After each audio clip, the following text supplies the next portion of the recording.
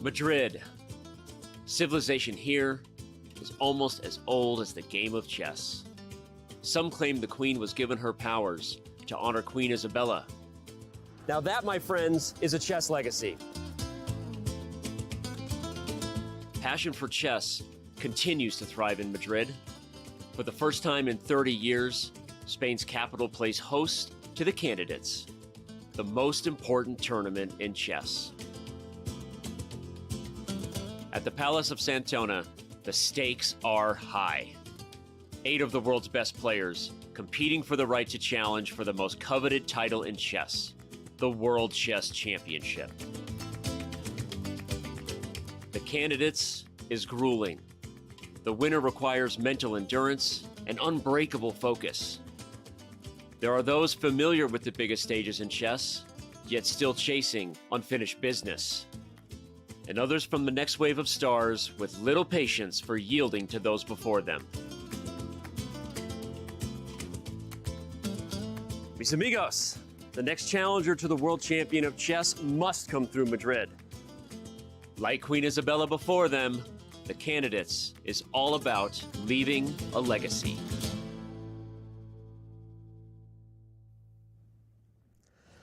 It is round 5, the Palacio de Santoña. It is beautiful. It's a beautiful day. It's a beautiful building. Fans enter through that amazing entrance every single day as they file in to the live audience hall where our Spanish broadcast is. It's where Dina Belenkaya does her interviews. So much beautiful art. I don't even know how they focus on the chess looking in that room. But I know that there are some guys here that are focused on the chess, and those are the players, and those are not the players. But that is where they throw down daily here at the 2022 FIDE Candidates with so much at stake. We are upstairs daily, and I am joined every day so far by Elmira Skripchenko, and there's someone else here, Elmira. Did you see this guy sneak in? Yes, finally, you know. There is an Epic Friends episode, you know, where Rachel's neighbor is driving her crazy by singing, "Morning is here." So I will be singing literally every day, like, "Robert is here." Every day. Robert, welcome in, my man. We tried to spell chess without you. We did the best we could, but how excited are you to be here in Madrid and help us take this thing home the rest of the way? I'm pumped. I've been watching the shows. I've been missing out being with you two, so I'm really thrilled to be in on the action. Well, we already have the chat's going nuts for you. So there's been all kinds of comments. We're just here for the Hess. I don't know if they forgot the C, but I think they're just here for the Hess. Maybe they just got here. We've got hype for Hess. Everybody's hype. And believe it or not, chat, Hess the chess. I think the people most excited are indeed me and Elmira. Not that it hasn't been great, but it's going to be even better now that we have Robert. And well, so much to get into. But where I want to start is just taking a look back at how we've gotten here. Elmira, Jan Nepomniachtchi, dominant yesterday, but really his tournament so far, he seems to be on form. Well, Jan is leading the tournament, of course, but what is more important is that he has not shown sign of weakness and has been patient during these 4 rounds. What do you think, Robin? Yeah, no, I think Elmira put it well. He's patient because sometimes Jan, he can be a little bit hasty. He'll make moves quickly, but as we saw yesterday, when he's not sure of something, he sits, he thinks, and he plays great chess. He has been playing great chess. Of course, we know that yesterday was maybe some of his best chess so far. And on that note, after that victory versus Alireza Firouzja, he caught up with our own Dina Belenkaya, and here's how that conversation went.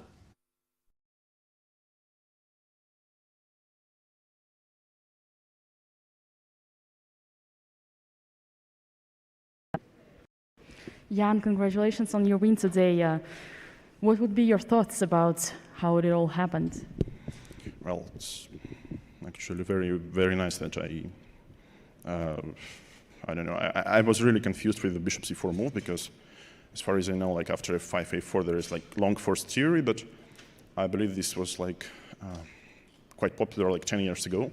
So this line is not the most, I don't know, I would say a little bit out of fashion for black, and normally black plays other lines, but this line is quite nice.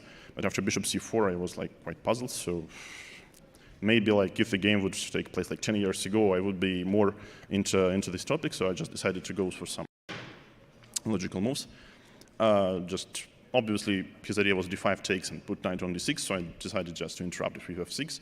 I'm not sure if it's objectively good, but I felt like, okay, I just give away a pawn, put my knight on g3, and at least I shouldn't be worse, as my next 5 moves are very natural. So like knight g3, I don't know, some prophylaxis, maybe bishop h6. So I believe bishop f1 was quite unfortunate because, okay, he just develops me and gives away an important tempo, but I believe it should be analyzed with the engines here. In general, hadn't your opponent blundered the pawn on b4, would he be still suffering for a long time? Well, I'm not sure he just blundered it because somehow I felt he was quite desperate, but I obviously was expecting rook e5 or something. Rook e5, then probably I should go for something like d6, and then it's like a very curious position, so perhaps d6, if he takes on d6, it's like 2 minor pieces for a rook. And the pawn, and I mean, the question if these pawns like f7 and e5, if they go somewhere, okay, black is okay. If they don't, I'm probably in time to take away like, you know, this b4, a3, like develop my king. So, I mean, indeed, rook e5 was something I was expecting. But, you know, other way was maybe to play d4 instead of king h8 and just try to play with an extra pawn. But maybe after bishop h6, I just go for knight d3 and I just try. I'm not even going to take the exchange. I'm trying to put some pressure onto e5. So anyway, it's like it's very complex. You know, as we see him break down the variations there, Elmira, you get a feel not just how well prepared he was, but how much the feel that he has for those types of positions, the sharp positions, how deeply he sees those lines. How well do you think that Najdorf suits Nepo's style? Well, he's clearly in his element, you know, he loves these positions and he excels in them. And I think also in yesterday's game, he took a few very good practical decisions which earned him the victory. Yeah. Nepo's style being well suited, he's on form. At this point, is it his tournament to lose, Robert, or are there some other guys in the standings that you think have something to say about that? Yeah, it's kind of a fair question, the way he's playing, and considering he won the previous candidates, but I do think that we have a situation where it's way too early. Right. Levon Aronian, who now plays for the US, formerly from Armenia, he's led in candidates past. He's never won a candidate, so it's way too early to make any kind of declarations like that. Well, Jan Nepomniachtchi leading the standings, but as Robert said, likely way too early. And it's fair to say that the two guys from the United States of America nipping at his heels, one of them plays Jan Nepomniachtchi today, Elmira. Well, looking at the standings, you know, I wanted to say that 2 Americans chasing a Russian, this looks like a classic scenario of an action movie, you know, only we are here in Madrid. And what I wanted to say that I really like how Fabiano Caruana and Hikaru Nakamura played in this tournament so far. Fabiano hasn't lost a game. And Hikaru, well, he lost only against Fabiano, but their games have very high quality. The average, like the quality of their average move is very high. So this is very important. Obviously, in terms of the standings, there's no argument right now that Fabi's had the better tournament than Hikaru. But let me just ask you personally, looking at both of these two fellow Americans, Robert, who have you been more impressed with at this point in Madrid? I've been impressed in different ways. For Fabiano, he's, as Elmira said, shown that steady hand. He won his first game. It hasn't always been smooth. Yesterday against Ding was a little bit shaky, but he played well when he needed to. And for Hikaru, the resilience to rebound from an opening loss. So many players and candidates past, they lose an early round, they're never in contention. So for him to immediately score a victory over Rajabov, that's huge, and it shows that he has the confidence necessary to win an event like this. Was it a steady hand or a shakier position than we thought? Let's see how Fabiano felt about it. He caught up with Dina Belankaya after the game, holding that draw with black against Ding Liren. You finished in a draw. That was the last game for today. Having had to defend for a while, did you anyhow regret having given that b6 pawn after all? Well, I wasn't sure because I already thought my position was rather unpleasant. I must have misplayed it at some point. Maybe bishop a6 is not the most accurate, or maybe rook a8, because I started to dislike my position, and I sacked the pawn because I just wanted some activity. I didn't want him to get the c-file, and I'll have to defend passively. And yeah, it was quite lucky, of course, that this endgame is holding, the rook endgame. It seems to be holding at least. I think the last very important move was rook a8 instead of rook c8, because rook c8 was a bit more natural, but then after rook a1, I win a pawn, but his passed a pawn is much stronger than my c pawn. So yeah, after rook 8, I didn't see anything. It's very close. Very often I'm defending by one tempo, but it seemed to hold. So overall, you're satisfied with the result? Yeah, considering that I was in quite a dangerous situation, I'm quite happy. On another note, how did you spend your rest day? It was pretty boring. It was there wasn't much besides a bit of preparation and mostly resting and trying to conserve some energy. Everyone's goal here, of course, to become the world champion, to win the candidates. Was there, or when was the point in your career then you realized that becoming a world champion was actually quite possible? I don't know exactly the moment, because when I was growing up, I mostly took things as they came. I wasn't, let's say, the youngest grandmaster in history or the highest rated junior or anything. So I tried to make steady progress, and that's more or less what happened. And I guess at some point I adjusted to the fact that I was among the top players in the world, and I had my chances in the candidates. Maybe like the first time I played the candidates and I got very, very close, I felt like it was a realistic possibility to someday win the candidates. And if you win the candidates, then of course you have a chance at becoming world champion. So maybe I think that was the year 2016 I played the first time in the candidates.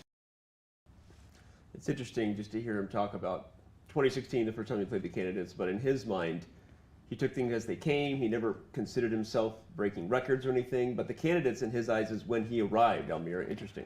Well, it's actually this last question, and especially Fabi's reply, surprised me. It shows how humble he is, first of all, because when you consider chess players' career, you know that this is the life which is filled with sacrifices. You sacrifice almost everything to achieve your goal, to become the world champion, and that he considers like playing the candidates, the first candidates, as a turning point, is it's very important for me. Yeah, I think humble is a good word. It kind of surprised me too. But Robert, your thoughts on, both his 2016, 2018, and now here, and can Bobby win this thing?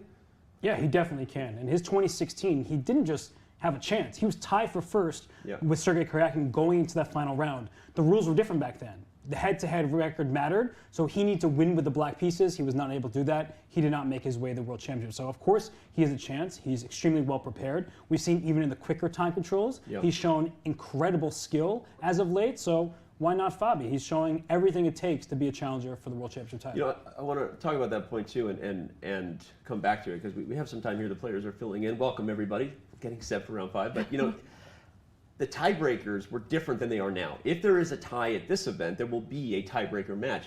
And part of it is because fans have been screaming for that sort of thing, right? In 2016, those who don't remember the story, he was tied with Karyakin, but then denied, right? So how much do you think that's going into the players' heads? Do they feel a little more confident because they know if they get there that they have a tiebreaker, an opportunity to win it? Robert, I'm sorry. I know we put me on the spot. I realize I have two people. I need a dictionary. My bad. I think somebody like this player right here, Hikaru Nakamura, he'll feel very confident in the shortest of time controls, right? Yeah. Because he's been a superstar online and over the board for so many years now. But I think just having a chance, knowing that if you're playing somebody, you don't need to win to leapfrog them in the standing. You just need to be able to tie with them. That's important because it should always be duked out over the board. Yep. Well, I think it's also logical for the whole cycle, because they go through so much. The path to their qualification is so difficult. So just to have some logical continuation to play the tiebreak is, I think, is very important for the players. Yeah, it makes sense. And I don't know if I'm personally rooting for a tiebreak. How exciting would that be, right? All right, well, we're going to get set for the exciting matchups of today before we talk about whether we'll have an exciting tiebreaker. I think we have to go to the top, look at Nakamura versus Nepal Nasheed. They've each dealt 2 fatal blows to the other in their careers against each other, Almira. How aggressive will Nakamura be with the white pieces today? Well, he will be very aggressive because the tournament situation is dictating, for him. He needs to push with white to show his preparation, because he's facing someone who is also very well prepared. And actually, their score does not reflect the intensity of their games. They've been very wild. Yeah. So I'm actually looking forward to this match. You and all the fans, for sure. All right, well, the next matchup, Fabiano Caruana playing Richard Rapport, has a good record against Richard. Robert, your thoughts on how Fabi will be with the white pieces? Laporte needs to survive the opening. I think the onus is more on him than it is on Fabi. You know, we see him here every single day. He's been in hard-fought battles. But in game one against Duda, he could have been lost in 10 moves. And then against Liren, he's fortunate he didn't lose that game either. So Fabiano, we know as being one of the best prepared players on the planet. And here in round 5 against Laporte, I mean, he is going to show something. Laporte better be ready for it. Especially with the white pieces, I think you're really, this is why you're very good at what you do. I think everyone take note of Robert Hess's foreshadowing there. I'm with you that if Laporte is still in the game by move 15, it'll be, not to say he's going to be losing, but I think Fabi's really going to be showing something in the opening here. So. He was playing some of the very peculiar openings against Fabian, especially with black. I remember he played like on the move, on the start move, knight f6, Fabi pushed e5, and then knight g8. So, and he won this game actually. So Richard is not afraid to be worse. He may need that lack of fear today. We'll see what kind of prep Fabi brings to the table. Okay. Let's take a look at some of the other matchups here. Of course, we have Ferrugia versus Duda. That might be, the biggest storyline of all that we're not talking about. That's a donut that Duda has in terms of his record against Ferrugia, and we know that Alireza is going to be looking to bounce back from his loss yesterday, Robert. Yeah, usually when you see a score like that, you think it's the younger player with the disadvantage. You think that they've lost all their games when they were like 13 years old against someone slightly older. No, this is Ferrugia in the last couple of years, just absolutely dominating this matchup. So, I mean, you look at it on paper, you think about this tournament, the stakes. Will Alireza be able to put his best chess forward after yesterday's game? And that remains to be seen, but the score speaks for itself. Our last matchup, of course, Rajabov versus Liren, 2-1 in favor of the man from China there. 7 draws, though. A lot of games these two have played. So we'll see how aggressive Rajabov tries to be with the white pieces or not. But Almir, I'll ask you while we're getting set here for all the players to come in. How hard is it to sleep when you're a young player after losing a game like he did to Jan Nepomniachtchi, and how anxious do you think Ferrugia is to just play that first move this morning? Well, it's actually very hard, and the most important here is that he's well surrounded, that he's here with his family, so he has someone to talk to, not only to prepare for his game, maybe even to forget about the tournament, to go out, to do something like what any youngster would do at his age, and to come back stronger. Well, there he is, hopefully coming back stronger. For all those rooting for Alireza Firouzja, we'll see what he does. He had a very impressive performance as white versus Hikaru Nakamura, at least in terms of the preparation. Does he bring similar heat to Jan-Krzysztof Duda? We will find out. But it's time to find out also what everyone is waiting for. Just kidding. Is who's Danny going to pick today? I'm gonna go with it. I'm gonna go with the American with the white pieces to provide absolute drama to us in this event by taking down Jan Nepomniachtchi. Going to Ferrugia, I'm also going to take Alireza Firouzja to bounce back from that loss to Jan Nepomniachtchi in style. Timur Rajabov, I think, is not going to take too many risks against Liren with the white pieces, and this game will ultimately end in peace. And then you have Fabiano Caruana and Richard Rapport. I'm going to say this is going to be an incredibly exciting battle. Maybe I'm going to shock you guys. 3 decisive games I'm saying we'll have today. So you're going for the bloodbath, yes? Well, maybe you think I did that just for the drama, but I actually really do think that's going to happen. What do you think is going to happen? Use the command guess, or just type in the URL directly, go.chess.com/candidates-guess. It's not just for kicks and giggles, it is for cash money, which is as good as cash money these days, along with premium membership prizes. Of course, cast your vote daily before the games begin. We're keeping track of who's playing along and who's winning. And I can't wait to start showing you who might be most likely to win those cash prizes in our community. So, all right. What is most likely to happen in the first stage of things here? We got somebody blocking the cameras. That's what's likely to happen. People walking in front of cameras before everybody settles down. We have all 4 games getting set to begin. I'm not sure if we've had our special guest make the honorary first move yet, but let's continue to circle up on this. Almira, Alireza Firouzja, again. You said he needs to do things that normal 19-year-olds do to forget about them. What exactly do normal 19-year-olds do in Madrid? Well, actually, when I said that, I was thinking that I don't really have, an experience of doing so, because I myself was preparing at that age and quite a lot. So it's like I'm living now, basically. So maybe go out, have a nice dinner, play a game of Mario Kart. Play a game of Mario Kart? Okay. Robert? What opening do you think is going going to be the spiciest for us here. I'm asking you to put your prediction hat back on. Hikaru Nakamura and Jan Nepomniachtchi, or I guess you already foreshadowed your thoughts on what Fabiano might be able to do. Yeah, I see you nodding your head over there. Yeah. Go ahead. I was going to say, I think actually, if we speak specifically about Hikaru and Jan Nepomniachtchi, we have spoken how their games have been quite wild, but they've tamed their repertoires a lot. Like, Hikaru is known as this crazy tactician, but if you look at his classical chess, a lot of it has been in quieter openings. So I do think it's going to be Fabiano against Report, and a lot of the onus is on the player with the black pieces to choose where they're going to go, and who knows what Report's going to choose. Right. Well, and like you said, Fabiano, so well prepared. We already know that the only win he had in this event came as the white player versus Hikaru Nakamura. This is a fun moment there. Alireza suggests e4. Again, we don't know. I think it's going to be e4. You think it's going to be d4? No, e4. Oh, e4. Yes, okay, yes, so you yes. think that it's not a troll. No. And that is indeed Alireza's intention. Remember, he played d4 against Hikaru Nakamura, went to that Nimzo, so that's why I was saying, okay, we'll see. Moment of truth. What will Mr. Ferrugia play? Indeed, it is the king pawns, Bobby Fischer's favorite, and Hikaru Nakamura follows suit. Yeah, no surprise from Hikaru, no surprise from Alireza. I think anything but the king's pawn would have been quite a shock for us, and I think their opponents as well. Well, e4 is on the board here. We'll see what the other two games are. You and I were talking about it, kind of making a joke in our prep, but I actually do think we're going to see some sort of anti-Berlin. I expect Jan has already played e5, and Hikaru quickly plays knight f3. Oh, okay, nope. Okay, you're expecting this Petrov. I see you nodding over there. Well, actually, I was not expecting this because Petrov is not, a very often guest in Jan's games. And, I remember he beat Van Hau at the last Candidates. It's a very nice style. But I think that's why Hikaru paused a little bit, because he was more expecting the Sicilian. Okay. He paused, knight f3, and he was thinking, is there a chance that he's going to play Petrov again? And here it is. Yeah.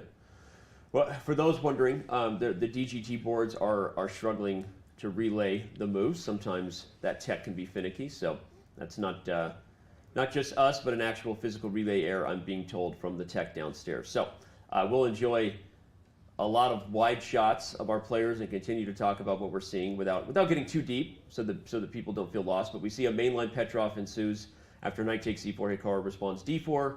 Robert, your thoughts on the line we have ahead for us? Honestly, my thoughts are, why are these chairs so tall? I'm sure you've discussed it on air before, but these are freakishly tall chairs as it pertains to the actual chess board. So far, nothing too abnormal. We'll see how the game continues, because there's already some pressure in the center of the board here, right? Yep. You can see that knight for black hopped right in there, and white just put the bishop on d3. Yep. Now, there's various ways for white to continue at this point, including the castle, but where that knight on b1 goes is the important question. Right. Well, Jan plays the knight to c6 line. As you can see, we're still in opening theory, very, very popular opening theory, a lot of different options, a lot of different results too. But Hikaru, so what are the sharpest lines? You said that the knight's choice of development is one of the key features. Often white castles and goes for c4 in some of these positions as well, right? Trying to undermine protection of the pony here.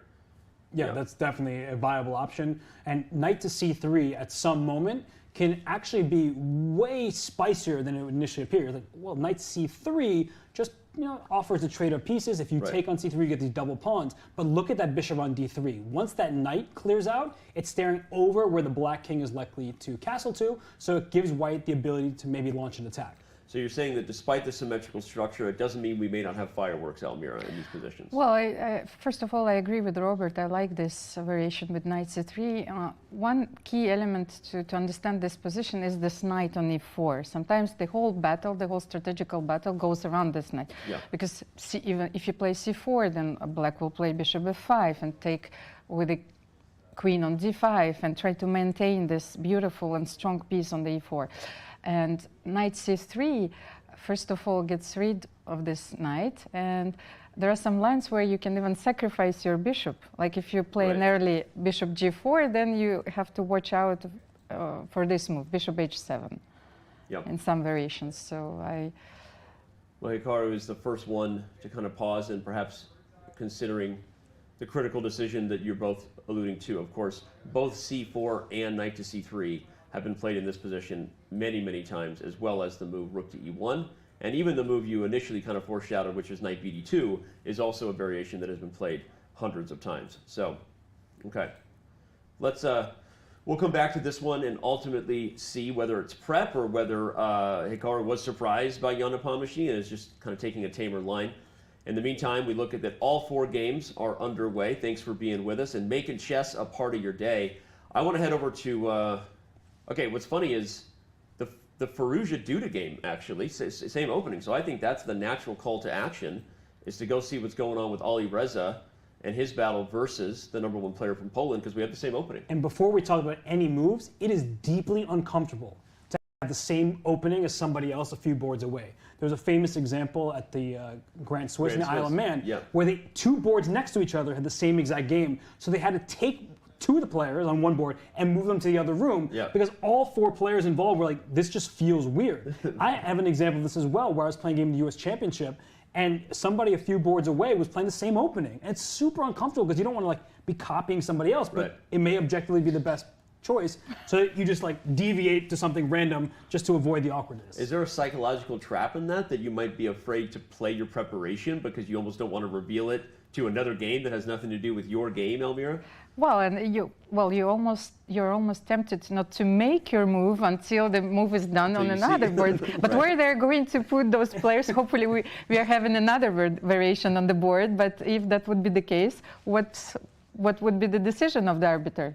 Well, quickly to show where the deviation was, just so even though it is uncomfortable, as both Robert and Elmira shared, they already are at least in a little different territory. After bishop d3, Jan-Krzysztof chose to play the move bishop f5. Of course, if you're just tuning in, Jan Nepomniachtchi played the move knight to c6. So at the very least, we do have a slightly different version of whatever this mainline Petrov is going to be. But the themes you both highlighted, right? What's going to happen with this knight on e4? How are we going to try to undermine it? Are we offering a trade with knight d2 or knight c3? Or are we building up the pressure first? These are the big decisions of how white can approach these positions. This already is a little bit of a more defensive line, I guess, in terms of the pressure white could get on the king side by Jan-Krzysztof here with this bishop f5 move. And there's already one huge difference. Okay. That the move c4, which we did see Hikaru play against Jan, then now black can take it. So that's another option in black's arsenal because the knight on e4 is already defended. So if you are going to play c4, you very likely will throw in rook e1 first, just to bring another attacker against that knight on e4. But these little differences actually are very important at this level. No, it makes a ton of sense that the overprotection of the knight gives you more flexibility, but does that backfire as white is forced to bring more pressure here? Okay, it'll be fun to bring up these 2 games and really compare the type of position they get. But before we go any further, let's talk about the other 2 games as well. We want to make sure we touch on all of them so that the stage is set and we know in the back of our minds what type of game we might get. Fabiano Caruana playing the white pieces versus Richard Rapport. We have a Sicilian over there. Now, okay, we're going to head to that game. The last time I got super excited about Fabiano playing the white side of a Sicilian, his opponent, Jan-Krzysztof Duda, came super well prepared in that game. Fabi's on the clock. What do you expect Rapport's preparation to be in the time on? That's a really difficult question to answer. As good as Jan-Krzysztof's in the Najdorf? I think that Jan-Krzysztof has proven that he can come to the board exceptionally well prepared. Okay. Rapport, I think, just doesn't like opening theory that much. He's the type of player, he wants to play 960, Fischer random chess, where the pieces are scrambled to start with. I mean, they're mirror images of each other, but still, like, he wants randomness, chaos. He thrives in the chaos. Well, Elmira, you said you looked into their games, and obviously the record favors Fabiano, but that in recent times, Rapport has actually done well. Here with Fabiano thinking, what do you think he's considering to play? Well, I wanted to say that the Taimanov is maybe more flexible opening than the Najdorf. First of all, the lines are not so concrete, and that suits Richard very well. On the other hand, I went through their games, and Fabi recently started more with d4 or c4, and here he is clearly surprised, I think, maybe by the opening choice. Because he has a few options here, so he can take on c6, he can play bishop b3. So I think that he's trying to guess also what would be Richard's plan. I love that point because, okay, you know I want to see bishop e3.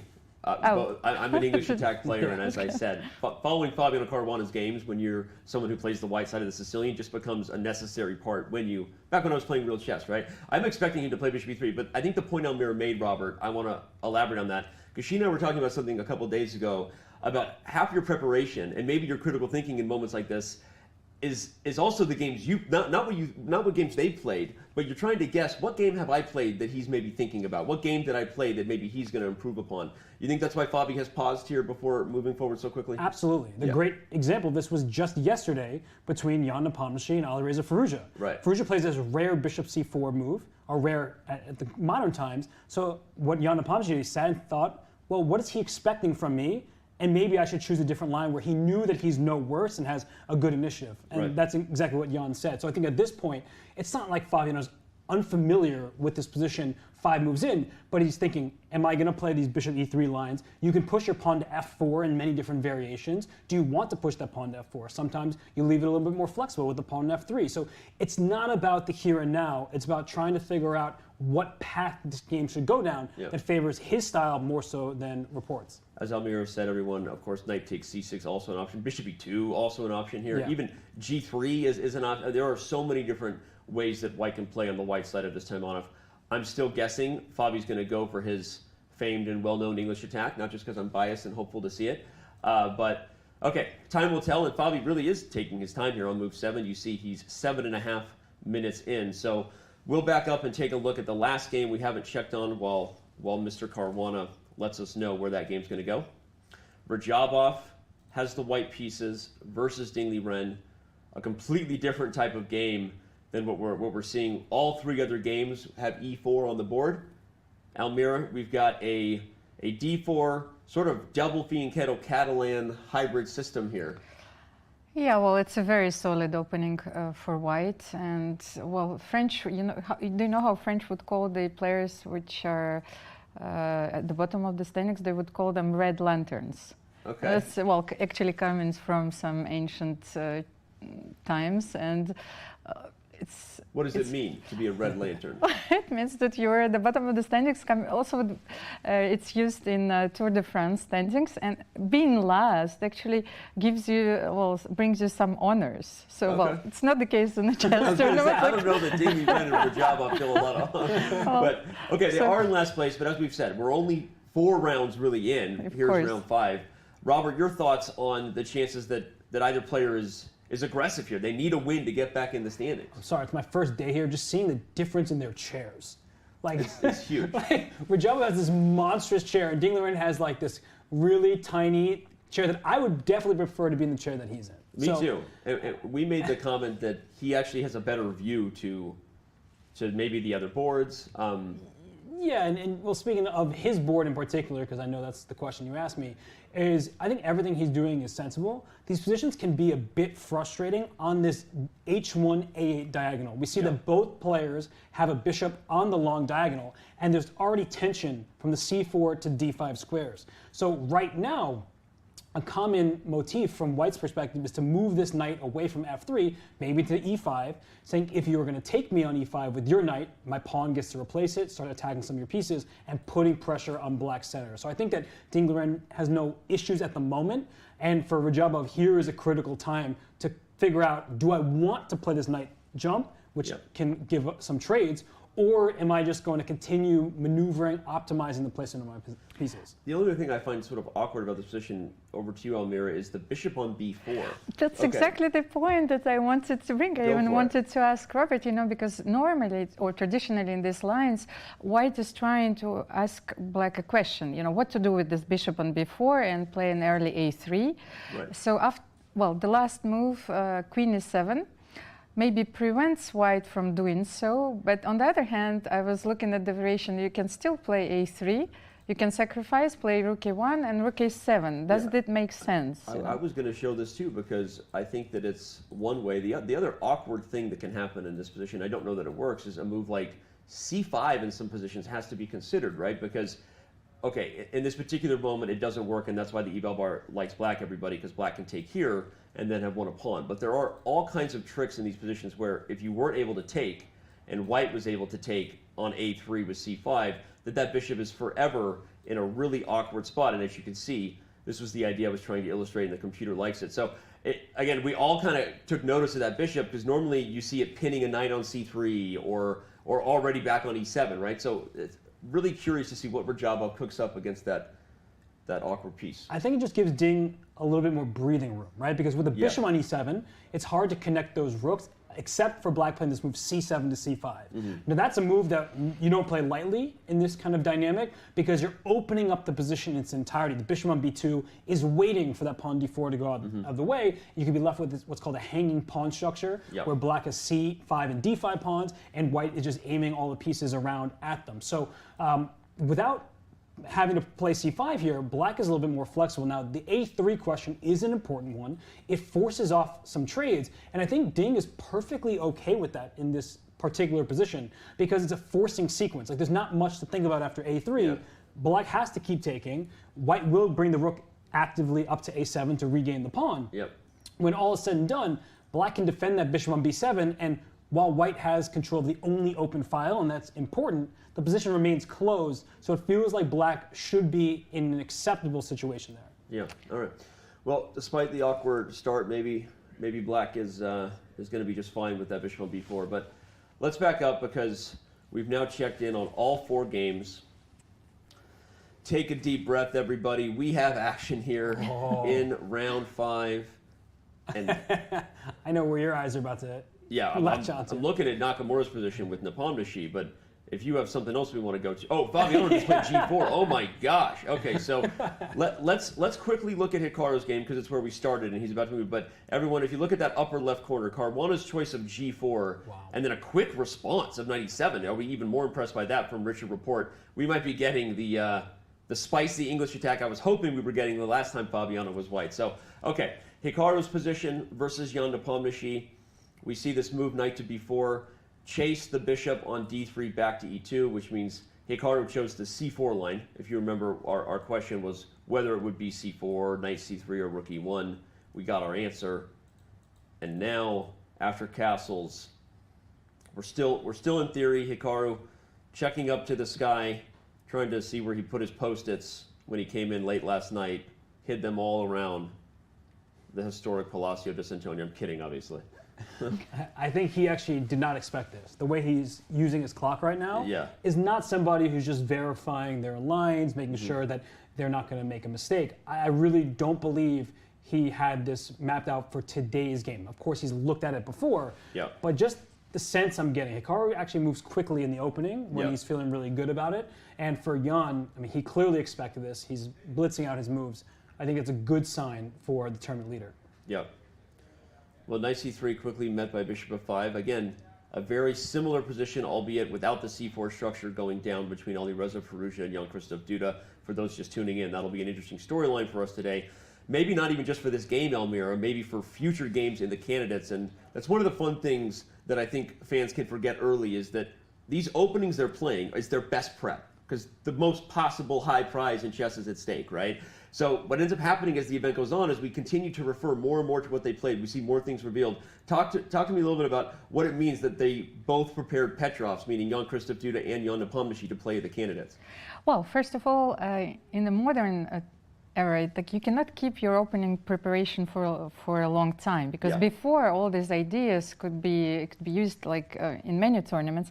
Now, as you can see, it could be used in one game, and then well, you cannot use it like against a next opponent, because so it's very important to target your opponent's preparation and to be precise, and not surprise value is also very important when you prepare. So you have to weigh all of these options and to see, like, if this is the day, for example, if I'm going to use it, or should I save it for the last round, for example. So, but both of these players prepared the Petrov.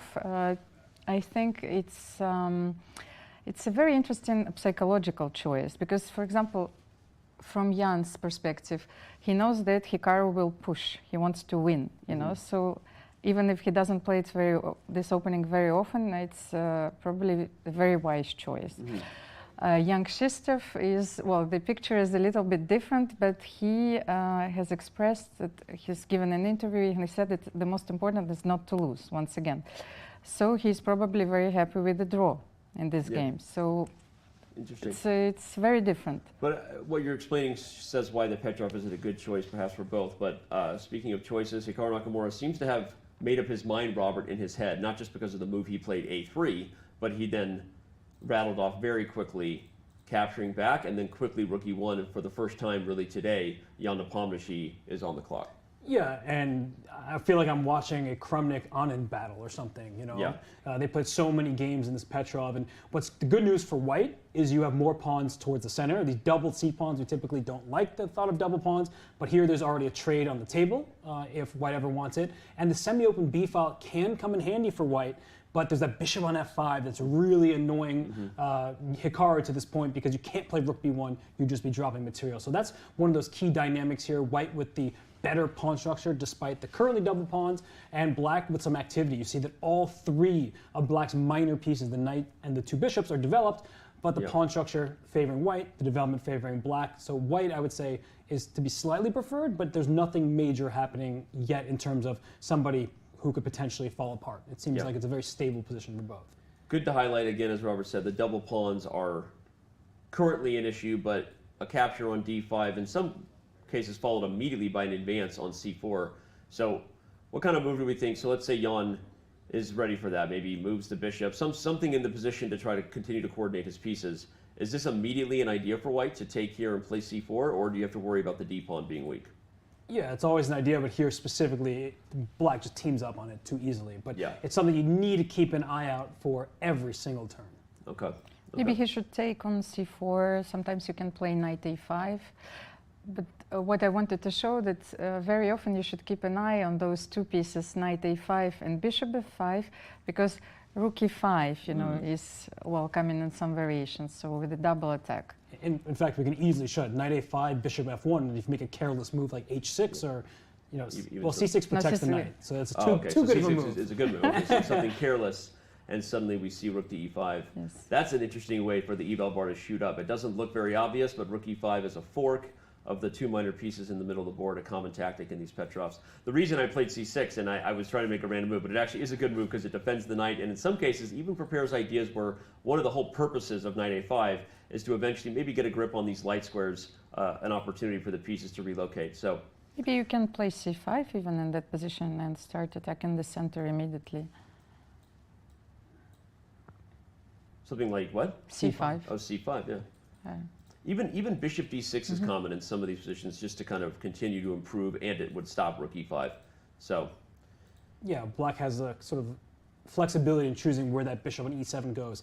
To d6 or f6, of course, after you've exchanged pawns on c4. So the position is still rich. There's so much life in a situation like this, and Jan, he's doing the right thing. He's sitting, he's recalling preparation. He's also trying to make sure that, you know, when he goes forward, he's choosing the right plan. And that's the key at this high level, this elite level. It's almost never about this one move, because if you made them play bullet, they would bullet chess where you have 1 minute for the whole game, they'd probably make this move instantly. Right. But what they're making sure is that 6 moves down the line, they're not getting in a passive position where they feel like they have no counter chances. So that's what Jan is doing right now, is ensuring that he is able to get a position a few moves down the road that he feels comfortable with.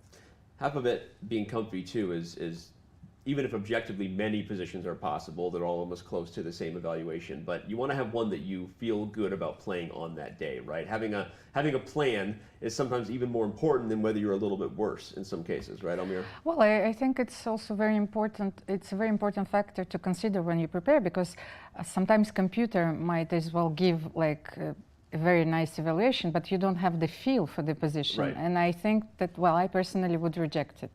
Right. Yeah. No, and of course, we know that Fabi talked to us about that at the World Championship coverage, and we talked about a few days earlier that having a feel, having a plan, even if you're a little worse, is a place where you can catch someone, right, where they maybe thought the advantage was bigger than it actually is. So, okay, Jan is thinking. We're going to back up and take a look at all the games in progress.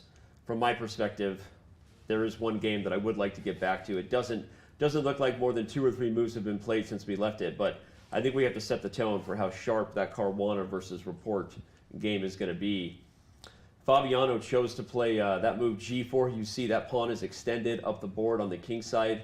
But I'm even more impressed as we dive into this game here with how quickly Report responded. So this position was on the board. This is defined as a time on-off.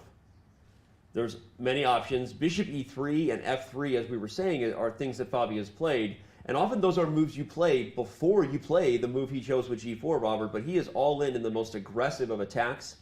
Knight ge7, bishop e3, and b5 is where we stand. I'm surprised how much time Fabi's taking here, though. Yeah, and he is a player who plays especially quickly when he's in his preparation. So it's clear that he was not anticipating Report to play this way. Now, the move that Report responded to g4 with, knight g to e7, just to point out that the knight often wants to go to f6. Here it's not a good idea because then the pawn goes to g5 and just kicks it away and you spend another turn. So the knight e7 can replace the knight on c6 once black captures in the center. That's another idea. And whenever you pawns two squares away like this, e4 and g4, just look at that square in between. You can't control it with a pawn. So that knight at some point can come over to g6, aiming for f4 or h4. That seems a bit far down the line, but there is a possibility of white's not looking out for the squares. Whenever you push pawns, you leave some behind. I like the point you made, too, about the Taimanov development is a little different than other Sicilians. One of the specific things is that, like in a Knight, for example, this knight is taking a completely different route into the queen side. The knight replacing the other knight on c6 is a very common thing in the Taimanov, and so Report perhaps has direct variations like that in store. Again, I guess if we go back to Jan-Krzysztof, Duda playing black in the Knight against Fabiano, I was all excited. Jan-Krzysztof neutralized him. Here, if Fabi's taking a lot of time and fails to get yet another advantage, I don't know that's going to happen, but if he fails to be happy with his prep on the white side of a Sicilian Elmira, what kind of impact do you think that makes to what him and his coach Chuchalov are cooking up back at the hotel? Oh, actually, I was thinking about the position because the more Fabiano thinks, the more it indicates that, first of all, how important it is to choose here the right plan. I've played some of those positions with black. I know, well, how difficult, because this is sort of, you adapt with black. First, when Fabiano played g4, because I wanted actually to ask you a question, because it could be a transposition, it could play bishop b3, knight g7, g4. That's actually what he was thinking about now. So I think that he's trying to, well, to find a way to play out the nuances of this position. Can he start with the h4 here? So I actually like white's position. It's very unusual. One of the main lines we should show, if you did choose bishop e3 instead of g4, is in that move order, often black's most popular response is queen to c7, right? And so it's a really good point you're making, Elmira, that because of the g4 move order being met with a different move, now that you're transposing into the standard development, and again, to remind everybody, this is a very natural thing to do. You want to get the queen out, get castled long at some point. Obviously, the bishop supports the center. We are getting a unique move order, I guess, right? So perhaps I should be changing the way I'm reading Fabi taking his time. He really wants to make sure he doesn't miss his chance to pounce on a potentially incorrect move order from Report. I would say that's 100% what's happening right here. Okay. Because in the game against Duda, it was a bit more concrete, where he allowed Duda to simplify, to trade off the queens and all these pieces, and then he didn't have too much left to work with. Here, we've talked about that knight on e7, knight on c6 dynamic. These superfluous knights. They're kind of doing a similar role. The knight on e7, what's its future? Maybe to replace the knight on c6. So one key idea for Fabiano, in addition to h4, which Almir mentioned can be played right now, perfectly good move, is moving the knight away from d4 to b3 first, because that eliminates the possibility for Report to free that knight on e7, and the reason that knight on e7 doesn't want to be there is that bishop on f8 is sitting home doing nothing. Right. So knight b3 is a standard type of move, but whether it's necessary is what Fabiano's calculating. He might just go forward with h4, sending the pawns down the king side. That's a really important point, because if the knights continue to step on each other's toes, like you said, it's not just a thing that optically looks awkward, right? You say the knight, it's like the old lady who swallowed the fly. The knight blocks the bishop. The bishop prevents you from castling, which means the rook isn't in the game, and it's a chain reaction of problems for black. So, man, the more you talk about that, I actually really like this idea of knight to b3, which would be that would be a specific response to expose the move order that he's seen. h4 is saying, you know what, maybe I could have done something, but I'm just going to go all in. But knight b3 would really be challenging Report's choice here, Almira. Well, I agree with this. I was also looking at some ideas of how to develop white's pieces. Sometimes you put your queen on e2, you castle long with the idea of playing knight d5 when the knight moves, for example, from e7. It's a very important idea in this opening. So maybe he's trying to make everything work at the same time. Yeah. So you see, well, hopefully, if you're a Fabi fan, he doesn't take too much time trying to be perfect here, and then he doesn't have enough time left later on in the game. But okay, Fabi's a big boy. He knows how to manage his clock, so we'll let him continue to think. And ultimately, I feel like we painted a good picture here of what maybe could happen, so we'll see what lines he chooses. Can I just say one quick thing about this? Yeah, let's do it before we go back. Black would like to play the move d7 to d5 and strike in the center, but considering how underdeveloped Report is here, you have to be very careful because as soon as that position opens, Black's situation might just completely collapse. So d5 is an idea, but don't be rushing this move b5 to b4 just to play d5. Right. That may be too soon for your own good. Okay. maybe loses some. All right, well, we'll come back and see which of these ideas ultimately became the storyline of the game. We look at all 4 games in progress. Interesting rook a2 move over there from Hikaru Nakamura in your lower right. Not too much action in the Rajabov-Liren game since we left it. e3 was chosen instead of a3. I guess Ferrugia Duda maybe deserves a little bit of a call. We can certainly compare some contrasting differences. It's funny how they both came from almost could have been the same game, but they're not going to have the problem that we described, right? They're not going to have the problem of, oh, this is too similar to another game. Look at Duda's clock. That's the biggest thing of the round right now. Yeah. Is Duda is just blitzing out his moves, and Ferrugia now has spent about half an hour, and the position, at least to our eyes, in the bottom left, should be completely playable for Black. Agreed, Town. Population us. Oh, man. First time I've used that awkward joke. I'm just happy to be here. You're just happy to be here. Welcome, everybody, to round 5 of the 2022 FIDE Candidates Tournament. And but here we see a completely different structure. You know, yeah. When you play with white, you always feel you have a slight advantage. But Black already exchanged the light square bishop, which is one very important, strategic idea in this opening. But somehow you have this differences because white is in the position of the e5 square, where the Black cannot put a piece on the e4. So that's probably one of the key elements which gives white like a small advantage, a long-term advantage. Yep. It's interesting because I think Robert pointed out the biggest thing that stands out is definitely on the clock. Although you wonder what Alireza's mapping out in his head, because the position is objectively still pretty good for him, right? There's a lot of options here, so it's not like he has anything to be worried about. But not his style. Alireza, he's an electric player. Yeah. He doesn't want to grind somebody down from a symmetrical pawn structure where he has control of the only open file for the time being. Like, there's a lot of life in this position. And if you told me that Report was playing this, I'd say, no, he'd probably be pretty happy here. Right. But Ferrugia doesn't want this. He didn't want to see a Petrov that just is, seen just one pawn and one minor piece traded, and now they're fighting for control for, these squares. Kramnik, somebody like that, go ahead. Throw them into this game, and I'm saying they're happy. But Ferrugia, he just has a more dynamic style, and I feel like he's just not getting the positions that he really wants. Well, the question is that part of the plan? We know that he didn't play a lot in 2022. We know the style we've seen from Ferrugia that got him here, right? But obviously he's been working on something over that time, right? So my question is this going to continue to be something that we see in the candidates, him trying some new openings, new positions, Almira, and maybe was that part of the plan? Well, this is certainly part of the plan, because what I think that on this high level, on the elite level, you have to work on your universal style, so you can play any types of the positions. So maybe what he was doing is like, just for example, taking this position and playing it against a very strong opponent in a training session, like until he feels like every possible nuance. So maybe this, like, you should work on your own weaknesses. That's what I do. I of course agree with that, and that's 100% what the players do. But look at the clock consumption. Duda is just right at home. He's like, okay, I'm going to be slightly worse out of a Petrov. That's normal to me. It just feels like he's playing into Duda's hands more so than his own, just based on kind of all elements, the tournament, the position, and the clock usage. I just, of course he's a great player. He's been working hard, and he may, in fact, win this game. But I don't know, something is off for me about the openings he's getting. I don't disagree. And The only question is whether it's too early for us to make a judgment on that, and it was a plan, or whether it's just a couple of games, right? Coincidence. Because I want to point out a stat before we get to a fun thing here.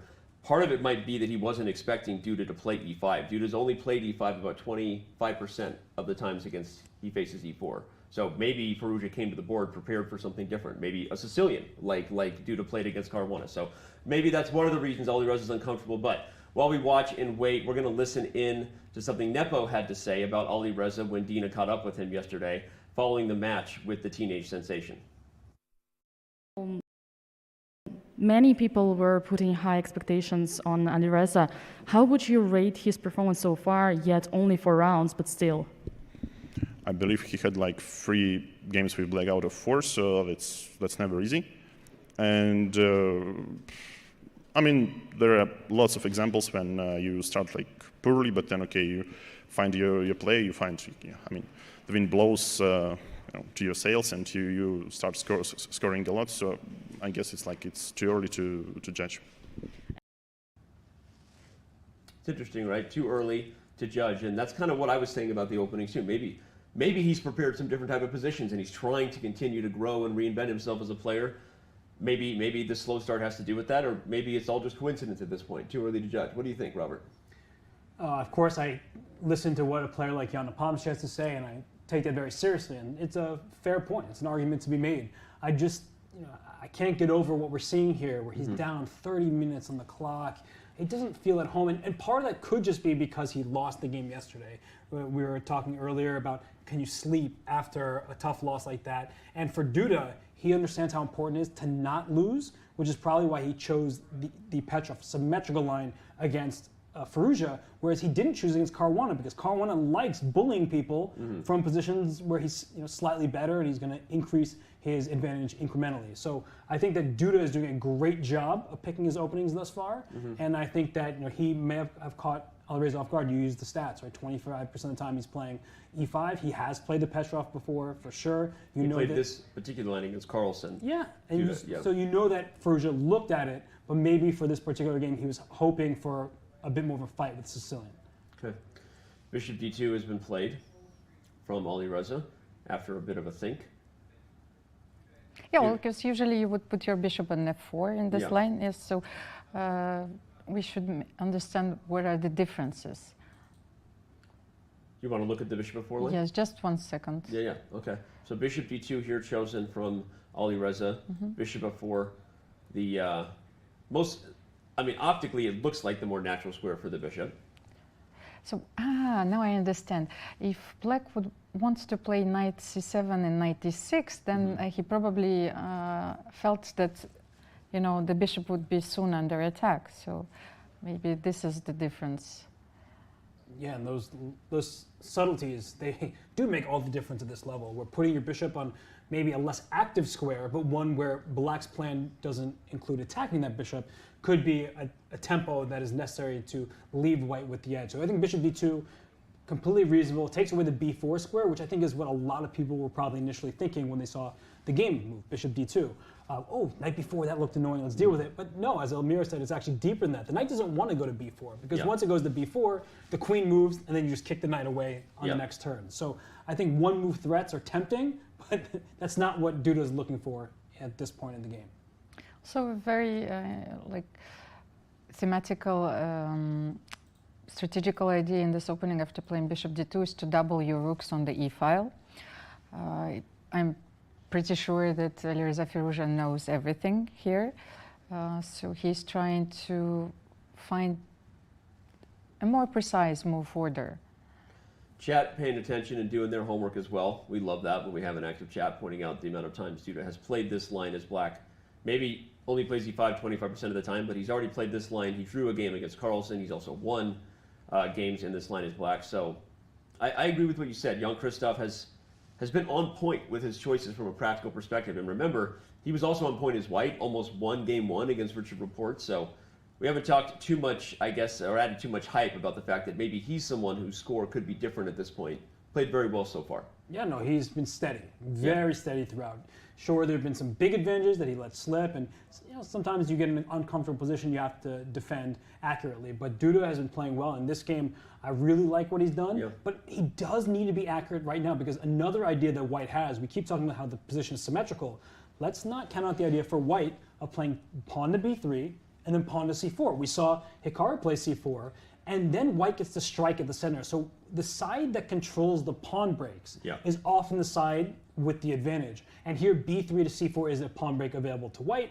Black doesn't have a similar pawn break, so he instead retreats his knight to c7. He'll later play rook to e8, get ready to swap rooks down the only open file. And he's hoping that there's just not enough firepower remaining after these trades for White to attack anything. Yep. Well, he plays knight c7. As we said, he's been on point with the openings he's chosen to play, and that's one of the reasons he's right in the middle of the thick of things, as we see there. We talked about Hikaru Nakamura being in third behind Fabiano Caruana. Really, Hikaru was tied with players like Jan-Krzysztof, Duda, and Richard Rapport. So JKD. And all these players are just a win away from leading in the tournament, yes. Every single one of these players is a win away from the leader. Of course, what will the leader do in his game versus Hikaru Nakamura remains to be seen. But Ferrugia, what other plans are available here? So b3, c4 seems like the most natural strategic plan. Putting the knight immediately on e5 has to also be considered. The moment you put the piece there, Black already has to start asking questions. How long can I put up with that pesky pony? But if f6 is played, you retreat the knight happily, and maybe you poke some new weaknesses open. So Ferrugia, again, he's taken his time. Perhaps that goes to the practical wit of Jan-Krzysztof Duda. Surprise him in the opening, but still this position, plenty of life for Ferrugia to try to get an edge. Well, he can play rook e2 once again and rook a1 to take over the control, to take the control over the e file. But then knight d6 and knight c7, they protect the e8 square like very well. So you can trade rooks, play rook, bishop f6 and rook e8. Robert, I want to come back to something you were saying about Ferrugia's, I guess his style, his choice. If we're saying this is not a position that he feels super comfortable with, and then we're going to look ahead real quick about his matchups coming up. Is it something that he should be worried about and thinking about? He has White here. He's going to get White against Caruana next. But let's say he does fail to get an edge in this game, maybe quickly, and gets nothing more than a draw. Are you looking to go back to some more aggressive openings immediately in your next round? Well, as we look at the pairings here, I mean, that's a nightmare stretch for Alireza in particular. Yeah. Black against Ding Liren, you want to face someone who's got a boa constrictor style, who's going to say, you're not getting any tactics against me. And then, of course, in round 6, he gets the white piece against Fabiano, who's notoriously a very difficult opponent for him. And we see the record there. Fabiano's beaten him twice, never lost. And Fabiano always shows a high level of preparation and just has a consistency to him that he's not particularly blunder prone. Yep. So I think that Alireza has been circling this game, especially after yesterday's loss, looking for some way to play for an edge. And if you want one way, there is this move, h4. And I know a lot of people say, what are you doing? Your king's over there. How are you throwing this pawn? You're losing a pawn directly. But h4 is actually a common idea where if you can distract Black's pieces, even at the cost of a pawn, it could be worth it to get White's initiative rolling. I think it's an idea we're going to have to look at when we're analyzing next, but I want to highlight, you pointed out Fabiano's good record against Caruana. Of course, many fans will remember Ferrugia's only loss in the tournament that got him to the candidates at the Grand Swiss was a loss to Fabiano Caruana, who actually got second in that event, which also qualified Fabi for the event we now have. So, yeah, definitely some storyline there. We're going to be talking a lot about tomorrow when Alireza Firouzja plays Fabiano Caruana. That'll be the first time they've met, actually, since the Grand Swiss. No, they played one time in the Grand Chess Tour event. It was rapid, though. No, it was classical. In the Superbet tournament in Romania. Oh, okay, yeah. Yeah, and they drew, but Fabiano had the white pieces again in that game. Fabiano was a bit better. Okay. But now at least Alireza gets the white pieces. You know, he keeps getting the second move against Fabiano. Now he gets white, so that's a huge difference, of course. Okay. Well, a lot of storyline ahead on that, but let's talk a little bit about this h4 move Robert just said, because if Ferrugia indeed does feel the pressure to get the win, like Robert foreshadowed, maybe he finds h4. And this is, okay, first thing you got to prove to me is why can't Black just take it? Right, so that's something that I'm thinking about as well. You take on h4, you have to. You gave away the pawn, you need at least the bishop for it. And then play bishop b4. So all of a sudden, the natural way to defend rook to d8 loses material. because I take your knight on d6 and fork you on f5. So that's very clearly good for white. That would be a big mistake. So that means that after bishop b4, you then need to put your knight on an awkward square, the c7 knight, and e8's the only available square, because if you go forward, you get kicked out, and then you lose a piece. And that means bringing the queen back. And so all of a sudden, white, seizing the initiative here, getting the pieces active, and this is something that maybe I can get behind. And perhaps there's a queen f6 might be more accurate than queen to d8, just to keep the f5 square under black's control. But it's starting just to look, no, it's in fact knight h5. Knight h5 right away. Wow. Well, even if you play queen d8, though. Oh my gosh. Do you see that tactic, by the way? Knight takes g7. It's got to be queen g3. Queen. Knight. After queen g3 h6. first, there's knight f5, so you take. Yeah, just take on g7, queen g3, no matter where the black queen went, and you lose the knight on d6 back, and that's game over. Wow. But even if black sees queen d8, Almir, what does it say about a position where you're down a pawn, but the computer likes you, right? So talk a little bit about the big picture macro features of the position as to why the computer even would say that white is better in a pawn sack like this.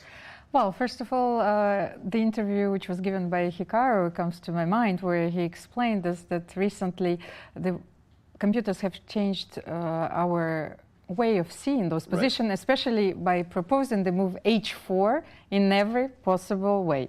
So here's the perfect illustration of this thought, and it's very important to understand that players are looking now for a long-term initiative than like a small advantage. Yeah.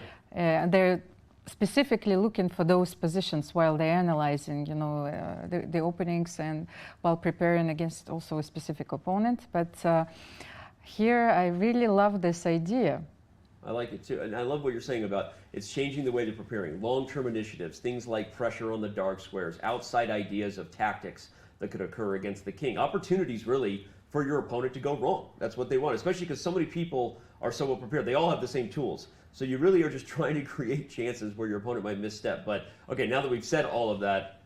And especially how the players were preparing before, they were stopping their preparation, like at the moment where like the computer would, or they would feel that there is like plus equal, right, slight advantage, and they were fine with it. Right. While now they're going for very complicated positions, and they're very happy with those. No, I like it. Although I was going to say that despite all of our hopes about seeing something like that, unfortunately, I see Robert smiling because we're like, oh, darn, he went for b3. He played b3 already. So. It's completely sensible, and I think that we need to point out that after the move h4, black was not obligated to take that pawn. That's fair. I guess it was my fault that we got into that bad position. No, I mean, that's the question that needs to be asked. Can I play h4? The answer is clearly yes. It says that white remains with a slight pull, so we like that. But yeah, black should not take is the verdict on that one. Instead, Alireza went for plan A, b3 and rook e8, and now he can continue with pawn to c4, start gaining some space and creating tension in the middle of the board. All right. Well, looks like we'll have a bit of positional tension, but let's watch out for this h4 idea, because even though it wasn't played when Robert first suggested, I have a feeling we might be seeing that theme at some point in this game. But it's also very thematical in a picture of yours, because when the bishop retreats to f8, very often your only plan in this position is to play h4, h5, h6, and to create some weaknesses. Yeah. So I'm pretty sure that he's going to use it later in the game. No, and I agree, Almir. It's a thematic idea. It's an alpha zero idea. We keep calling it that, right? It's because even if the pawn isn't taken, h5, h6, maybe in that particular case you use the g5 square depending on how black is dealing with it. So, all right, Alireza is thinking about it. Let's back up and check in where all four other games are, because we have liftoff here in round 5. We're going to have a lot of interesting chess. Oh my gosh, that Caruana report game is going to give me everything that I desire. Well, okay, the Nepomniachtchi game was what I was waiting for, but it doesn't have everything the body needs, but it has a lot right there in that Caruana report game. Okay, the Hikaru Nakamura battle with Jan Nepomniachtchi looks like it's slowing down a little bit, with Jan having taken a deep think, so that's interesting. And Jabov and Ding Liren, following Robert's plan of playing c5 as black, going to be an interesting battle of the Fiend Kettle Bishop. So, all right, I think the table is now set out. We've got our silverware in order. You know how you do that thing with the silverware, like smaller to bigger or whatever, because you start with appetizer, salad. And so we're getting closer to the main course here. But before we dive in, to all that these games are going to give us in round 5. We're going to take our very, very first break. But before we do, I want to remind you that Friday we have an amazing doubleheader. First, it's the Women's Speed Chess Championship. It continues. The 2021 quarterfinalist Katerina Lagno takes on the qualifier, Vantika Agrawal. This has been something we talked about yesterday. I'm really excited for this clash. Tune in on Friday at 5 a.m. Pacific time for that one. But as we said, it's a doubleheader. After that, we have the next semifinal. One of the commentators in this room already lost the other semifinal. Shamarnit, Eric Rosen. Anyway, but the second semifinal for our I'm Not a GM championship goes down with Canty taking on Lawrence Trent. Again, the winner will take on Eric Rosen in the title match. Make sure to tune in on Friday, June 24th at 9 a.m., right after the WSCC match we just previewed. So, okay, so much ahead. All the games are in progress. Hikaru Nakamura is trying not to fall asleep. We hope he doesn't fall asleep while we're at the break. But don't go anywhere because round 5 of the 2022 FIDE Candidates continues in just a moment. Chess Kid is fun. Chess is great for the brain, but it's also fun to play. And Chess Kid makes it easy to have fun. Whether your child is a total beginner or a prodigy, they can hop on and find a well-matched opponent from around the world at any time. Chess Kid is the safe, parent-approved way for your child to play chess online. Chess Kid is educational. To kids, it feels just like playing, but chess is a great way to learn patience, strategy, and critical thinking. Chess Kid features a comprehensive training program that guides kids to level up on their way to mastery. This curriculum is designed to work with Common Core standards and global educational guidelines. There are more than 50,000 chess puzzles and a whole library of entertaining videos that teach strategies, tactics, openings, and endgames specifically for kids. Chess Kid is easy. Whether you're a parent helping your child, a coach managing dozens of kids, or a school of hundreds, Chess Kid helps you organize your students and monitor their progress. Each child receives a weekly report card that shows how many lessons, puzzles, and games were completed. You can also organize kids into clubs and send them messages. Chess Kid is the online home of scholastic chess for thousands of kids, parents, schools, and coaches. Signing up is free and easy, so what are you waiting for? Did you know you can watch top chess events right on your phone? You don't even need to download an app. Just open any mobile browser and head to chess.com/events. You can see what's happening right now, check out top games, see results, and so much more. Try it for yourself at chess.com/events. I was told by the locals of a chess school. And there's people out there. We should go while they're opening the door for us. Let's go.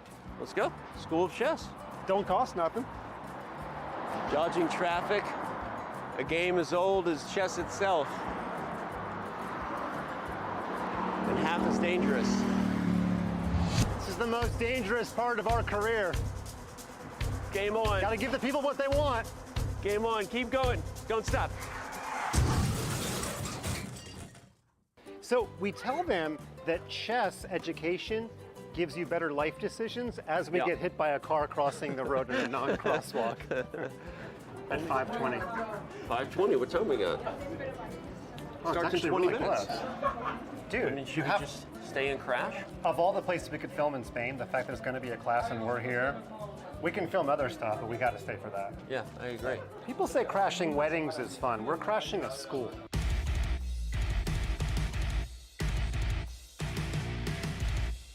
If the chess is not taking place, check it out. Flamenco dancing. Huh? You thinking what I'm thinking? You want to be my partner?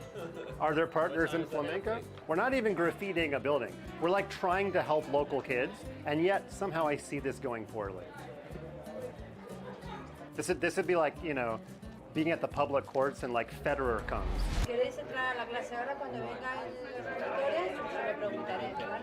But we are walking quickly. I heard the word seguridad, and I was like, no seguridad, Mike Levidad. Yeah. I said Feliz Navidad, but we got to go. You know, they obviously kind of knew that we were, you know, we kind of knew we were a big deal.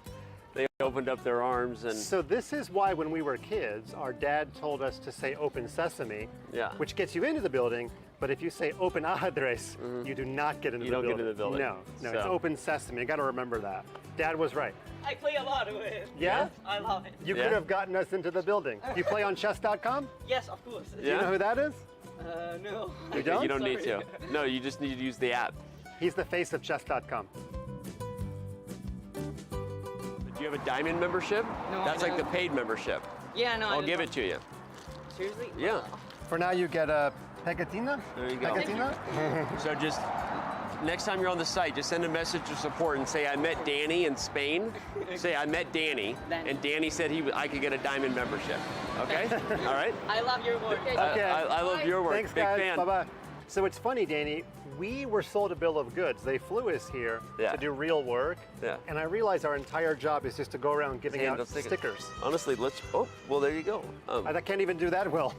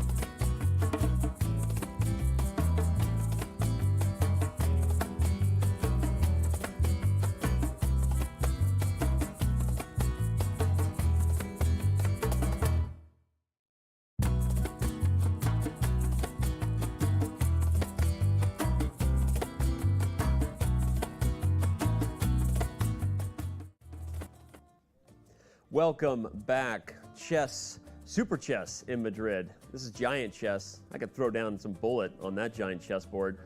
There is big chess in El Retiro Park. We've shown many different angles of that beautiful location. Now we see the beautiful location, the playing hall in Palacio de Santoña. A lot of beautiful games in progress. A lot of beautiful faces. A lot of beautiful people here in the studio. My lovely co-hosts. We should offer him, like, you know, a dictionary of synonyms, yes? Like, Yeah. I ran out of words besides beautiful. Don't judge me. We're just gonna go. No, I'm kidding. For your next birthday, That was intentional. I'll get you a thesaurus.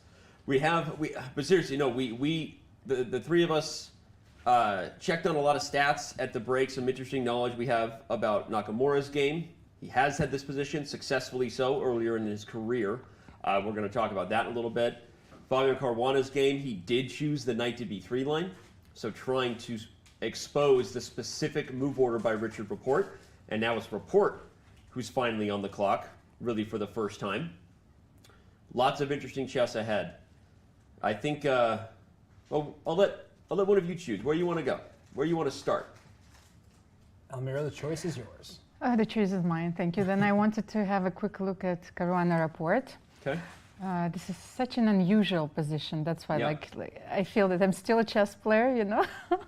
So I want to understand all the ideas in this position. Fabiano just played Queen d2. Yep.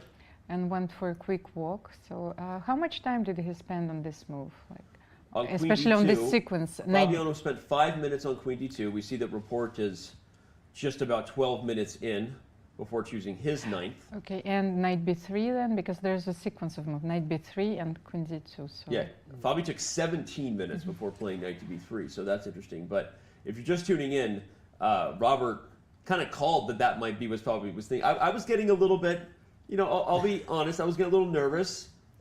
I wasn't sure what Fabi was thinking about. Robert calmed me down, knowing that his good friend was actually just trying to be precise. So we're gonna analyze exactly what he was trying to be precise about, because now that it's on the board, it's even more instructive. The move order that was played here was specifically designed to expose the knights on c6 and e7. So if we back up everyone right here, instead of the traditional move order, bishop e3, Fabi chose g4 first. One of the key things about g4, to summarize Robert's point, is this aggressive move order makes it a little more scary to play knight f6. Whereas in the main lines, for example, if white plays bishop e3, you often see queen to c7 and eventually knight f6. So just this subtle change by Fabi with g4 now makes Rapport think twice. Instead of putting the knight on f6, goes to e7. But when the knights are standing next to each other, they're sort of stepping on each other's toes, right? Like a couple of brothers wrestling for a pair of socks. I don't know why I made that analogy, but they're like, hey, it's mine. No, it's mine. I want the square. Give it to me. Because of that, Fabi actually had the opportunity to take away the option to trade the knight, where Rapport was going to back up the c6 square on the next move with knight to b3. And then as soon as you suggested that move, Robert, I really liked it. And we see how desperate Rapport is to get rid of that knight. He now brings it to a5 and queen to d2 on the board. This is where we stand.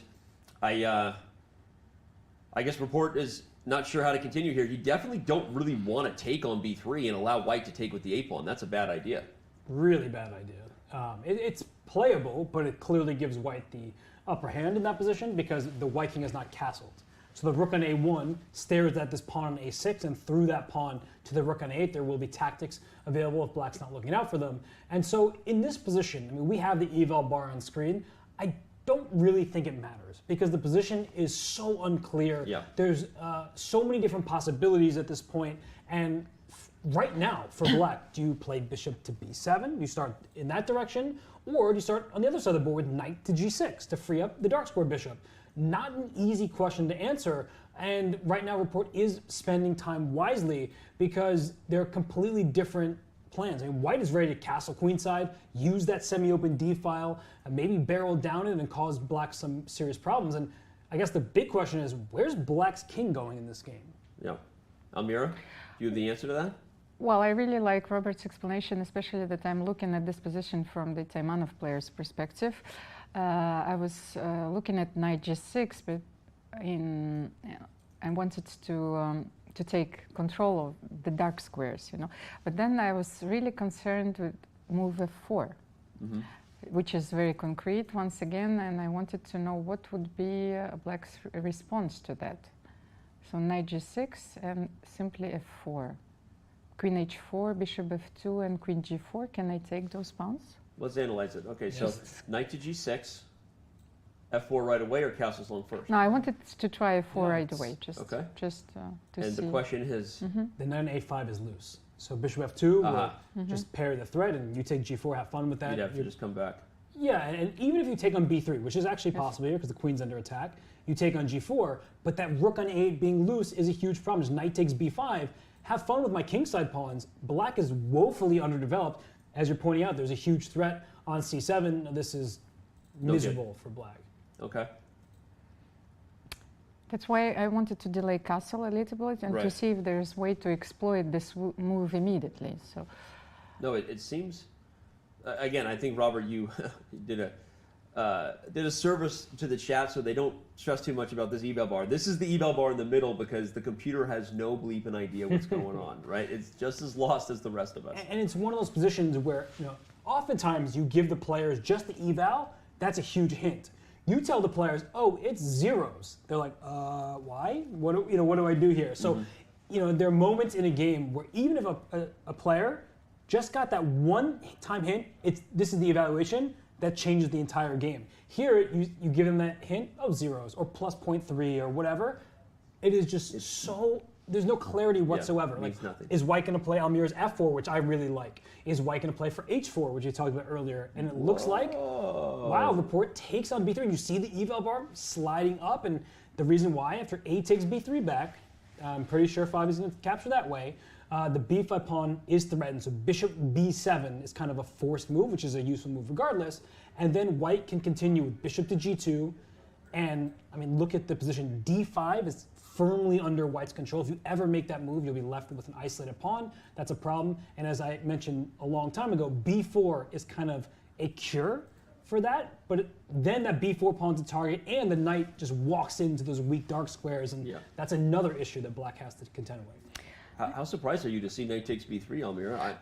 I feel like we were just talking about how that's exactly the move that Black isn't going to play. Well, but this explains why even computer hesitates, because should you stick with the d5 plan, then play bishop b7 and do something about it, or choose the knight g6 plan, or choose something else? You cannot play d6 here anymore because this pawn is going to be weak forever.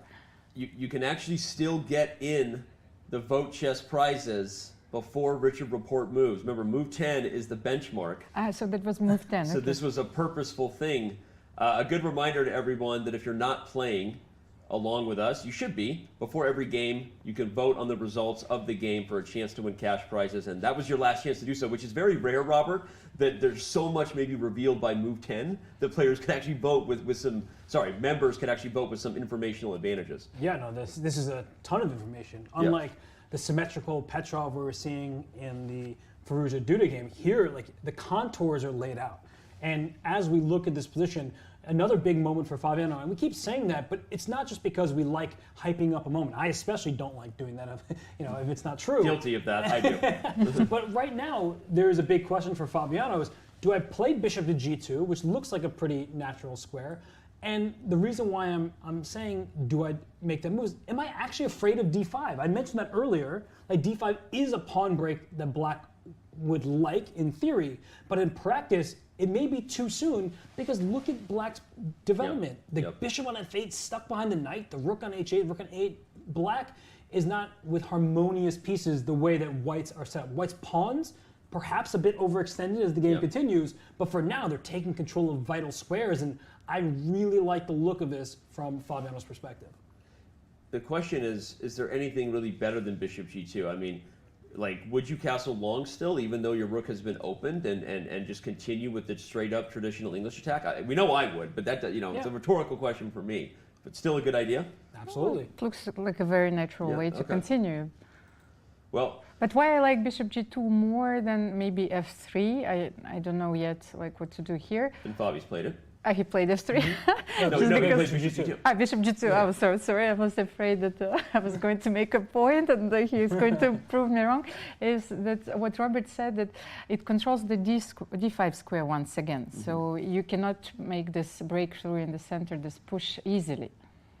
Well, and I would argue too that if you are going to go for the f4 plan that you like, you've saved a tempo, right? So I'm with you that multiple reasons I like bishop g2 better increases the pressure on Black's break, and if we're all in on the pawn storm, at this point, why waste f3, right? In the English attack, you play f3 to reinforce and often support g4. Why? Because there's a knight on f6. So without f3, sometimes you can't play g4. It gets taken. But in this particular position, I think it makes a ton of sense to leave the f-pawn, take advantage of the rule that pawns move twice, and then see where the attack builds to. So I would say the one hesitation I had was knight g6 was a plan we were looking at from Black's perspective. Now knight g6, aiming for h4, there is a target, but it's just too many moves with the same pieces. In fact, just if we go like 2 moves down the line, knight g6, White castles queenside, you play knight h4, you are attacking my bishop, that isn't particularly friendly, but as you were showing, bishop g5, and once Black plays bishop e7, I can take that knight on h4. Like, yes, you have this bishop pair, but what White has is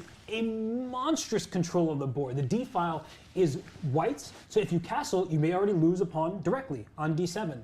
If you want to play d5, well, your wants are never going to be actualized, because all of White's pieces are staring at that square, and what's your dark square bishop doing? The answer is not particularly much for the time being, so I really feel like Fabiano has firm control, and Report now, the burden of this game is on his shoulders squarely, because it's not even easy to figure out the next 3 moves. Okay, I like it. Maybe that's why Report is leaning in. He agrees with you, Rob. He's like, I hear you, Robert. Now I'm going to work hard and try to figure this one out. But all right, we're working hard. We hope you're hardly working, chat, as we're making our way through all 4 games in round 5. Let's back up and take a look at where the other positions stand at this current juncture. I think we need to head over to Nakamura and Nepomniachtchi to talk a little bit about the research we uncovered at the break, because while we were kind of thinking that Hikaru's time management, the way he was looking at it, that this was a position that was uncomfortable for him. Maybe you were both half right and half wrong, Robert. Maybe he was surprised by Nepomniachtchi's approach, but as we learned, this move rook a2 is actually not a very popular move, but we know it's prep because Hikaru used this move at the 2016 US Championship to beat Ferrugia Nakobian as white. So he has played this position before successfully. So your thoughts on that updated information? It's good from the point of view that he has experience. It's bad because that means that Jan could expect exactly this. Yeah. So right now the players, they're about even on the clock. I'm not too worried about them from a time management perspective. But the eval bar hovering at zeros, Jan Nepomniachtchi undoubtedly has researched that exact game. Yeah. And now that he's here and that rook's an A2, you have to wonder where is the coordination from white's pieces coming from? Because rook A2 to me indicates that that rook probably would like to go to E2 at some point and control the open file. That takes a lot of time. Going to the B file, it's a one-move threat. We were talking about the semi-open file is good for a rook, but that pawn on B7 is easily defended. So I think right now Hikaru is like, where am I going to get an edge from? I'm okay with my position, but I'm not loving it. Amir, again, we're about to see a move, but we've talked before about how the preparation is both to expose your opponent's weaknesses, but also try to anticipate your own weaknesses and how they might try to expose it. What chances you give that Jan really knew that Hikaru would go back for this old position? Not only he knew, but I think that his seconds felt that Hikaru repeats the positions which he feels well, and especially if he won this game. You know, he's feeling rather confident. So they were targeting this line. Okay, the position is equal, but I think that it's still full of play, and it remains complex because of the very strange pawn structure. Maybe you can also, because in these positions you want to bring your rook to the B file.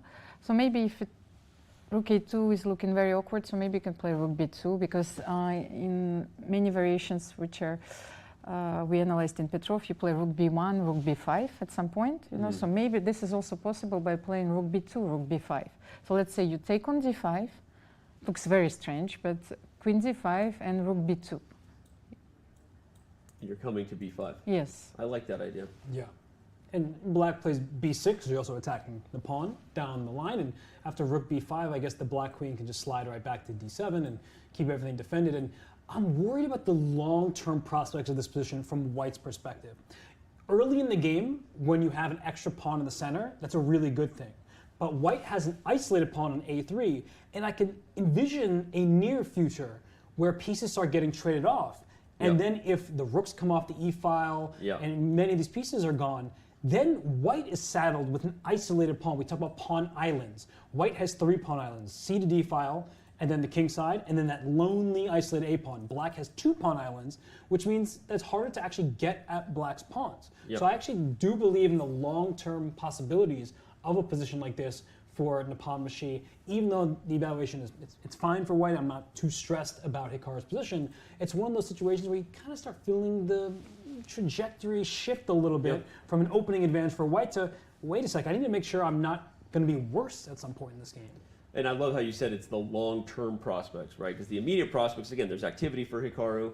He's going for the maybe this idea of rook b2, rook b5, but always keeping your eye on the forest through the trees, the big picture here, especially because it's not just that that pawn is weak. There's already a natural predator, right, for that pawn. That the natural predator is just sitting over there on the long diagonal. And okay, we'll see what Hikaru's ideas are, and we'll get you updated on exactly when this game is deviating from Hikaru's victory over Ferrugia Nakobian from the 2016 U.S. Championship. So, okay, Queen D5 already responded, and neither player at the board. As Elmira and I said, the most exciting event in sports. Neither player at the chessboard, besides sudden death dodgeball. So, okay, well, here we go. All 4. Not many people at the boards right now, by the way. Yeah, they're taking their mid-game respite. They're just trying to walk around, enjoy maybe a snack. In the top right. Well, hold on. We've got Hikaru. He did come back to the board. And real quick, before we go check on the game that I know Robert wants to, we're going to watch and see what Hikaru comes up with in his next turn. And we know that Hikaru caught up with Dina yesterday. They talked about a lot of things. We want to check back in and see one of the opinions Hikaru gave on a new place like Madrid for a huge event such as the Candidates. I mean, I think it's quite important, especially if you're coming from another continent. I suspect Fabiano had been in Europe for a while, but at least for me, coming from the US, where there's a 6-hour time difference, certainly makes a difference. But even beyond that, I remember when I played in 2016, I think I got to Moscow maybe 3 days before the event started, and I never really got on track, sleep schedule, or anything. I never had a good routine. So, yeah, I think it's important to come maybe a week and a half early. I mean, I know in the old days, people would come like a month early, you know, the times of Lasker and those guys, but I think a week's enough. But it's important to be on the time zone and feel like you're ready to play. You have some great memories connected with Spain. You won your first elite tournament actually in Spain. Is there some kind of aura or some extra power that you feel here? I don't know. I mean, San Sebastian was so many years ago now. I mean, that was, what, 2009, I think it was. So, you know, I feel like I've actually probably had my best results in Spain and in France, in particular, those two countries. So I don't know if there's anything special, but I feel like I play well in these places. So that's what it is. Perhaps my final question for today, how has your audience been reacting so far to your 6 hours long games than they usually are used to see you playing 3 minutes? Well, I mean, I think as long as you're competitive, it's always going to be hype. I think there's a certain view that the streamers, when they play tournaments, aren't going to do very well, or people want to see the sort of the car crash or the train wreck. But I think as long as you're playing reasonably well, then good things happen. That being said, I mean, every game, like I said, I found a way to make sure it goes longer than it should. I mean, today, luckily, it didn't cost me where the game went 6 hours. But I mean, there's suspense, and I think people always watch that. There definitely is suspense, and people do want to watch Hikaru, it seems, no matter what type of chess he's playing. And here we see in round 5, he will get white again against Liren in the next round. And when you look at 2 of 3 of his next few games, what stands out to you, Robert? Well, I think what stands out to me, if we just look at 7 in totality, those are 4 blacks, 3 whites. Yeah. So he's not in a position where he needs to force the issue. Yes, he has white today. He gets white in the next game as well against Liren, but he doesn't need to force things. And so he's in a pretty decent spot. Yeah. I think that today may not be going the way he drew it up at home. I don't really believe that he's thrilled about his position. You're the Hikaru face reader. We see that, you know, kind of glance there. He doesn't look very happy right now. Yeah, that's a rare one you see there, kind of the tuck in furrowed eyebrows, like he's maybe agreeing with you, Robert, that he doesn't know exactly a clear path for white to get an advantage. But Almira, apologies, Almira. You said that Hikaru, though, does maybe better than anybody in the world besides Magnus Carlsen at pivoting given the opportunity, right? He maybe comes in with an idea for a win, but okay, if he's surprised, he knows a draw is okay, right? Similarly, if he comes in with a draw mindset and gets a winning chance, he'll take it. Your thoughts on whether he'll be calm here and just not try to go too crazy with white? Well, I have a feeling that Hikaru has changed over the last years, and he came to this tournament, like, if I might say, like, spiritually completely different. You know, he feels the support of his community. He's well prepared. He's confident because his last results also has shown that he is playing great chess. So he is wise. You know, this wisdom coming out of Hikaru. From Hikaru's interviews, so I like it very much, and so I agree with Robert. If he feels the necessity to push, he will do so. If he needs to make a draw, he feels that the advantage is slipping away from him, he will shift gears. And well, he has another white tomorrow, so takes a quick look over there. He's okay. That was almost Hikaru Nakamura number 11, which is sort of rare. All right. I think this comes down to what you asked me at the top of the show. Yeah. Like, we're 4 rounds in, coming into today, Jan Nepomniachtchi to the lead. Is this his tournament? The answer is it's a wide open race. So Hikaru is playing the tournament leader, but he doesn't have to be the person that brings Jan Nepomniachtchi down. There are 7 other players in this field that in any single game could beat Jan Nepomniachtchi, and they can all beat each other. So I don't think that there's this tremendous pressure on Hikaru to win this game right now. he doesn't need to feel that. He's playing a good tournament. He lost game 1. He rebounded in style in game 2 and just a pressure-filled game where he just never let Radjabov off the hook. So why should he feel in this moment on day 5 that it's the end of the tournament? No, we're right in the thick of things. And we'll see what move he comes up with here, but more than likely the rook b2 move as predicted will be on the board. Here we get a look at Report, who looks like he played knight g6, but then got an immediate response from Fabi that was highly interesting. This move, rook f1. Let's head over there and see what's going on. I know last time we were in our bird's eye view, we mentioned the game in the upper right. We will get to Radjabov Ding Liren, but I gotta say that rook f1. If we were looking at this game in real time, none of us would have predicted this move. No, but I like it a lot. Okay, tell me why. I need to learn. I think Fabiano has been playing with a theme in mind, and it's when you have more space, you want more pieces on the board. Black does not have the control that white has. We saw this earlier when he brought his knight back to b3, when the knights were staring at each other. And now he's saying that in this current position, if you play knight h4, my bishop goes to h1, but the good thing about a bishop, it's a long-range piece. It's doing the same thing that it was doing on g2. It's just tucked all the way in the corner. So knight h4 is a bad move. It's just playing for a one-move threat. But the point is that what is black going to do? White is going to play f4, going to castle queenside, all this kind of stuff, and black just lacks space. So I really, really like this move rook f1 because I don't think that there's any clarity here. Let's say we play bishop b4 because I'm talking about how black would maybe want to trade pieces. That's not the piece you want to trade. You don't want to give your dark square bishop up for this knight, and if you're going through this, whether you have to take with the queen or the pawn doesn't really matter. Black has this dark square dominance. Actually, white has dark square dominance, and it looks really bad for him. I think every move in this game, I'm going to find it difficult to find what Richard should do. And also what I think is that Fabi has this gift of playing the moves that your opponent, well, his opponents are least expecting from him. The surprise value of the move rook f1 is enormous. No, it's super interesting, although like Robert said, as soon as we see it on the board, it makes a lot of sense because the bishop on g2 controls the same squares from h1. Right, and we were initially anticipating that we would deal with the threat of knight h4 with that line you gave Robert, castles long and bishop g5, which was also pretty good, right? But as you said, when you have more space, why trade any pieces? And space in chess, everyone, is defined as the squares you control behind your furthest advanced pawns. White has more space in a structure like this, so I want to keep all the pieces on the board that I can so that my pieces can use those squares.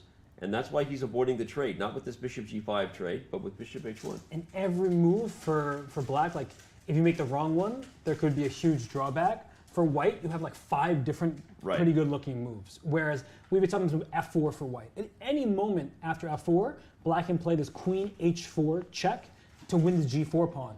But white has such a lead in terms of space and development that even if you end up winning that pawn on g4, that may actually walk into white's hands because your queen is offside. Now you don't have as much defense in the d file, and it just feels like black's position could collapse any moment. And look at the faces of the players right now.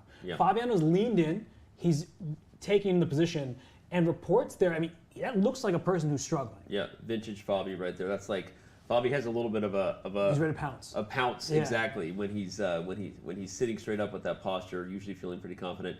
You mentioned queen h4. It makes me wonder, the only other potential thing to highlight about rook f1 is the h-pawn is loose, but I guess queen h4 would just be suicide to try to go after the h2 pawn. Oh, you castle long, first of all. You threaten in mate in 1. That's true. That's probably the easiest thing, is to just castle long, threaten mate in 1, and the queen tucks the tail back and just runs back to d8. Okay, so, wow, this is... This could be the white side of the open Sicilian I was maybe thinking we would get with Jan-Krzysztof Duda, but here Fabiano back with a potential very dangerous attack against Richard Report. So, all right, we'll keep our eye on it. Let's back up. There's a couple other games going that we really haven't checked in on in quite a while, and I think we need to go to that upper right corner with Timur Radjabov versus Ding Liren. We got some info on that game, which was interesting between these guys. Let's see, our own Peter Dogger's crushing it here. Said they're still, they were in traditional territory with Queen E7, but 11 C5 was a novelty from black. So even though it was what you were suggesting, obviously it seems very principled to push the pawn up and take on the challenge of the center, maybe a hanging pawn structure, but apparently that move had never been played before, Robert. And there's a reason why, because c5 allows that move a3, because the queen and bishop are no longer teaming up on that square. The pawn c5 is in the way, and then now black is left with not a particularly easy choice. Do I take on d2, handing white the pair of bishops in a position that isn't open yet, but will open up shortly, or instead of taking on d2, should black back up to a5, which is just kind of awkward in general. Not the end of the world, but that's a weirdly placed piece, because after c takes d5, now you have this problem where knight c4 is coming and the bishop on a5 is stuck, so you probably take with the pawn on d5. But as we see in the game, that's not what Ding wanted to go for. So a3 was probably a useful inclusion. I'm sure Ding's preparation kept on going, but that's just one of the biggest differences, that a3 could have been tossed in there, and then it would have been a completely different dynamic. It's interesting that he didn't go for a3. Rajabov took on d5 right away. That allowed a piece to recapture because you're not worried about the piece coming to c4. A lot of simplification happening here. Almira, your thoughts on how happy Ding might be feeling right now? It feels like a position where black has gotten a comfortable position to play here. Well, first of all, I was thinking that it might as well be a bluff on Ding's behalf, but a very well-calculated bluff, because Timur could have played a3 before. So this is also a parameter that you have to integrate while you are thinking about your plans and strategies. So he didn't play it before, so he doesn't want to go for those types of positions. So I might as well play c5, because you need those moves to define the center or to provoke some exchanges. So he said, okay, c5, here it comes. And now I think that his position is rather comfortable. But on the other hand, it's also, well, quite easy to play for white. Yeah. It's easy to play. Pieces are already being traded. I mean, I like your point about it being a bluff, though, on c5, because perhaps a3 should have been played. But if you didn't play it a move before, maybe you're less likely to play it the second time around. So, okay. And there's this notion of Ding Liren is the #2 rated player on the planet. If he's allowing a3, he's doing it for a reason, and maybe he's worked this out where it's not a problem for black. Do you think that the players at this level think like that, though? Even for a guy like Rajabov to be psychologically... I think we can actually get concrete about it. Like if we just go to that position, just to show, not go deep down the line, but show maybe why he refrained from playing a3. Okay. After c5. After c5. Because, so a3, bishop takes d2. I think that looks just way better than putting the bishop on a5. And let's say knight takes d2. Yep. After pawn takes d4, now your bishop, if it takes on d4, maybe you have to worry about the a3 pawn at some point. Not necessarily now, but you have to worry about it at some point. And white, actually black can also play e5 and expand the center after bishop takes.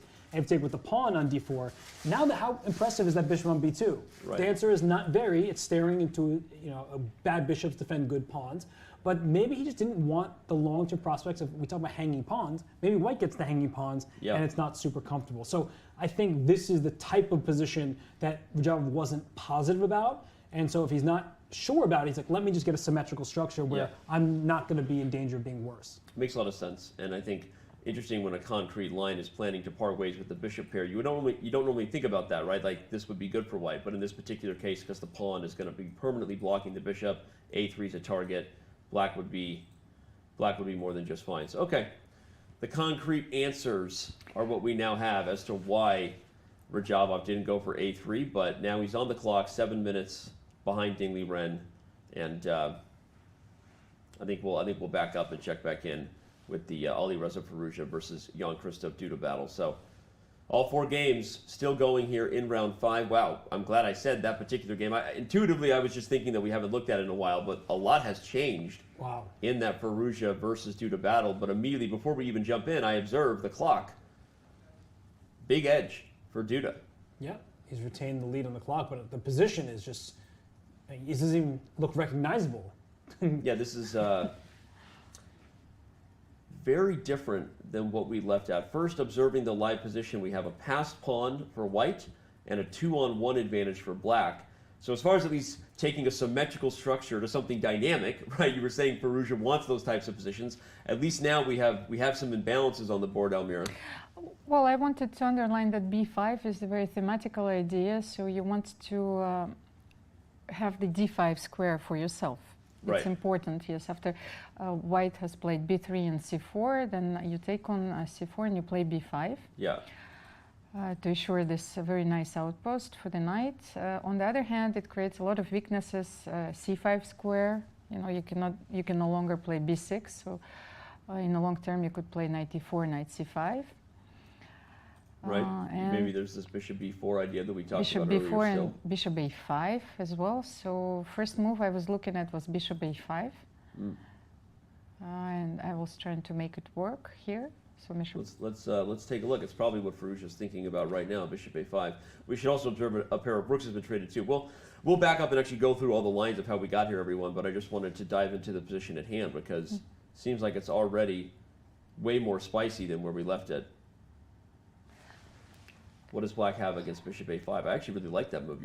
Yeah, that's a nuisance. I mean, Yeah. you can play knight c4 to force white to part with that bishop on a5, but that also is playing into white's hands. Bishop takes knight, you know, you're okay doing that. Putting your knight in e4, Almira mentioned the c5 square, and not just the c5 square, g5 square. Watch out for a sudden attack because you don't have too many pieces defending there on the king side. And there's also knight c3 to put pressure on b5 and go to the d5 square. There are all sorts of weird knight maneuvers that are going to cause black some issues. And then there's this d pawn. It is not an isolated pawn. Yes, it is, but it's a pass pawn. Sometimes this can backfire where you think, oh, my pawn, full steam ahead, let me go get a queen, and then your opponent blockades it and starts piling up pressure on it. A best blockading piece is a knight. White has two of them. Black only has one. It's going to be very difficult to blockade that pawn successfully. And score one for Almira, because Alireza Firouzja agrees, plays bishop a5, looks at his opponent before he takes a step up. Going to go take a little walk, stretch those young legs, right?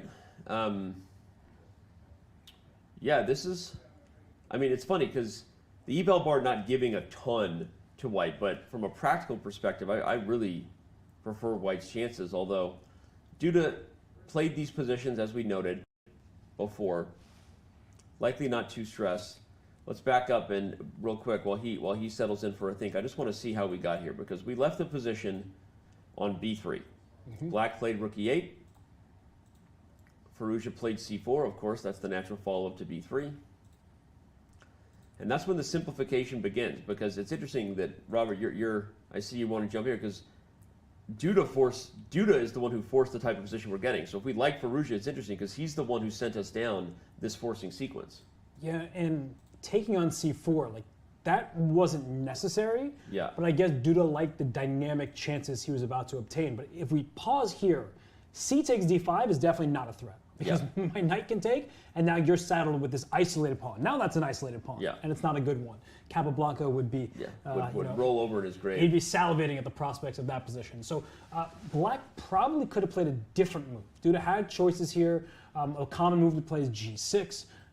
Even moving his knights, maneuvering those around. But I understand he probably didn't want to sit in this position forever. White has a few plans to get active, potentially a knight coming to e5, that bishop on d2 going over to a5 like Almira just suggested in the game, or to f4. You have these options for white, and then when you start feeling like they're tentacles just like coming at you, you think, let me trade some stuff off, simplify.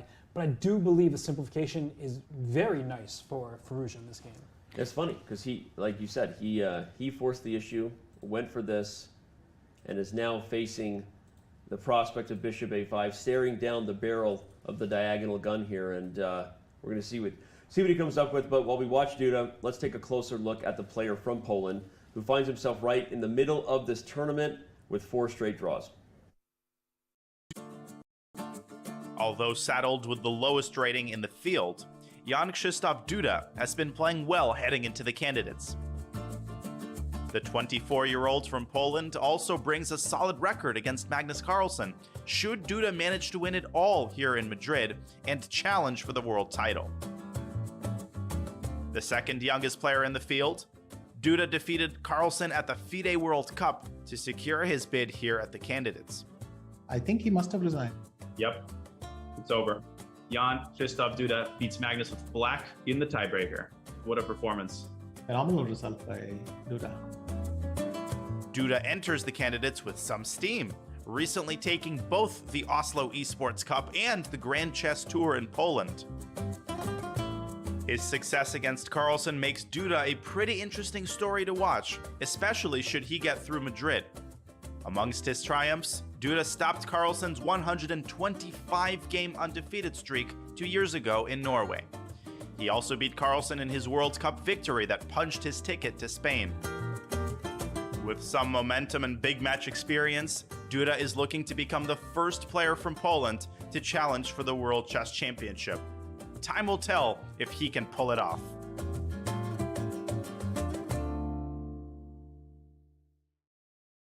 You know, it's interesting that we're obviously focused on whether Duda can get through the candidates, and I do want to get your thoughts on his next few rounds, Robert, but I don't even know that I've given enough credit to the storyline of just how well Duda has done against Magnus Carlsen and this early career, young career he has. I mean, what are your thoughts on what a challenger he would be?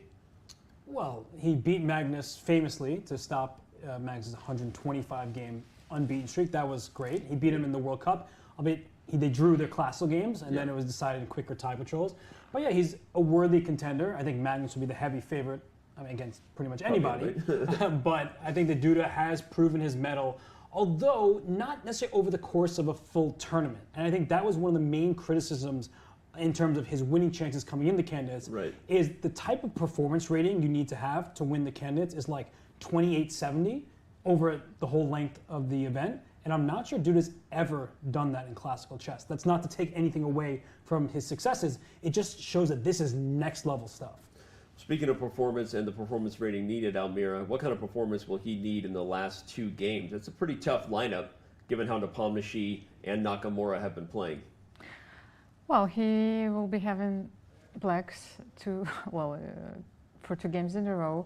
I think that he needs to maintain his stability. That's why those tournaments are played in a double round robin format. So I have a feeling that Jan-Krzysztof is waiting for his moment, you know? Yeah. So it's like to counterattack.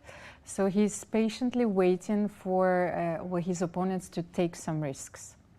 Okay, that's interesting. Well, we'll see if he gets some risk from Nepomniachtchi, because he'll get black the next day. But right now he has his work cut out for him, of course, against Alireza Firouzja. We did see 2 moves played at the break, knight c4 from Duda, and then the trade on c7. So the position that you both predicted, will we see knight e4 is the question, or does Alireza have something else in mind? But there's something that I wanted to say about this position, even though, you know, this move knight e4 seems very strong.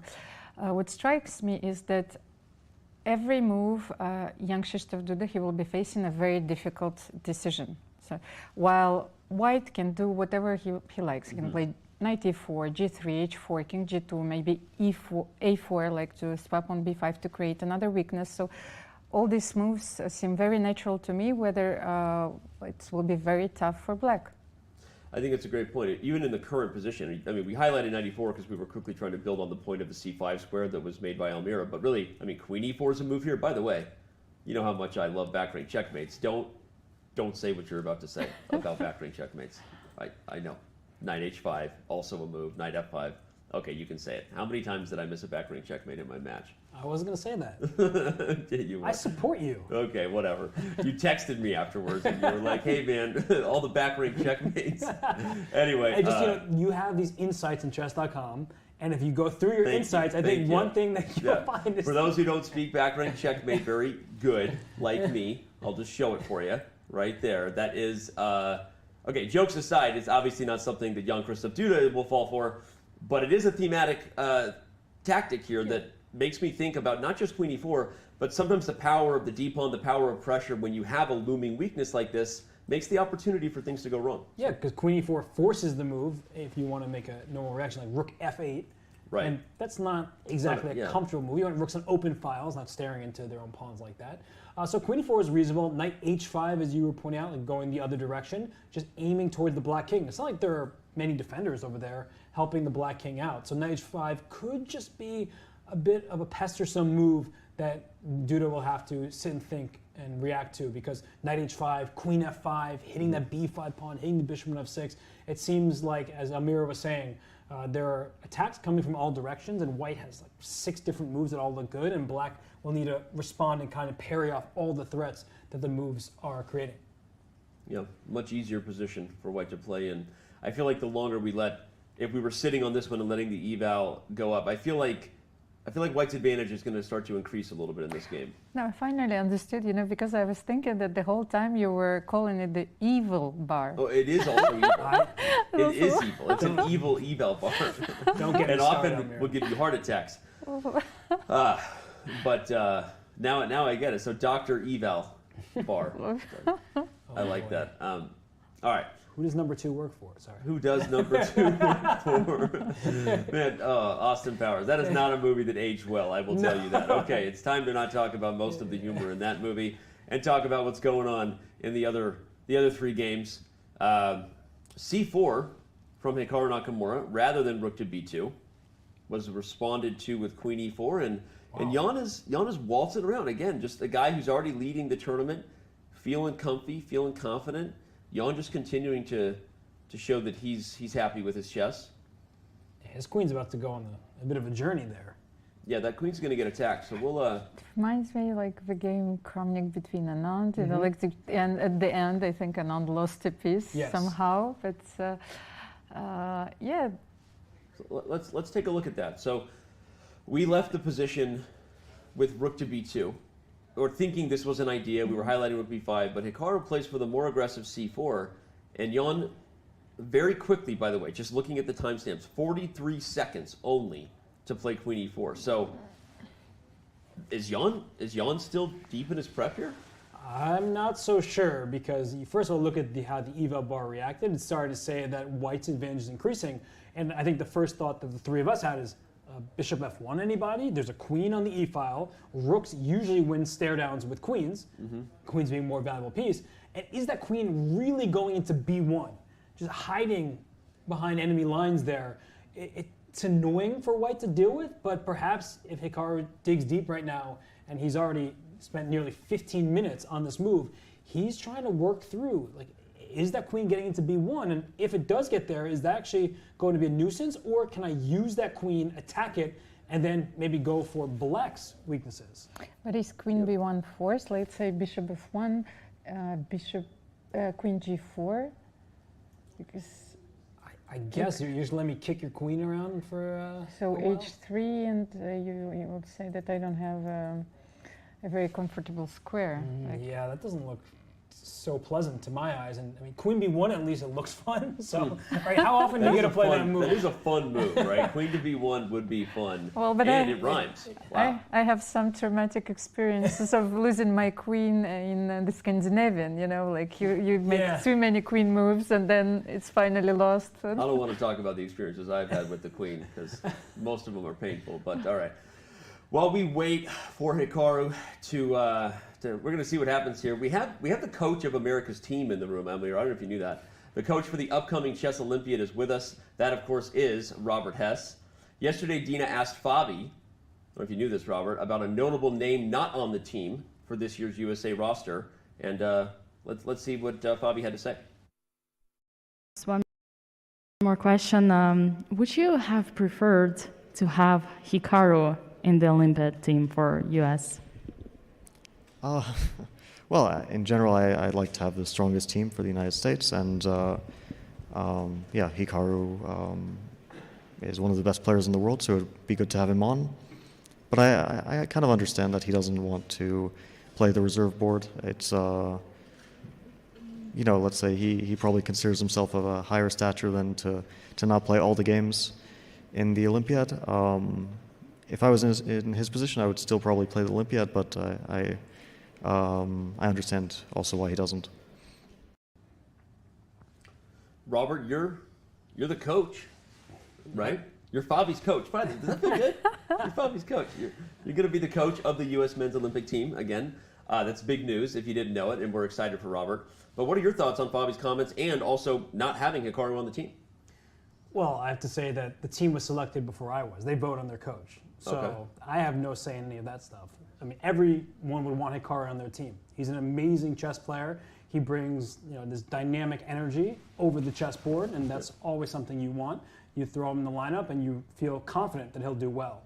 His reasons, I don't know them in full, so I can't speculate. I'm sure his streaming career, and there are many reasons why he would sit it out, and I It's don't a long blame him. tournament, and yeah. He's got a whole life on Twitch and YouTube and all that stuff, creating content and earning the big bucks. So from Fabiano's perspective, I think he said it well, like maybe Hikaru would want to be in a position where he played every single game.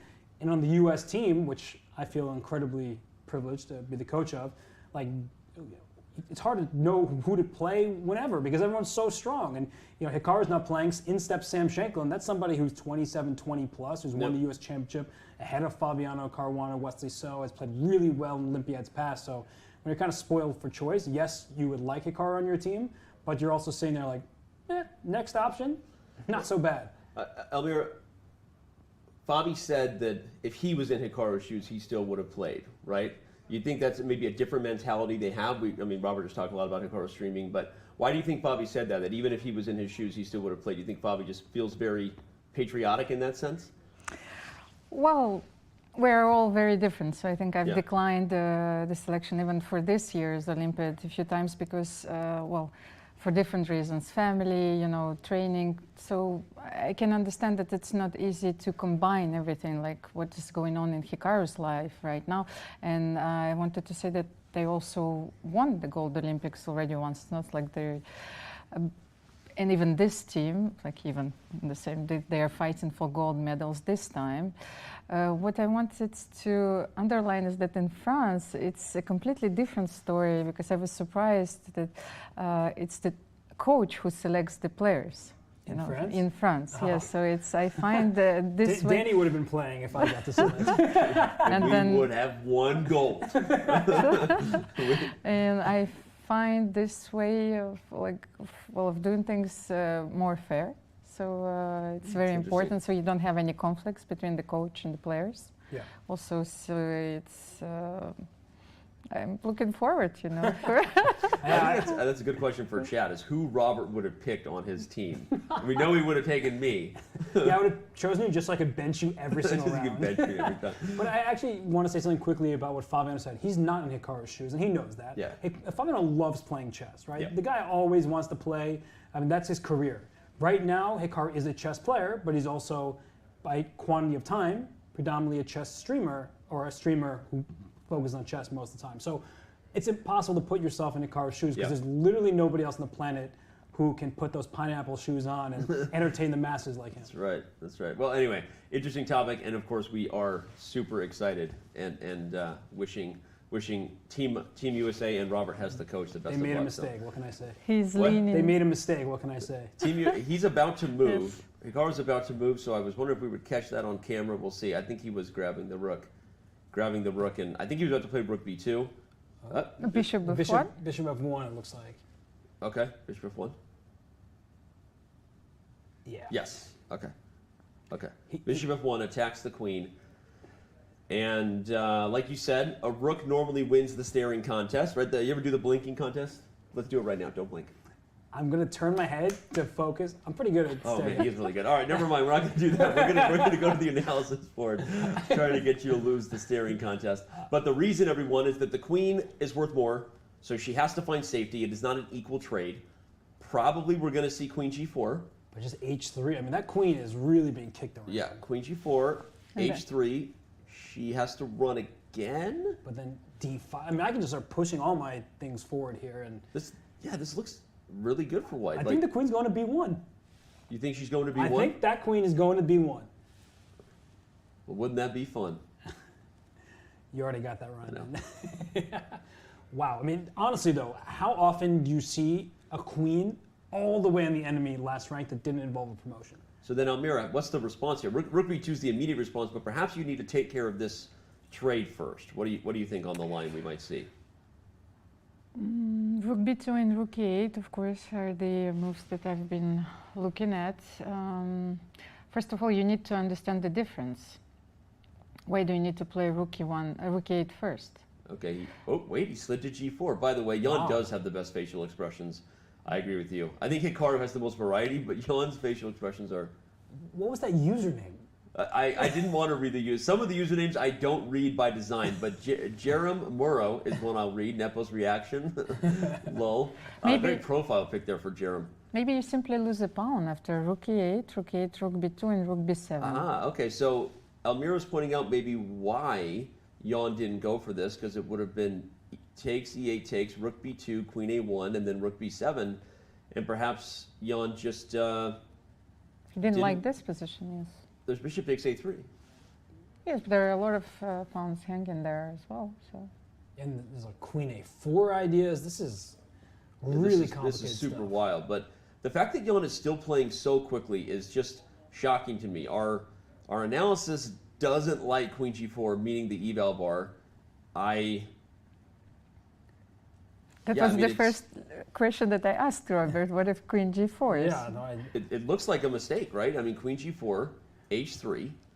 But I think, speaking of mistakes, one mistake that all of us might find ourselves making is looking at reacting to the eval bar every turn. Because there may only be one pinpoint precise path that leads it to, what is it, +1.5 over here. Yeah. And most other moves might just still be like 0.6, which is 0.6 of a pawn better, so still an advantage for white, but not anything to write home about. But what I don't like from Jan's perspective is white's moves, h3 is like the most obvious move ever. Bishop f1 Hikaru looked like he was already about to play it, by the way. Yeah, he's going to play h3. And then where's this queen going? Like, you're just kicking this queen around, getting free tempi as white. And Jan is perhaps suggesting that his underlying structure, everything that's going on here, that he'll still be okay. Yep. But I just don't like how this game is going. It feels like it's playing into Hikaru's hands without any counter punches. Maybe he was looking for some tactical ideas while the queen is still on g4. I can play rook e1, so you cannot take with the knight. Then queen e1 and maybe queen e4 back to exchange queens. But then rook comes to e2. Yeah, rook e2. And now who controls that open file? Clearly white. You move the queen to b1? d5. Where's your knight going? Can't go to a5. a5, you lose the knight. Although the bishop on c1 is hanging, but yes. Also, knight d4 is coming soon. This is... I mean, the longer the computer thinks, the more it seems to like white. I mean, wow.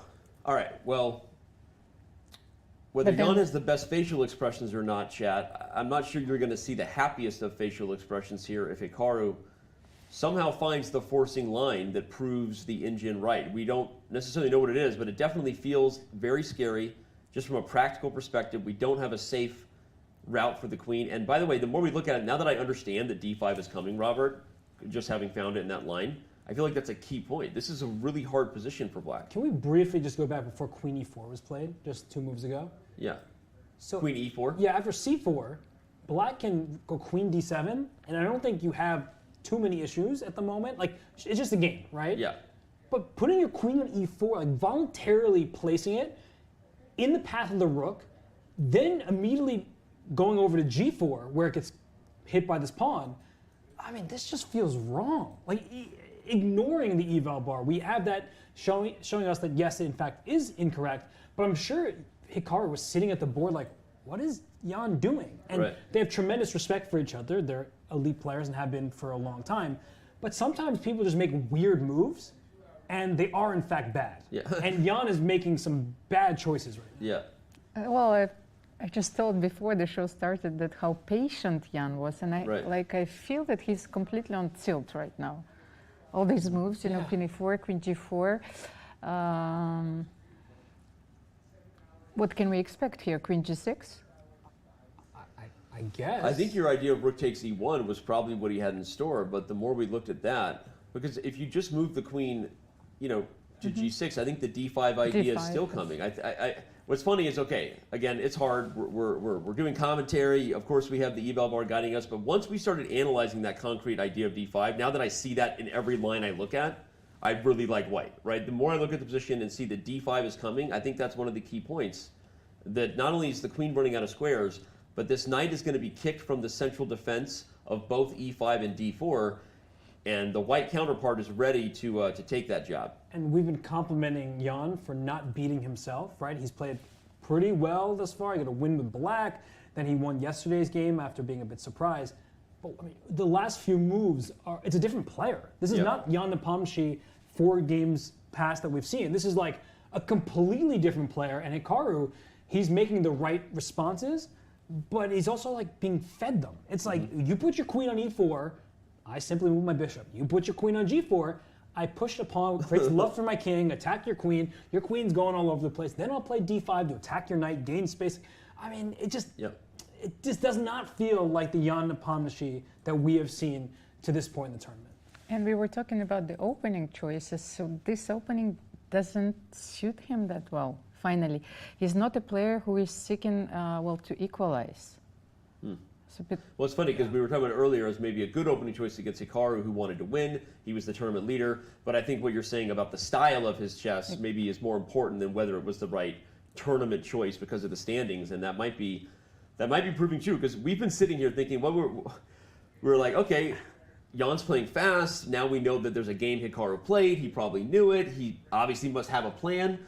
But then he doesn't seem to have a plan. I don't know what's going on. Queen e4 is a move that if you make me go through the players in this tournament, Fabiano Caruana would never play that move. Liren would never play the move. So you got to give Jan credit for creativity, because he does think outside the box, amongst the best in the world at it, right? Like, he's able to find winning chances in positions that most people are like, yeah, there's nothing here.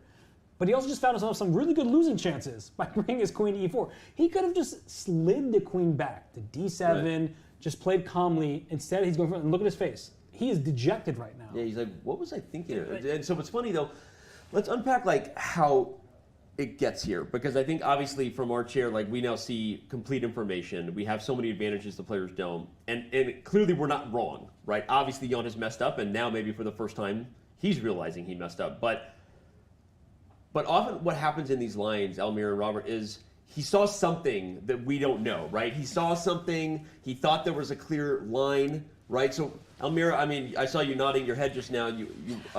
What do you think, if we had to guess, what was it? Because often these guys don't just make blunders, chat. They had some idea. Maybe it was the queen b1 idea. Maybe that was what he underestimated. What do you think it was? Well, first of all, what I wanted to say is that while he was preparing for his game, he was forced to to look at many lines in the Petrov. So this is one of the ideas, to play queen e4, but I think this might be a simple mix-up. You've seen so many positions that you know that you have to play queen e4 at some point, or queen d6, like, depending on the line. And I have a feeling this is what happened. Yeah. So he thought he was pulling from memory, but exactly, he thought that he'd seen it. By the way, the pacing Fabian, he stopped and stared a few times. How much do you think Fabi's rooting for his fellow American in this game, Robert? I mean, obviously, Fabi only trails Jan in the tournament, right? I think he'd like to see Nakamura shake up the standings here. Although at the same time, that adds another person towards the top. Yeah, right? and maybe a streaking Nakamura is not what you want to see. Pun intended. Thank you for that. Okay, that slipped out the wrong way. But okay, maybe a hot streaking Nakamura. Danny? Okay, a Nakamura on a roll is maybe more dangerous than Jan to Fabi. Fair point. He's done worse things. So. I found the right way to get out of that one. And also, if we think directly head-to-head, that Fabi had black against Jan in the first half, and he already beat Hikaru with the white pieces, so then second time around, Fabi will have to play Hikaru with the black pieces. Yeah, Hikaru gets white. Exactly. Yeah, so that's a part of it. And I think Almir makes a very fair point contextualizing it, that queen e4 is an idea in many positions, but that's why you have time. And look at how much time Jan has remaining. Yeah. He should have spent that time after c4 to verify that he's just not walking into a fire pit. And so he plays this, and it feels like his old bad habit took over, right? It's like, you know, this gargoyle that's turned to stone, and then finally it's let out, and you're like, well, I don't know what to do with that thing, and maybe you should go back into being a stone. And so he just played too quickly here, and now he's like, wait, what did I do? Why did I put my queen there? I could have just gone queen d7 and wouldn't have these issues. So I feel like, look at Fabi over here. He's like, yeah, what's your queen doing over there on g4, buddy? The queen could have just safely went home to d7. So I think that it's a situation where he just needs to use his clock in that critical moment. And maybe he didn't realize just how critical it was, but now he is, and now, unfortunately for him, it's a 2 moves too late. Oh man, well, Fabi pacing makes me want to back out a little bit and at least get a view from the top of what's happening in all 4 games, even if we don't immediately dive into Fabi, because a pacing Fabiano probably not something that Richard Rapport is happy about. It might mean a very confident Fabiano. We see the pawn is advanced to g5. Rapport is on the clock, and what is ahead in that very, very ominous-looking kingside attack coming to Richard Rapport. But all right. Before we dive in, we are going to take a quick break. And on that note, before we do, I want to remind everybody that the 44th Chess Olympiad is coming to Chennai, India. This is the biggest team event in chess, with more than 100 countries competing for gold. Coverage begins every day at 2:30 a.m., Robert. I know you will be wide awake when we're back in the States at 2:30 a.m. Pacific time between July 28th and August 9th. Right here on Chess.com. I'll be wide awake because I'll be in India. You're going to be in India? Oh, you're being Olympic coach. LOL. At least you know your plan. You're like, wait, I thought you were commentating. Yeah, all right. We're going to take a break, everyone. Don't go anywhere. Round 5 of the 2022 FIDE Candidates will continue from Madrid in just a few.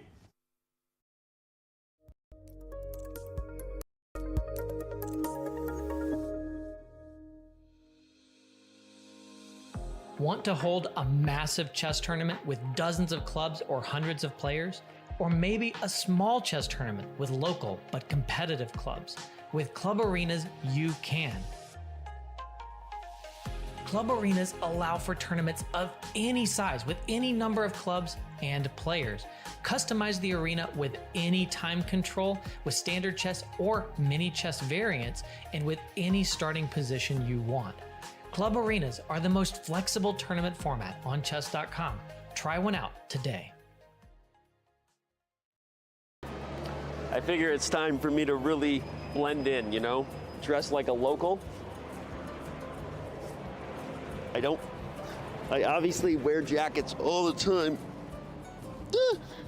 Okay, so we're ready for the candidates. Every local Madridian visits the chessboard on a daily basis, I hear. They visit and kind of pay tribute to Queen Isabella herself. I hear that this is a statue of Queen Isabella herself. Yeah. We are here at the 2022 Candidates Tournament in Madrid, Spain, and we have our man on the inside, Danny Wrench, who's been with the players a lot, going to the players' meetings, and he's here to tell us about some special requests that a few of the players made. Danny, what have they been talking about? Yeah, well, obviously we want to and always ask the players and get them in the spirit of the city, right? The place that they're playing from. So a couple of actually kind of unique ones that have been thrown out there, and I'm going to try to represent these as well as I can to FIDE. Okay, but the first one was a lot of bonus requests if you play and win with the Spanish on either side. Makes sense. Right? Yeah. Makes sense. There was a suggestion, you know, that anytime you move the queen, you drop a dab for Queen Isabella. Yeah, she's the one that made the queen powerful. Makes sense. Okay. But then the players were unanimous on one in particular, which was that every 2 hours into every round, they'll have a nafta. Well, we'll see if any of these rules are implemented for the tournament, especially if somebody plays the Spanish. They got some money coming their way. Yeah. Doesn't seem likely, but I don't even want to know which players made these requests, but I've got a couple ideas in my mind. Yeah, well, you know, and anything that gets the players to play something more than the Berlin, right? The most exciting draw in the world. Now that we have some money on the line, perhaps we see some exciting Spanish games. So I'm actually excited about that one. There you go. You gonna do some Alex Honnold on us? Yeah, the Alex Honnold of chess, folks. Climbing without a rope. Oh wait, I can do it. I don't know why I'm doing this, but I feel like a little kid when I get around big things. Slowly checking our insurance This is like policy. chess parkour.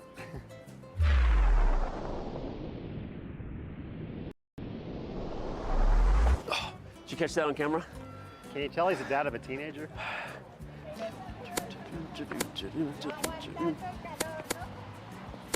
Always move like a knight, guys. I think I'm gonna go hit a siesta over there with the, seems like the thing to do with the locals. You do you, baby girl. Yeah? Yeah. Okay, I'll see you guys in a couple hours.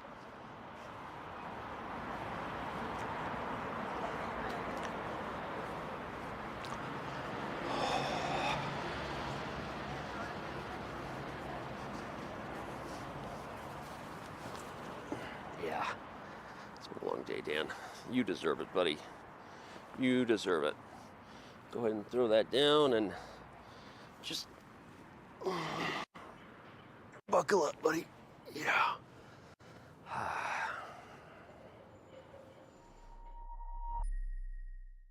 Want to play chess online or learn how to improve? Join us at the #1 chess destination in the world, Chess.com. With thousands of people playing at any moment, you'll quickly find a game with someone at your level, whether you're a beginner or a grandmaster. Chess.com makes learning fun and easy. Sharpen your tactics with puzzles and enhance your strategy with our lessons by top masters.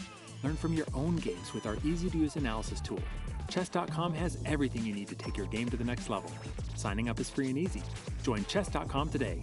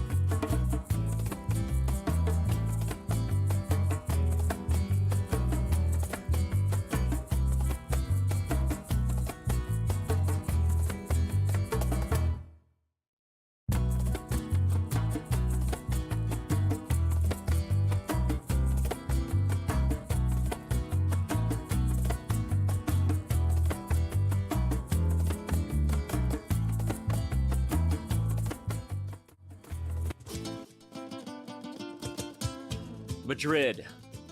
Civilization here is almost as old as the game of chess. Some claim the queen was given her powers. Now that, my friends, is a chess legacy. Passion for chess continues to thrive in Madrid. For the first time in 30 years, Spain's capital plays host to the Candidates, the most important tournament in chess. At the Palace of San, stakes are high. 8 of the world's best players competing for the right to challenge for the most coveted title in chess, the World Chess Championship. The Candidates is grueling. The winner requires mental endurance and unbreakable focus. There are those familiar with the biggest stages in chess, yet still chasing unfinished business. And others from the next wave of stars with little patience for yielding to those before them. Mis amigos, the next challenger to the world champion of chess must come through Madrid. Like Queen Isabella before them, the Candidates is all about leaving a legacy. Mis amigos, we are back here. Mis amigos, we are here. I'm here with my friends. We're all going to have a great time when we're hanging out with our amigos. And you know, the players are being treated like superstars as they come to the building every day, fans begging for autographs. Robert, anyone ask you for your autograph on your way in?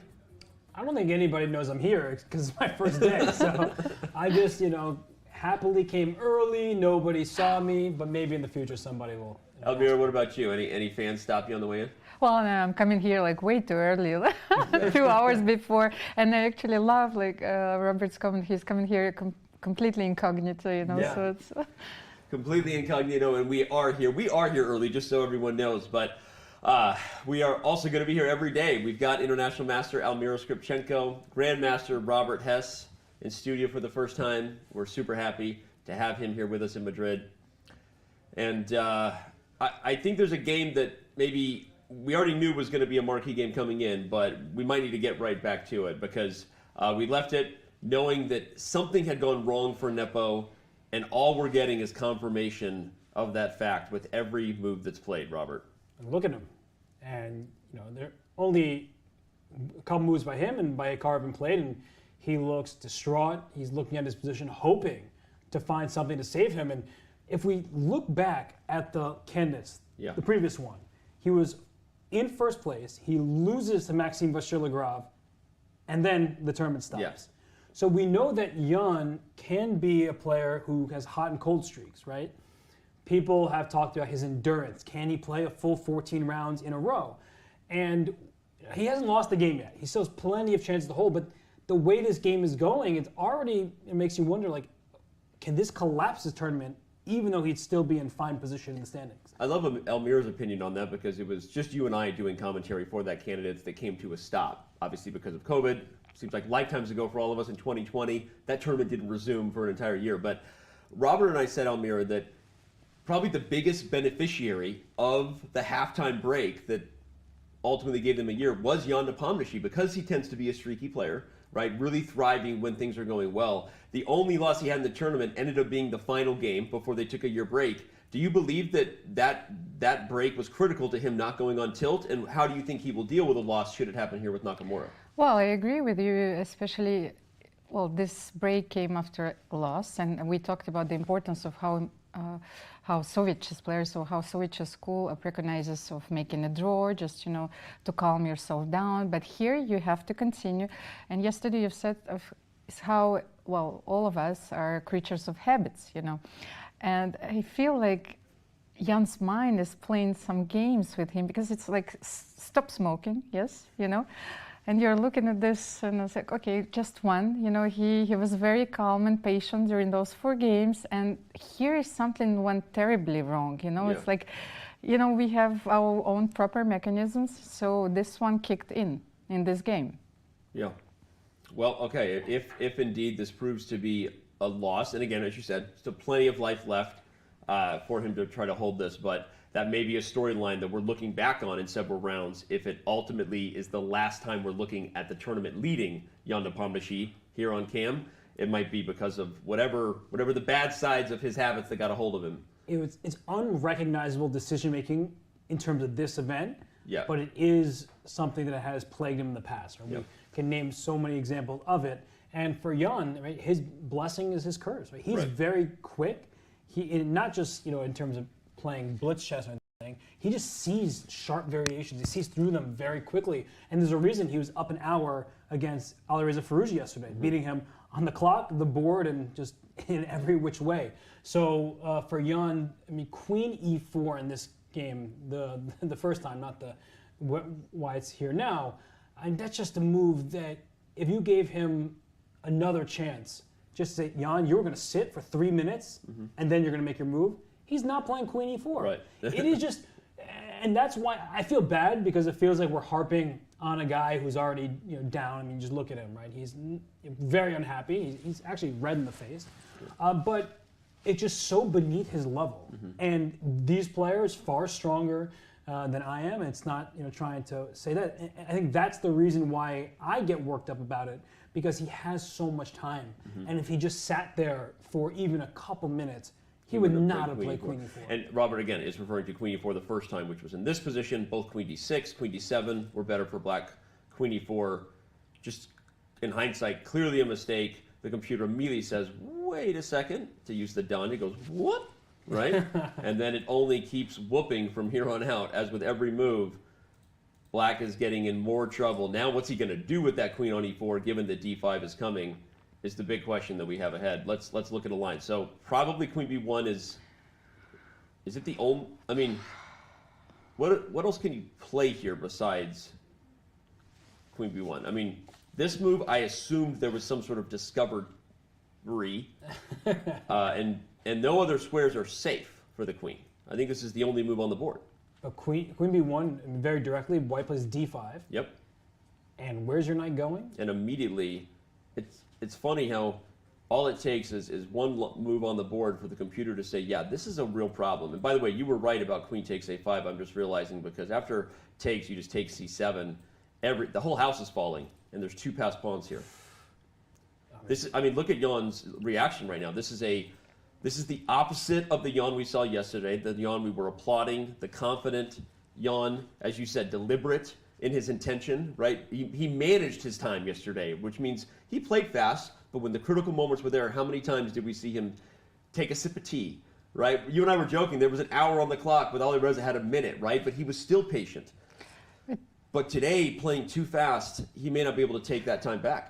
But you know what I was saying before, the French, they have this saying, like a proverb, like « chasser le naturel et le revient en galop ». So I dire que, well, you fight against yourself, you're being patient, confident, exactly what I wanted to say, but then it comes back even stronger.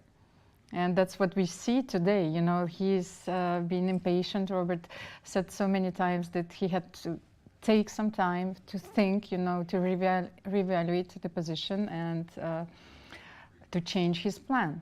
Robert, you were raising your finger too. Were you going to suggest there was a different move? I think maybe Queen D3 is better than I first thought because there isn't a great discovery. Yeah, Queen D3. I mean, you're just this is calculating by process of elimination. Right. Queen B1 looks really bad. Queen D3 doesn't look great. It's the only other move that doesn't lose your queen, though. So can I still just play D5? you can play D5, but after D5, so there's no knight A5. We should point that out because the queen covers that square. It's just losing the piece. But you have knight D4. Ah, that's the difference. The queen on D3 allows knight D4, whereas the queen on B1 does not. Okay, I can see, and the computer immediately says that's why. So okay, that's got to be why Queen D3 is the best move. It's not because of D5. Back to the discovery drawing board. Actually, surprisingly difficult to punish, right? You would think that any rook move should be really good, but rook E8, black can just take that rook. Yep. Because you take my queen, but I'll take yours, and we're just trading everything off, and you see black's even better there. So rook E8 doesn't work after queen D3. What about rook E7? Right? We're trying to win the C7 pawn. Now this queen goes to B1, and importantly, there are no rook B2, things like that go after the queen and the B7 pawn. So rook takes C7, you think, yes, let me just grab your pawn. Bishop D6 traps your rook. Your greedy rook is funny, gone. The queen with full board defense of the B7 pawn, that's not something you see every day. Okay, wow, so queen D3. All right, so if Jan finds queen D3, it's going to take an accurate move from Hikaru to keep the edge. We haven't spotted it yet. Is it, okay, we were looking, I think, at the E file for discoveries. That was sort of our original obsession, but what about just going to B2 right away? And same idea. I'll go back to E4. Ah. I'm going to keep arbitrating this very important point. The rook takes B7, you know, at some point it looks like you're going to win a pawn, but the D4 pawn will fall in any which way, right? There's like the rook on B7 is loose in many positions as well. So, wow, I mean, queen D3, shockingly, is a move that keeps black in the game. And the way that Jan is spending his time here, I think is ultimately the move that he's going to choose. Can we try rook E3 here? Because I still want to play D5, and that's the only option. Queen B1. I see to do this, and D5 here. Right, so I can play knight E7. So normally you just take twice on E7 because two minor pieces are better than a rook, but as you're highlighting, that bishop on C1 is just too loose to make this. But I still like Almira's idea because if we establish what was the reason queen D3 is best, likely because you can meet D5 with knight D4, so it would stand to reason that rook E3 seems like a good response because if the queen is chased and we're back to D5, black no longer has knight D4. So if it goes to knight E7, maybe we just go back to knight D4, Robert, and forget about it. So, Almira, I think you're onto something. This might be best response. But by the way, look at that. Jan, a little bit of a smile there almost. He knows it's not over yet. He does find the best move, and we still have a game. Oh, and here's, you know, Hikaru is, was he going to adjust the piece or was he about to move? No, he was about to move, I think. And he was about to play rook B2, I think, which would be a beginning of, wow. Indeed, it doesn't mean he's offering repetition, but one thing that this move is doing, everyone, is saying if you go back to E4, my best move might just be rook right back to E2, which is, you know, as Almira and I said, the original way to offer a draw, to repeat moves. But I think what Hikaru is doing is that, you know, traditional school of chess, you're the one down in time, you have the better position, let's get closer to the next time control. Yeah. That way, you know, when it comes down to it, I don't have to be quite as worried because I've thrown in a repetition. So I think Hikaru probably will play rook E2 back because if you don't play rook E2, we're going to see the evaluation start dipping and then black's going to be okay. Like if let's say you move your queen to C3, now black stabilizes with B6 and no longer you're threatened to win pawns and the position looks more and more reasonable. Almira, what do you think? Is it just the every Soviet chess kid knows you always repeat. Is that what's going on here? Well, especially with this time control, and I think a few players, including Hikaru, have expressed their concerns about this time control, or maybe about different time controls being used in different tournaments, so you don't have time to adjust. So what do you think, Robert? I think you're 100% right. In fact, we're seeing it on the board, and I definitely don't think we'll see a draw, although if it happens, I will be very disappointed. Hikaru takes a moment now to say, I've gained a move, like you said, Almira, now on move 22, so 18 moves remain for us to ultimately make time control. And some may see that as, oh, look at these 41 plus minutes remaining. That's all the time in the world. But in order to keep your advantage, you need to start burning clock to make sure that you don't make one careless move and all of a sudden the position is equal. We were just showing some variations where you make the move rook e7 thinking you're just going to win the c-pawn, and in fact after queen b1 you take that pawn, your rook gets trapped, and there goes your advantage. So Hikaru, he needs to show accuracy right now. Jan, he wasn't doing himself any favors earlier. Now he sat, he thought, he found this queen d3 move very instructive, and Hikaru, you can see he's searching the position, and the previously distraught Jan, who maybe thought he was just going to lose the game, he really looked red in the face. Now he's looking at this with a new lease on life. You're going to see the way he's walking around. Now it's Hikaru, the burden's on him, and actually the exact path forward, not that easy. Okay. Yeah. Well, Hikaru does have 40 minutes to find his next move. Will he find Almira's rook e3? I think you're right, Almira. I think that's the best idea, rook e3 followed by d5. But in the meantime, we're gonna back up and remind everybody that all 4 games are still in progress here in round 5. Where have you been? We've got almost 30,000 of you with us. Actually, we do have more than 30,000 of you with us just on Twitch alone. Thanks for making us part of your day. I think we know where we want to go because I'm biased toward the position on the board. Producers reading my mind here. I think we should head over and see exactly what it is that Caruana and Report are up to, because they've made a few moves in this. Now looking very, very, look at that. Fabi completely denying castles with rook d1. Yeah, but I mean, Report quickly bring his a-pawn forward, getting some counterplay for himself. I can see the evaluation, and I'm actually trying to ignore it because I'm just thinking, what would I be thinking if I were in this game where Black isn't close to castling, but White legally cannot castle. You move both your rooks. So it just feels like a fight. Almira, you said that Report doesn't mind playing. We know he loves chaos. He's a creative player, right? Hairstyle reflects his chess playing on the board, just like kind of a wild rock star of a chess player. You also said he doesn't mind playing bad positions. So how do you think he feels in this, facing Fabiano's pawn storm? Well, I think that's exactly what he wanted to get today. It's a fight. It's a fight, a very unbalanced position. Once again, and I have a quote from Game of Thrones. You know nothing. You know nothing, Fabi. But what do you think he's thinking about now that Fabi is also showing he's up for the fight? Because you don't have to play rook d1, just like you don't have to play rook f1. But Fabi is fully committed to bringing the heat as fast as possible at the neglect of his own king. You think that a little bit of a taste of Report's own medicine, Almira? Well, first of all, I like bishop c6 move. It was a very nice prophylactic move. Now, there are 2 points. I protect the d7 pawn, and I protect the b5 pawn, preparing the advance.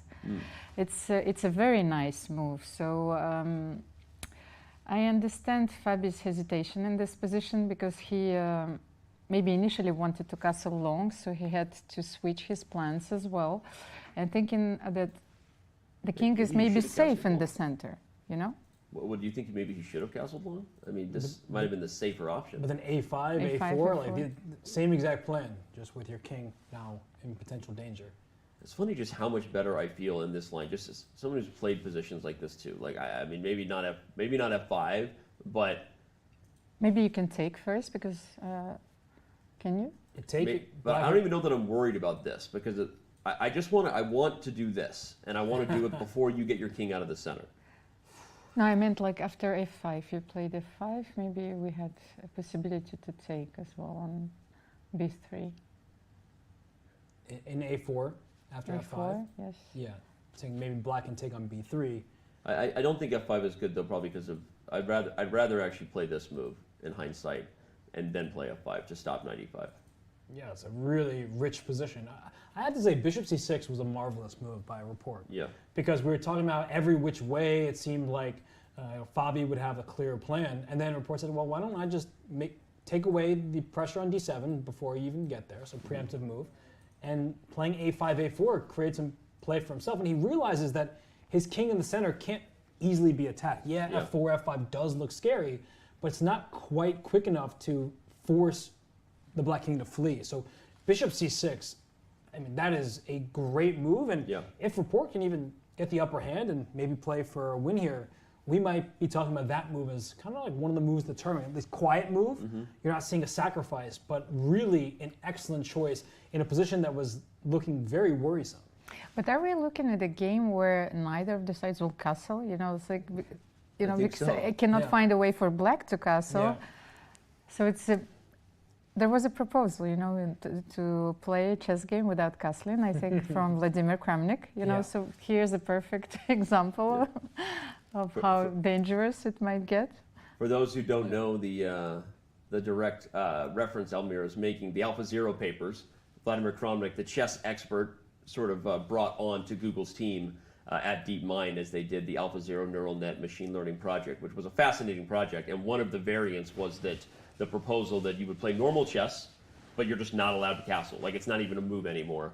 And it was, I think, one of the more interesting variants to consider, right? Because it allows a lot of things that we know to be prevalent, but king safety becomes a real issue in a lot of games, which is a lot of fun. So, all right, Fabi didn't go for what we were saying maybe with castles and f4. He played g5 in the game. I just had one question. If you can quickly get back to this variation, because I assumed that it was made, but it was no, with castling, just to understand these ideas, because I wanted to take on b3. I thought that was made, but we still had just f5 you played, I think. I don't want to play f5 though. No, but just okay, but the f5, I was thinking just to play take. I think f5 is just bad because of knight e5. No, but what if you take on g6? I still can't figure it out because I wanted to play rook e1, rook a1, check. So why can't you take the piece? Yes, that's. I thought that c takes b3, if you just take the knight, because there's no checkmate. It looks very dangerous. Rook a1, knight b1, and suddenly it's like, wait a second, is that worth the piece? And the engine, the cold-hearted engine, cold-blooded, just says h6, g6, and black's better. This is what I don't understand, because what I thought is like rook a1 is mate. Of course, I missed knight b1. Because I just disagree fundamentally, religiously, with where this position is going. But apparently the computer says, no, black is better. You know what, computer? But I don't want any part of this. Doesn't it seem completely insane? This is insane. Yeah, this position is better for black, who's down a piece for just 2 pawns right now, and it doesn't seem like a checkmate is coming. There's a threat of taking h2. There's, natural move threats, I guess, just to bring pieces out. Maybe this bishop gets involved at some point. It's obviously a mess, because I think we could say the computer says better, but also it's close enough to say this is one of those, what do we say they say in the books when they don't know the answer? Unclear. Yeah. This is unclear, and... No, you have this queen a8 ideas with rook. Now that I start digging deeper, queen a8 with the idea of rook b1, queen a2, queen a1 mate. That's another mate, yeah. Okay, well, all right. We'll see where this goes, because I want to kind of just catch us back up to the live position, because there's some other crazy stuff going on. Apparently the Ferrugia Duda game might be about to peter out, so I want to head over there. As you can see, everybody, he only has 16, since last game against Jan, where he took a ton of time, right? Now this game, history repeating here, and not getting anything. I'm going to go back to a storyline I said. I didn't double down on it early on because, there's no reason to. But Almira, I said that the pro of the storyline of you didn't play this year, right? You're keeping some things secret. You're reinventing yourself. Maybe you'll show some new openings. We've seen a little bit of that. The con is the direct reference to Tal Botvinnik, right? And the autobiography about the match. And again, it's still a game. And when you have to manage your time, make critical decisions, right, under pressure, calculate your way through variations, you can't replicate that unless you're playing against the best chess players in the world. The only event he played was in Bucharest. It did not go well, right? And we see some I don't want to call it clock mismanagement because what else was he going to do yesterday besides think? He was losing. But here, he's been better and still, like, just an hour down on the clock, doesn't seem to have settled in these games here. I mean, what do you think? That's my practical argument, is that his time management is showing. Well, he does feel a bit rusty. But That's what I'm saying. He's rusty. So does Ding. You know, he haven't played that many tournaments. So Rook B1. This is maybe amazing sequence, by the way. Queen takes D4. Yes. This is like beautiful stuff. Yeah, a lot of fun. The geometry that saves this game is actually just gorgeous. It's Queen F1.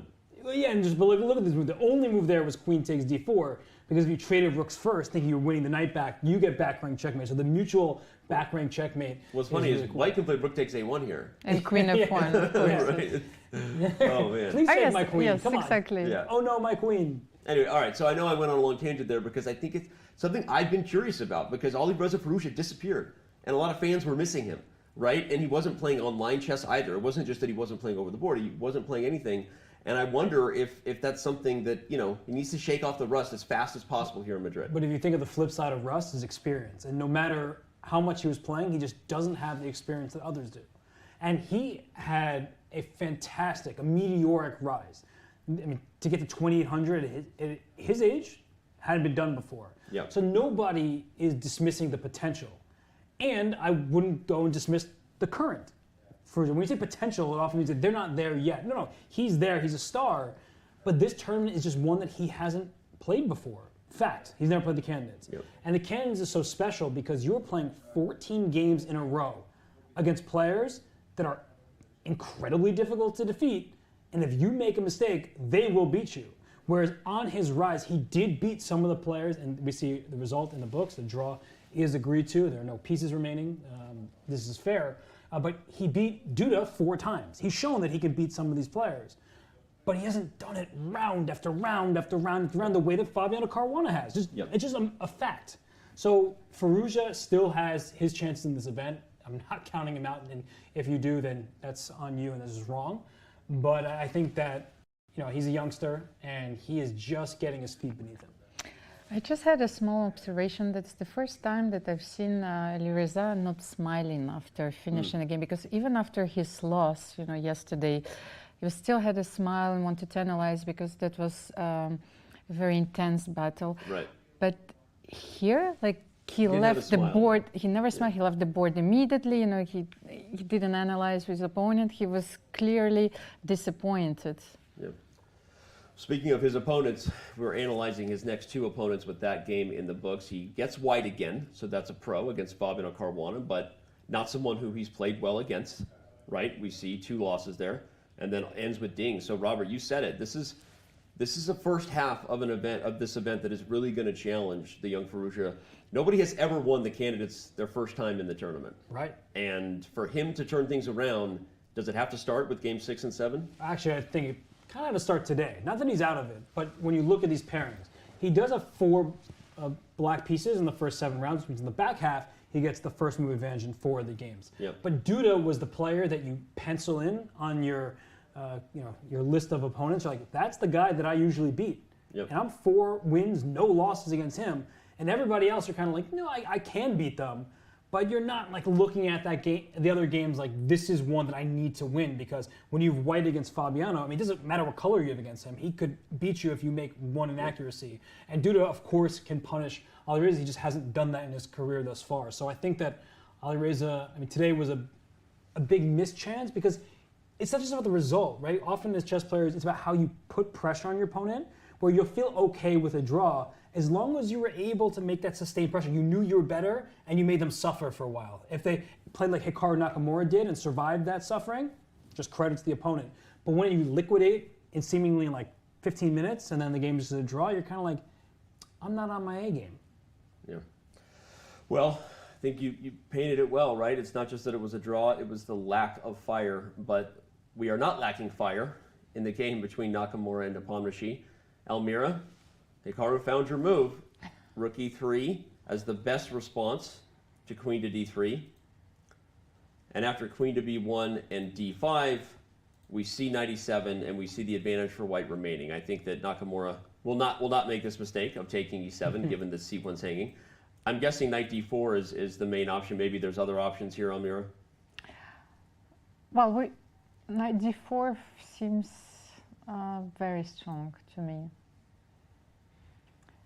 Knight Because, d4, you know, the bishop I moves. cannot see how black can coordinate his pieces. You know, that's probably the biggest trouble. Meaning you don't see how black can Yeah, I coordinate. don't see, that's a yes, good point. The thing I just spotted about knight d4 now that it's on the board is it also guards b3, so I'm immediately considering whether I can respond here. Note that this is a different position than we had before, because if you go for this line, I can take this pawn now. Maybe I can't because I'm mouse slipping, but you get it. So knight d4 is a double attack of not just the bishop, but also the b3 square. Although when the queen slides over to a1, like we've seen in many positions, it also attacks the knight that's on d4. So okay, that's fair. It may that's give a key move. black the necessary time to attack the knight and then try to defend b7. We can see it's good for white, but I mean, in this moment, knight d4, the bishop, I guess, doesn't necessarily have to move from f5, which is because the knight on e7 defends it. So the move queen b6, like just retreating, throwing our pieces backwards, that's another option that is in fact possible here, I guess.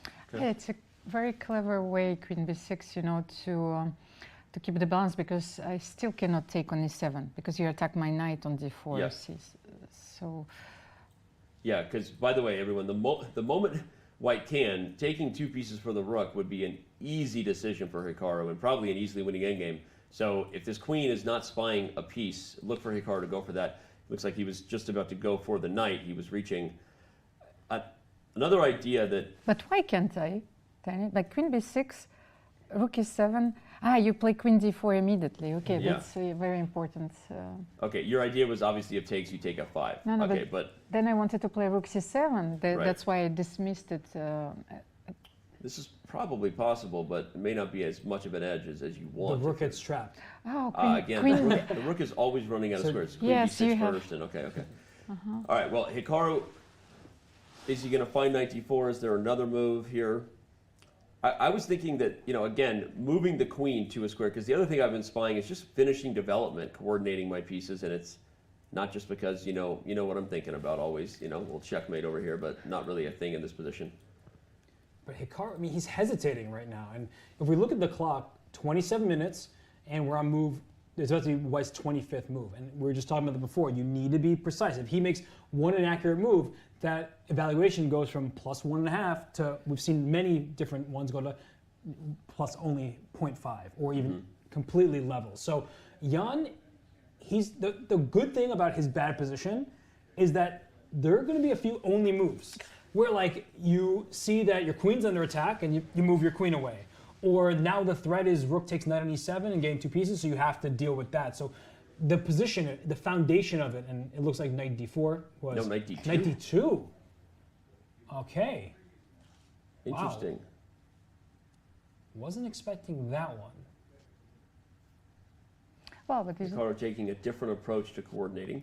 You cannot play queen b6 here, so you have two options, queen a1 and queen c2. Right, you need to keep in touch with that bishop on c1. Yeah, if you move the queen to anywhere that doesn't attack c1, rook takes e7 will be played. But a passive move, right? Maybe Hikaru has different plans for the knight than d4. Is it doing something over here?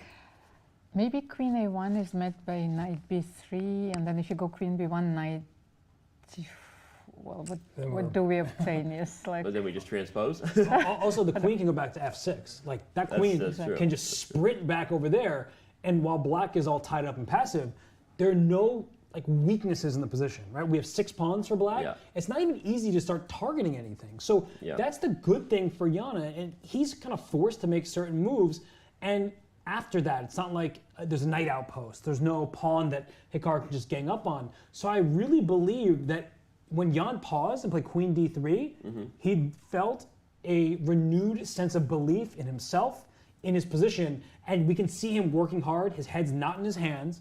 He's like, you know what? This game is not over. I did something that I can't even possibly comprehend, but now that we're here, let's keep digging. Yeah. Well, that's good. Maybe it took a couple of mistakes for Jan to kind of find himself, but if he is indeed feeling confident again after queen to d3, then we might be seeing the Nepo that we know, who qualified his way into the World Championship. Let's take stock again of what the expectations were on Nepo and the great player that he was in our next Chess.com. It is, excuse me, in our next Chess.com player profile. The defending champion Jan Nepomniachtchi is back at the Candidates, effecting his second straight bid to challenge for the World Chess Championship. One of the more experienced players, Nepo brings to Madrid an aggressive style that is both challenging to face and entertaining to watch. 2 years ago, Nepo made the most of his debut in the Candidates. With a round to spare, he won the event in convincing fashion. That's all he needed. Jan Nepomniachtchi is the 2021 World Chess Championship challenger. That victory led Nepo to a World Championship match with Carlsen and also secured his return to the Candidates in Madrid this year. Despite being one of only 2 players in the field to have won the Candidates, the expectations for Nepo are not particularly high this time around. However, his confidence from having won here before, in addition to his years of competitive experience, may offer him a shot to turn some heads. If Nepo should pull a major upset and face Magnus Carlsen again, the two know each other well. Nepo has competed against Carlsen for decades, ever since the two prodigies were 12 years old.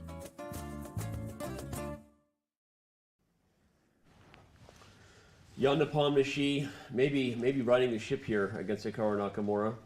Expectations, again, on Jan. Do you agree with sort of the summary that John, you had, just that maybe the world's expectations weren't that high for Nepomniachtchi, but he certainly doesn't feel that way based on how he's playing, Robert?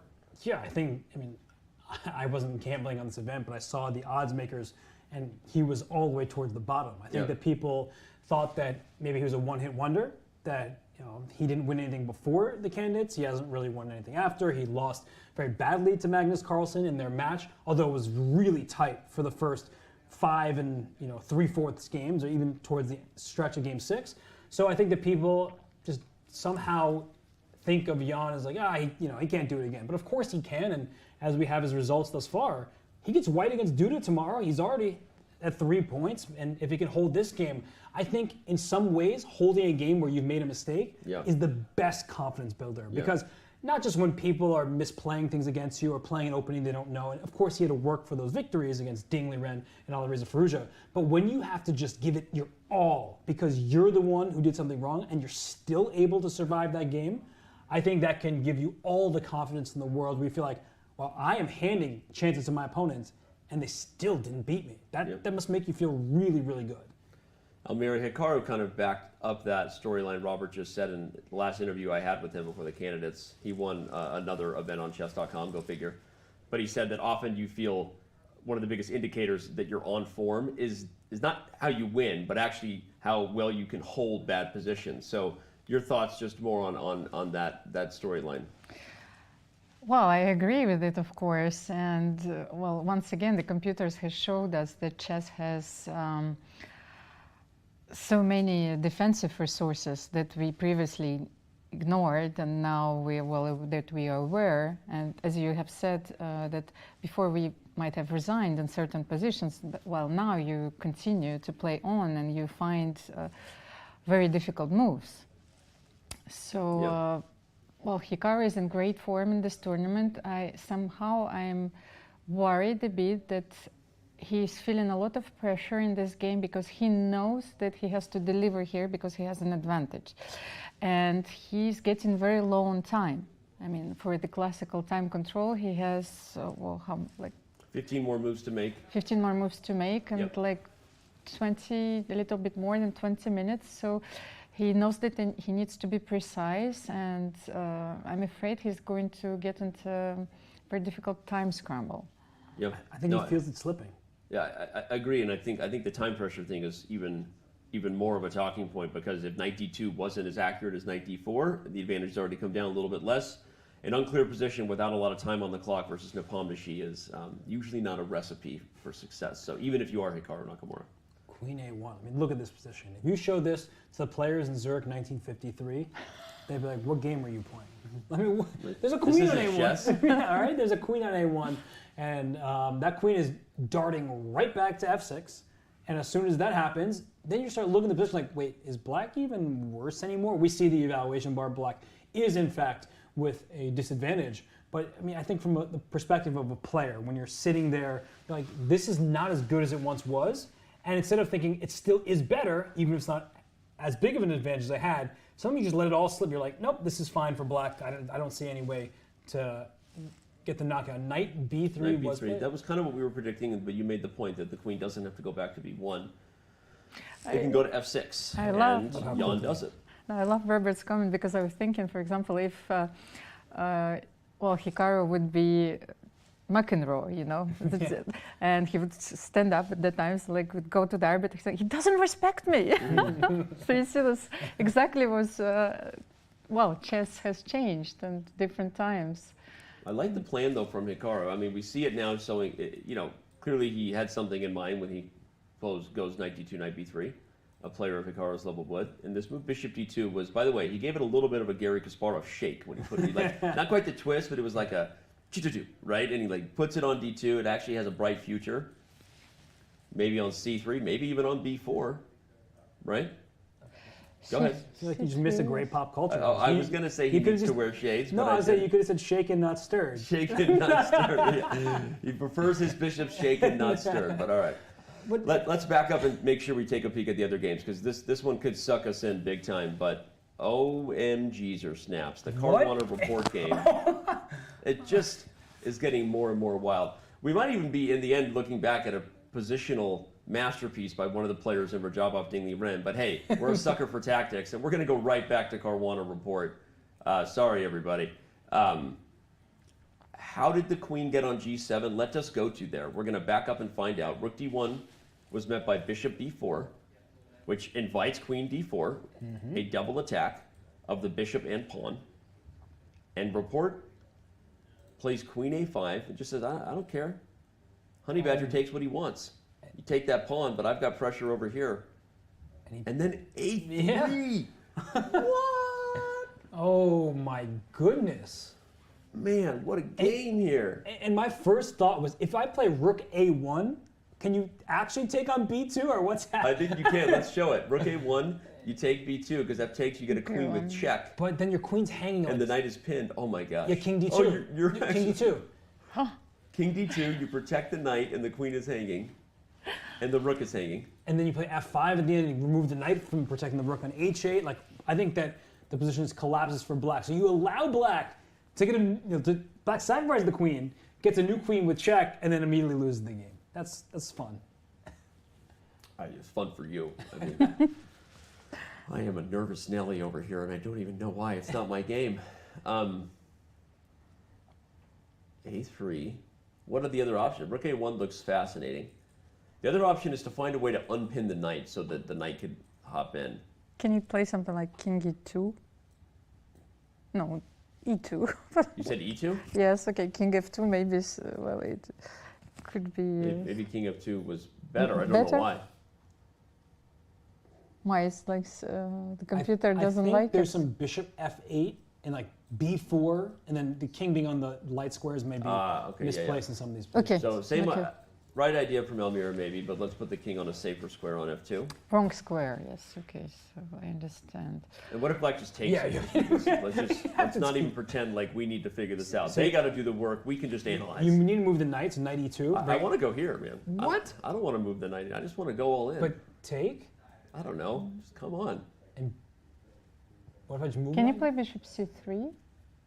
You probably can play bishop c3 as well. I was just going to move my bishop to b7. Bishop b7. And ask Danny. I want f5 and just everything. Okay, fine. You want it all and you want it now. I want it all and I want it now. Thank you, Baruka.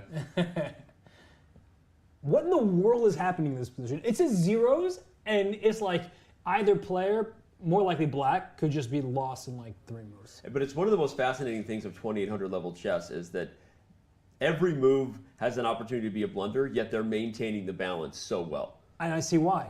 E5 traps the white queen, excuse me. So you're going to play bishop f8, and the queen goes to f6, and you play bishop e7, and then you make a draw. This is the line. The computer says that this is just going to end in a fancy draw. It's just incredible. Wow. I'm almost want to like sacrifice the white queen somehow, and wow, what a ridiculous position we have here. I love it. But I think what was really important about what you're pointing out, Robert, is that if the players don't see that line, then this position is not zeros, Almira, right? I mean, that's the point. There's one line that's zeros, and if that line doesn't happen, we're going to have a train wreck here. Well, it's like having universe mysteries being unveiled in front of us, really. That's a total chaos, but yet everything is in perfect order. The Taoism of chess. It's Richard Report's style. But Fabi, I mean, look at him, right? We have him on camera here. He looks like he's just calculating. And this is the type of position that he does tend to thrive in. So something that other players do is they make speculative decisions. Whereas Fabi, maybe it prevents him from winning certain games because he's not taking the risk. Think about how Report got here. He won that final game in the second Grand Prix leg where he took a risk and he reaped the rewards of that risk. I mean, against Adraken. Against Adraken, exactly, in the final. And that was brilliant. But imagine he lost that game. He wouldn't be here, and nobody would be calling that decision brilliant, and because it was risky. So Fabiano is not really the type of player who just throws pieces at his opponent and says, hopefully this works out. He's going to sit here. He has 40 minutes on the clock. It's still plenty of moves until time control, but he's going to evaluate, am I going to move my king, and is F2 really better than E2, or can I put my king on his diagonal and perhaps that's okay? Can I make this rook A1 move, which is as spicy as it gets, because black can take on B2, giving up a queen to get a new one, and then we found out that's not good for black. So it just kind of says, no, you think about it. Your turn to figure out if this is going to be okay. It's really an immensely difficult position to calculate. Almir, I want to go back to the point Robert made about whether Fabi likes speculative decisions, because I actually did a video series with him about his World Championship match with Magnus, and he talked about that game 8, which maybe in hindsight was really the best chance he would have had to win the World Championship. He chose this move H3 instead of Queen H5 for those who know the game. And Fabi, okay, now he does play the very accurate technical move. Fabi was critical of himself in saying sometimes his strength is his weakness, that because he doesn't make speculative decisions, the time where he really needed to, that wasn't his instinct, right? So what would you say about that? Well, I would not feel that this is definitely true now, because I've seen so many games where he was going for the long-term initiative, especially, for example, if you remember a game against Dink in the last Candidates, which he lost, but he sacrificed 2 pawns in a very speculative way. So, I think that he's made some adjustments, and maybe he's trying to be more precise about it.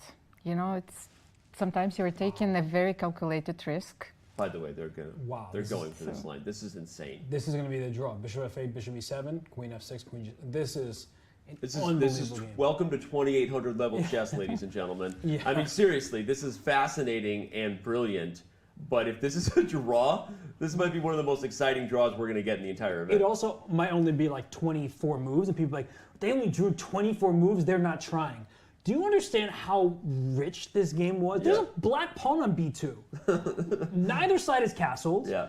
I mean, E5 is just a great move by Report, and perhaps even a cold shower for Fabiano, who was maybe liking his chances playing for initiative. But there is no way possible to stop Bishop F8, Bishop E7. Now, the queen can slide via F6 to F5. So maybe there is a way that Fabi can play on, but he might also be taking... Not if you play F5, which is the best move, right? Exactly. You play F5, but what if you... Should I take on E5, for example? Yeah. Okay, I have an idea. Queen now F6. that you said that.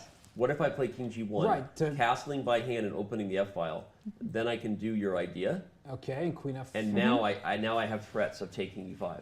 Oh, computer says, yeah, Danny, good call. Yeah, but okay, look, Black's best move I just saw was castle. Okay. Okay. Okay, I would love for this game to continue, because as you said, this has been a rich game. This has been a spectacular performance from both players of accuracy and, frankly, guts. Like you said, Almir, Report loves chaos. He thrives in this stuff, but Fabi's not shying away from the battle, so let them play on. Come on, chat. Let's send them the positive vibes, right? What Fabiano might do, though, is if he thinks he has this draw in his pocket, he might go watch the Jan-Nepomniachtchi game against Hikaru Nakamura, because the last thing he would want is Jan to win, and then he draws, and then now it's a full point. It's a full point distance. So it's too early to really consider what your adversaries are doing. But I do think that Fabiano, if he plays Queen F6, Queen G7, he can say, you know what, this is not the moment where I need to take an unnecessary risk, because, I mean, there's a pawn on B2. That pawn is 1 square away from queening, And so black could easily win this game if white just says, I'm going to move my king and try to avoid the draw. So, Almira, Robert is excited about the pawn. Well, and what I wanted to say is it's all started with bishop c6, a very quiet move. Remember, yeah, Robert? bishop c6. Yes. It all started there. Yeah, it's all started Bishop there. to c6 was brilliant from report. I mean, I wonder how much of it was just at the board or coming in and playing a interesting line in the Taimanov like this. How much report was prepared for this type of fight? So, I think this is report doing what he does best, showcasing his brilliance. And I mean, wow, what a game we have in store, and what a game it's already been. And if I take on e5, are you castling still? Like bishop f8, bishop e7, a queen f5, you castle? Probably, yeah. And I can even castle queenside in some position. I mean, the white king is no safer, and well, in this game, the kings are. Chat, we see you screaming for Hikaru. We've got the game board back up. We're, in fact, we may not even wait for Fabi to make his move, but that another move by Hikaru already played. Knight a5. The big thing I think that chat is getting excited about / nervous about, because we know there are so many fans, is he has 12 moves to make in only 13 minutes. And his evaluation, or his edge, that's slipping a little bit. Knight a5. I mean, okay, forget about what the computer says. I see the idea. He's attacking the pawn, and if b6 is played, the knight's coming to c6. That looks like a very strong square. Yeah. So I kind of like the idea of knight a5. Maybe there was something better, but at least he has a clear plan. He wants this. He wants the knight on c6 to put the bishop on c3 and just sort of strangle black a little bit, because the queen and the knight, they're running out of squares. So, but I feel like b6 is a move you kind of have to play at some point. And then after knight c6, you think, all right, where the knight looks good on c6, and it probably will go there. But can I not bring my bishop back to d7 and just flush that knight out of c6? Right. This was kind of my thought about the goal, but you're right. Maybe the queen just moves somewhere. Maybe here. How is white crashing through, right? And if you don't crash through and you give black a couple turns, we talked about the pawn structure. That a3 pawn, still loose over there. The bishop can park on c5 in some positions. And if that bishop gets to c5, it could be the white king that's suddenly in some danger over here. Wow. Okay. Robert's long-term foreshadowing of white's potential problems in this structure could be coming back to haunt Nakamura if he doesn't find the most accurate moves. Almira, is there, maybe he can play bishop c3 first, though, before knight to c6. What are your thoughts on where this game is headed? Well, it's a very unexpected turn of events. I think from chess point of view, psychologically, yes, we were trying to predict it, but then I think that now he has to find a way to exchange and to bail out. So maybe to play bishop c3, knight e5 to exchange the last pair of knights, and when you said bishop c3, bishop. Do you think Hikaru is already trying to bail out? I think he needs to do so. Okay, well that would be a huge turn of events, but given the time pressure situation, I'm not sure I can really disagree with you. I mean, the more we look at the fact that the edge has slipped, if you make this too spicy and black gets bishop c5 and queen g5 and knight f4 or knight h4. It's what I was trying to highlight earlier when it said +2. There was some sequence that, with absolute precision, you maintain this advantage, but the foundation, Jan plays bishop b7. See, this is what I mean. If he plays instantly, yeah, he's capable of finding the best moves, but earlier, that queen e4 move was just bad. But what he's doing now is he's saying, the worst is behind me. My piece is now on good squares. None of my pawns can be attacked. And so that +2 from earlier, it wasn't 2 extra pawns. That's what it means in computer speak, right? You're 2 pawns better, but it wasn't being up 2 pawns in a rook endgame. It was still really complicated. Hikaru couldn't find the right path forward. He's now playing bishop c3. I do think we will see this queen just hop on over to g5 from Jan. And if that rook leaves e3, then black can try to take over the e file. At any moment, black can consider playing bishop takes c6. The a3 pawn is loose. That knight on g6 could hop into the game. Of course, white is hanging in there. White's fighting. But to Almira's point, I think even if you don't ultimately bail out, you need to have that in your back pocket. You need to make sure that at every sequence, that there could be a series of trades that mean that you're not going to get in trouble, because this is the exact type of game where someone with a huge advantage at some point, they're feeling it, they're like, I got to win because I was better, and they don't recalibrate and say, am I still better right now? They think sometimes that psychological trick, like, I was better, so I am better, but right now we can see the evaluation bar. Right now, we also see that we're about to have a handshake in the game between Fabiano and Report. Unfortunately, he did not hear our call that we wanted this game to continue. So we see that F5 was indeed played. Bishop E7 and Bishop F8, the only real option for black. And to remind you, everybody, it is the only option, because if you move the knight, you lose the rook. So that's it. Report is brilliant, and Fabiano is a very stable player. Yeah. Like, he was not going to take the risk there. Fabi didn't go for the spicy and probably objectively worse Rook A1 moves, or what I was hoping for, this King G1, keep the queens on the board. But our second sort of short game in this round, we've already seen a draw between Alireza Firouzja and Jan-Krzysztof Duda, if you're just tuning in. But this was the opposite of that. If you were here, you heard Robin's comments on kind of the fact that Ferrugia was never able to really get anything. This could have gone wrong for either player. So they get credit for bringing the fight and being accurate to the draw. I think Fabiano's upset because he had the white pieces and he couldn't make the most of it, he couldn't capitalize and get a victory. But it's also the type of game that gets stuck in your head forever. And you're just like, can we talk about this position for the next 3 hours? Oh, wait, we got to go prepare. So, yeah. Good to play you, Richard. Those two are good friends.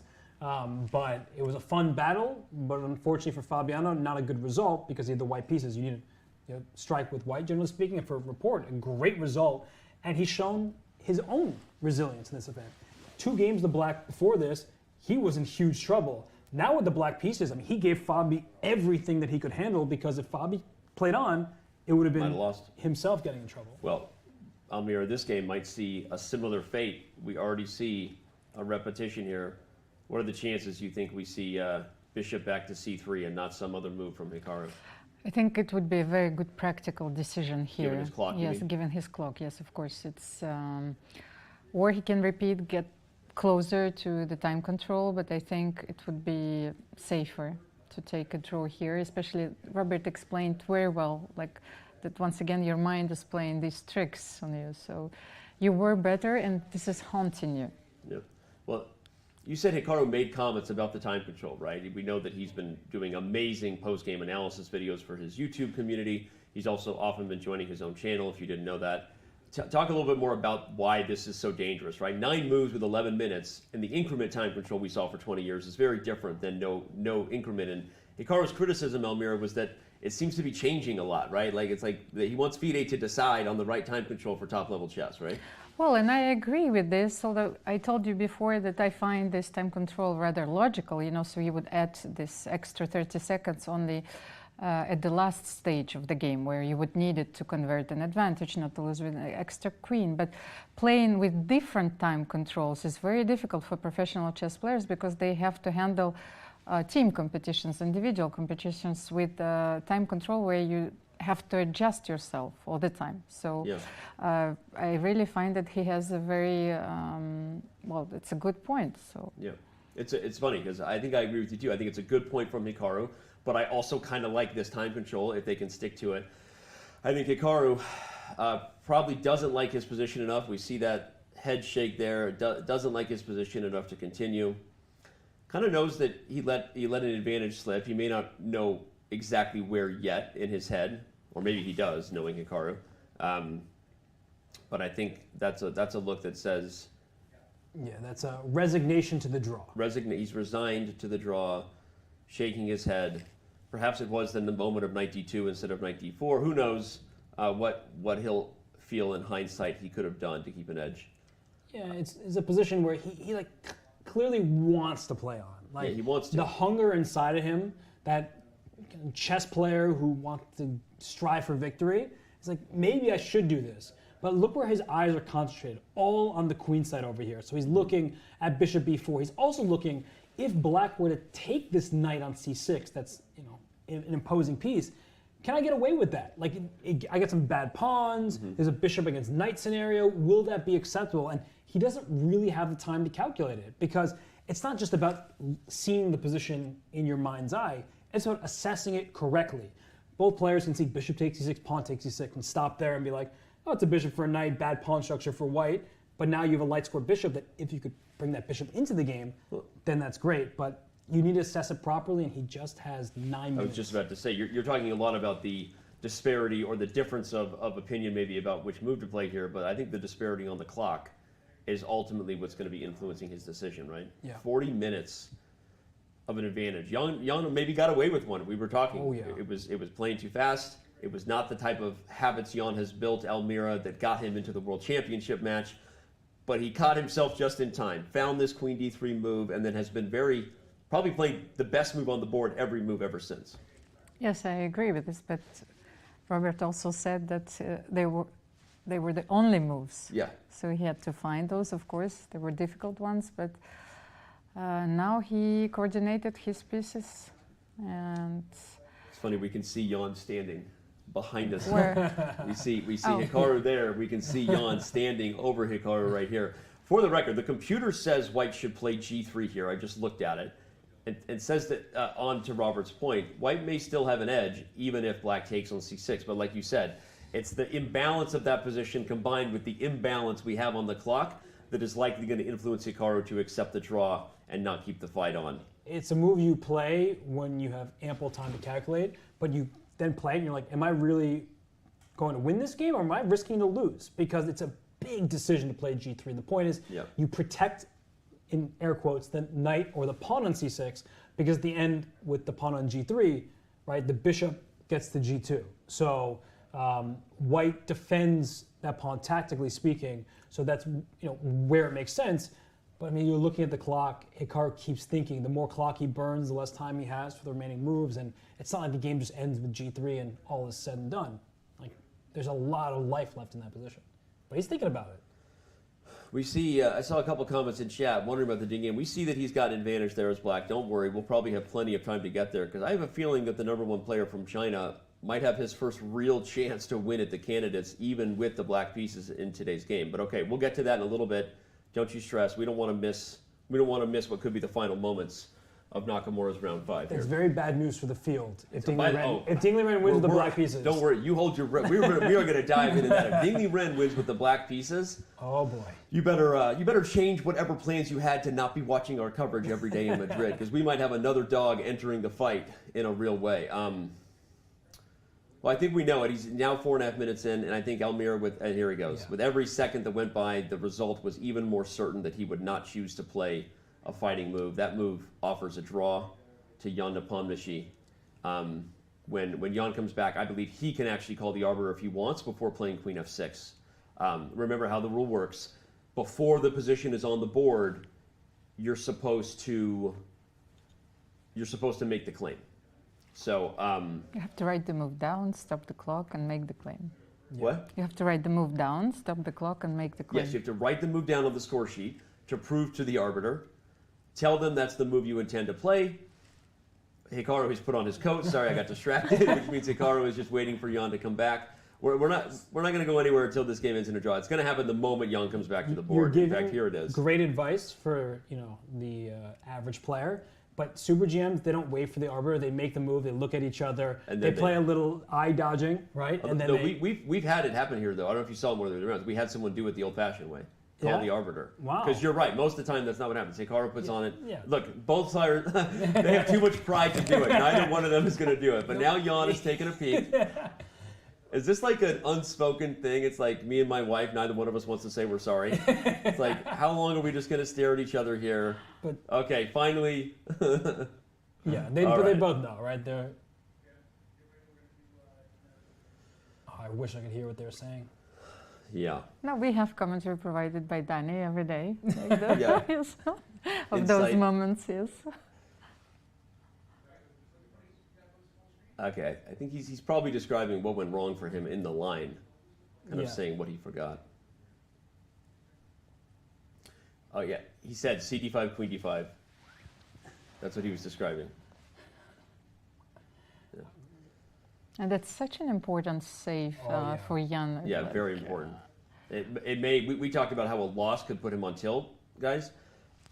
If he goes on to win this, we might be talking about this game as one of the early games that really influenced his 2022 candidates victory. So they're still analyzing here. The arbiter, by the way, shout out to the arbiter being very conscious about the cameras. Oh, I thought the arbiter was giving his advice in the position. Oh. Like, Hikaru, did you miss 19-4, buddy? Because...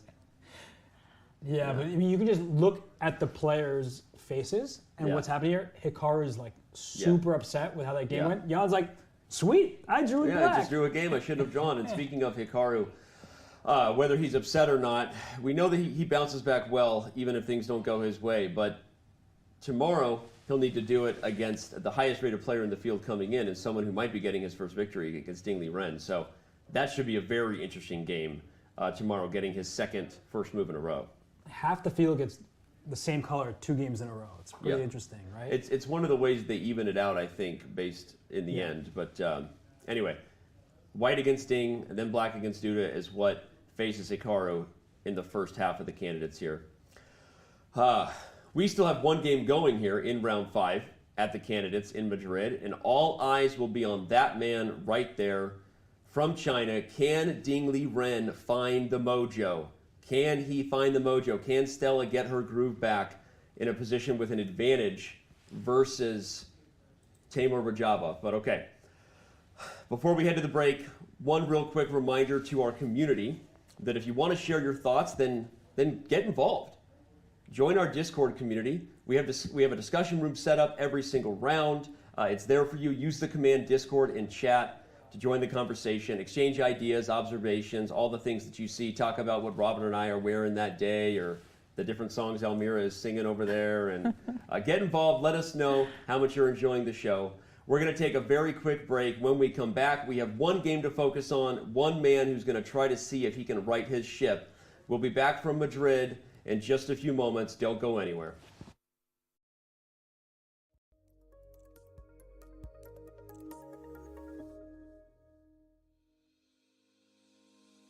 Want to hold a massive chess tournament with dozens of clubs or hundreds of players?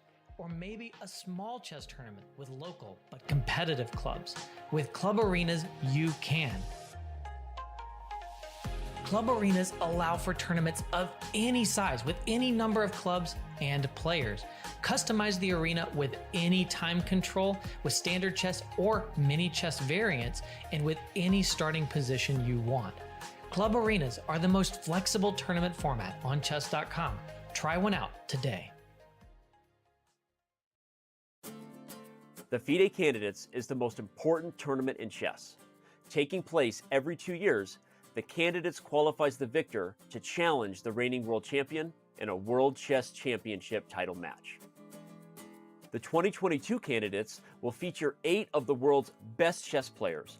They've all earned their spots through 2 years of fierce competition. They now head to Madrid, Spain, where everything will be settled over the board. One of those 8 spots is always reserved for the previous World Chess Championship challenger. Jan Nepomniachtchi would love nothing more than a second chance at the throne, but he has to get through 7 other great players in Madrid first. 2 spots went to the top finishers of the most prestigious open chess tournament in the world, the FIDE Chess.com Grand Swiss. Alireza Firouzja won the Grand Swiss, turned the heads of everyone in doing so, and has become the youngest player in history to cross the 2,800 ELO rating barrier.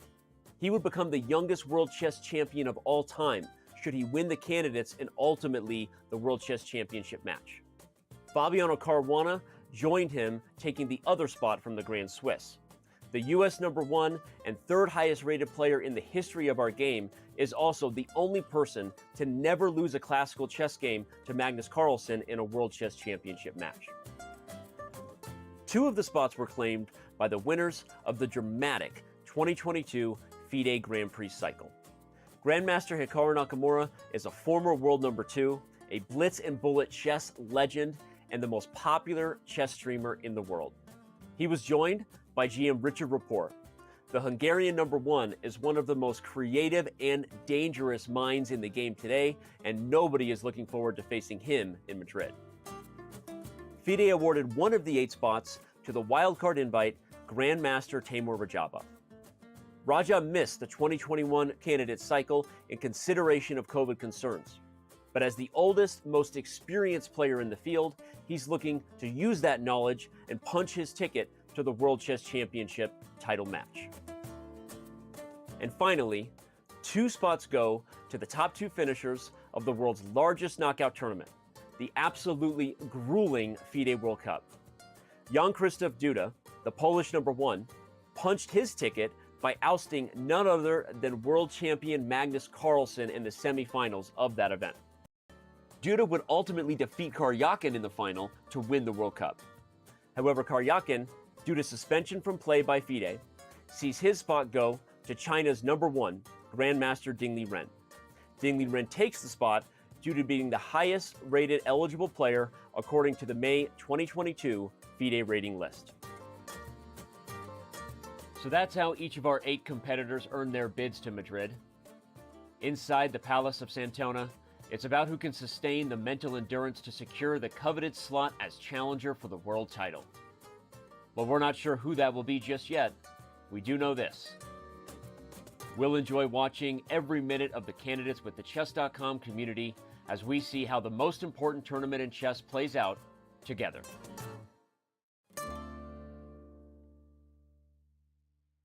Did you know you can watch top chess events right on your phone? You don't even need to download an app. Just open any mobile browser and head to chess.com/events. You can see what's happening right now, check out top games, see results, and so much more. Try it for yourself at chess.com/events.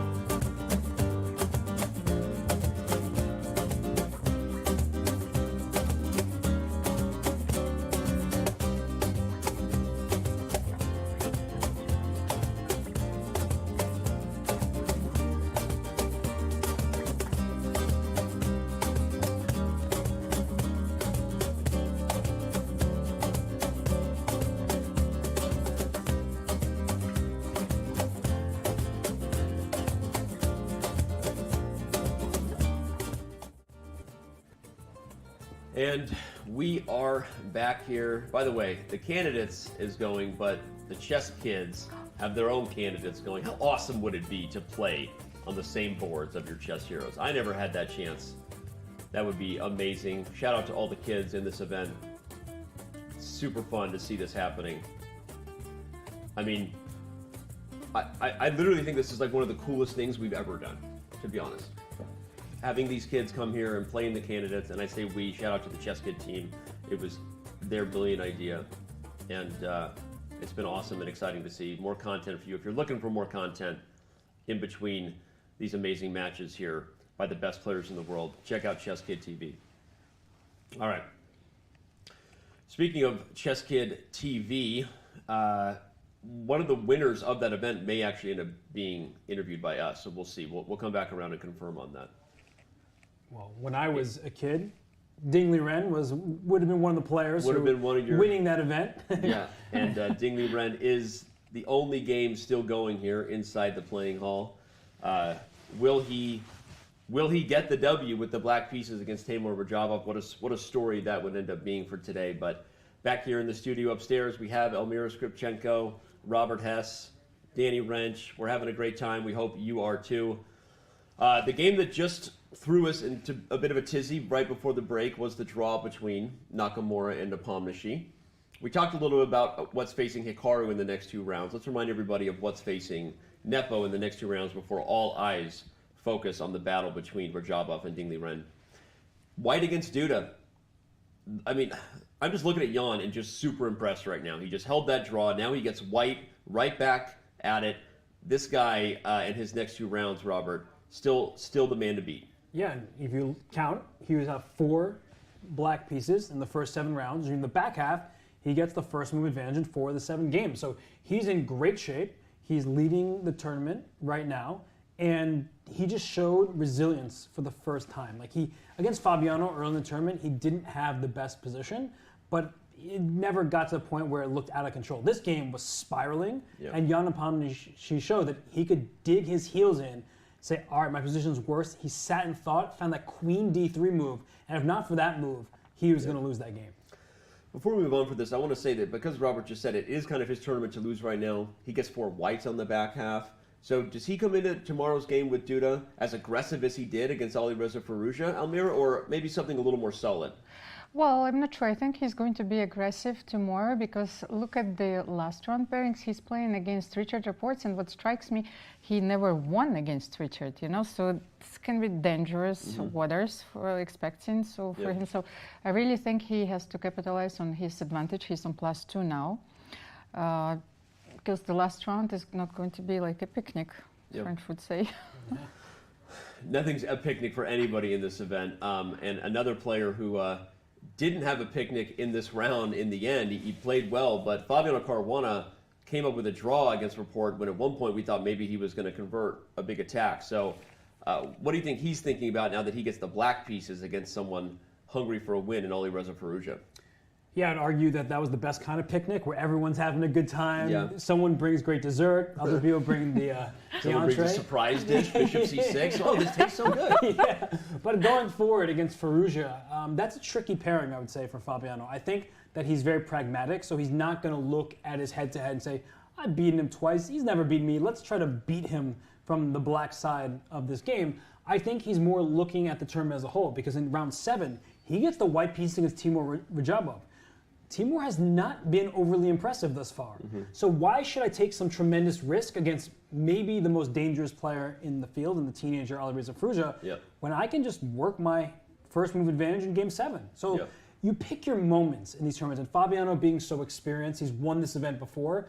I don't think he's going to go out of his way to do anything risky. I think he's going to try to be solid tomorrow, hold. If the opportunity presents itself, he will play for a win. But first and foremost is neutralizing whatever opening prep Alireza has, and then he looks at game 7, and if I'm looking at the tournament overall, you have to pick somebody to try and beat, and so far Rajabov is probably the opponent that Caruana would be looking at.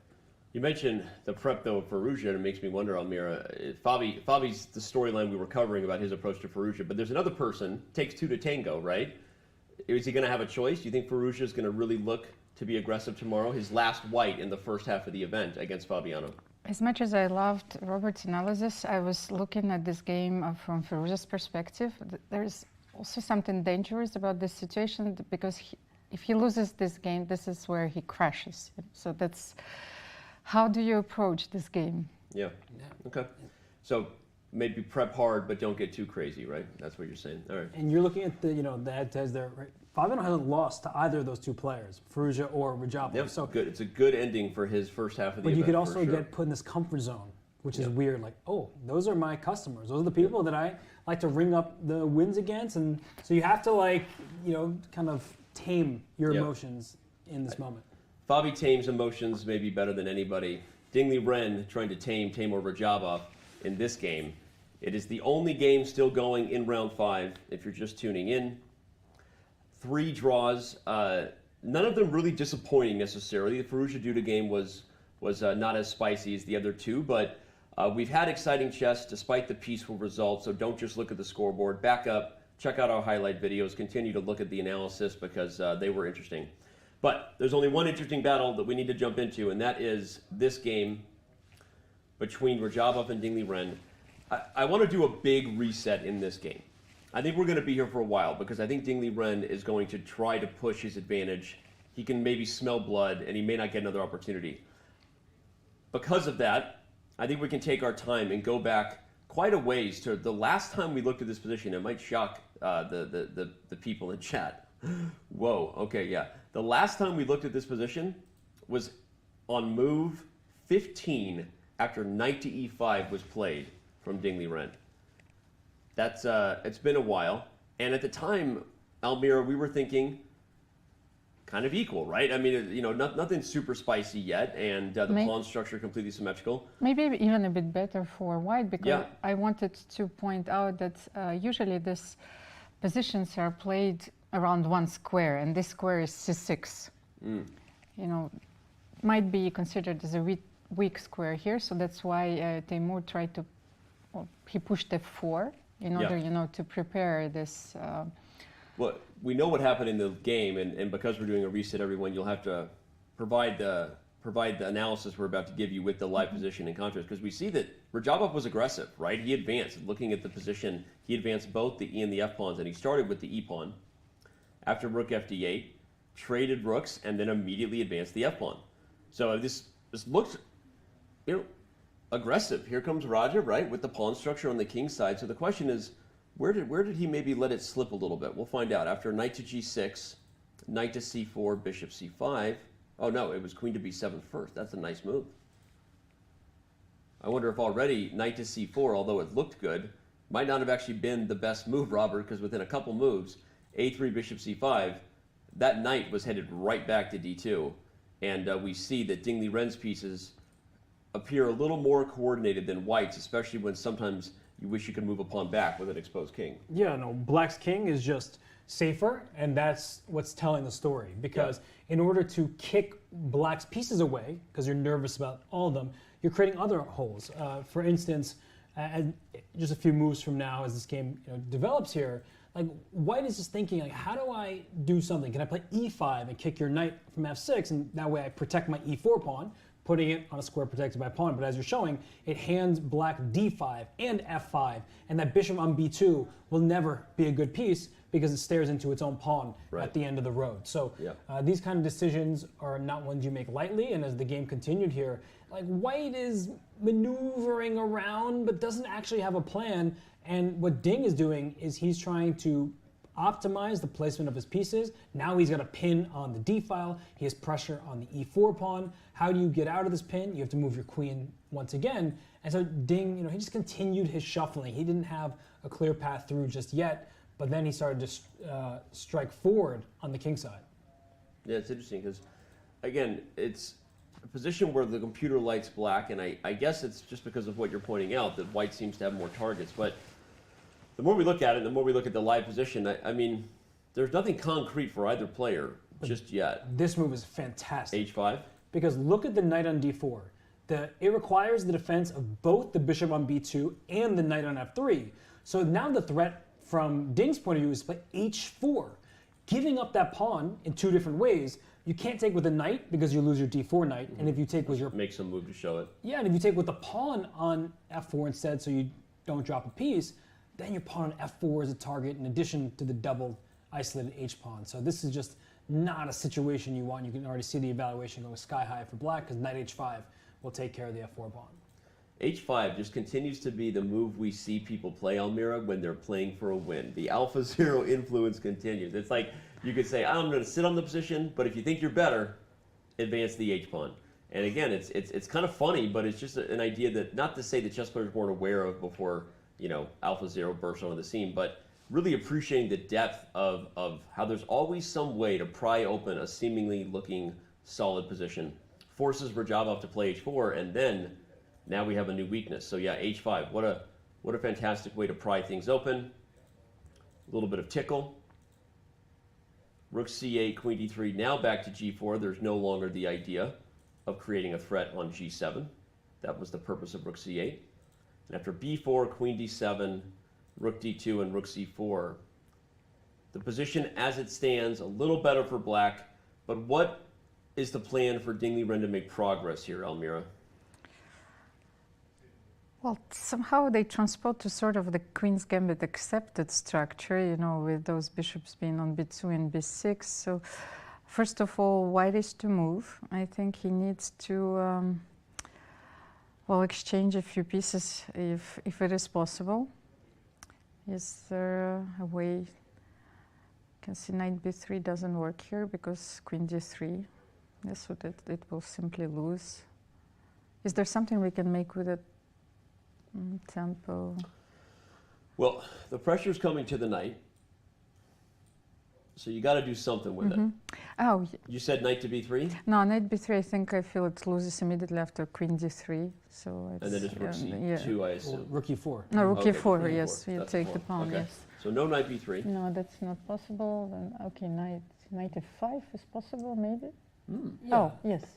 But That's a spicy move. But I think it's just super direct. You take on d3 because the queen, has hanging. Take on e7 with check. The king goes to f8, and in this position, you can even throw in the move rook c2 check if I you think you want, probably should, yeah. which forces rook to d2. And the problem for white, there are long-term issues. Look at the pawn on a3 and b4. Look at the pawn on g3, f4, h4, all on dark squares. And in this position, the knight is going to come to e3 with check to protect the rook. Then you're going to... Or maybe even after you Yeah, can, you in could some- even take and then do it. some order over here. And the problem for white is that all of these pawns are going to become potential targets. So even though the evaluation says white's only slightly worse, from a practical point of view, it feels like all your pawns are about to be potentially picked off, and it's deeply uncomfortable. Yeah, it's definitely a position that speaks to a theme that Almira and I have talked about a few times, which is the principle of two weaknesses, right? White literally has weaknesses on both sides of the board that are on the color of black's now demon bishop, right? Because if that bishop gets going, you can poke and prod. So I really like that. Knight f5 it's a very direct solution. It's interesting. But what I don't like about knight f5, although if you exchange a pair of knights, then your pawn on e4 is, is hanging all the time. And So maybe- you don't maybe want for to that push reason it you should just e5. take. Yes. Yeah. I mean, g7 at some point, you should probably consider capturing that, but e4 seems more important in this position. Yeah.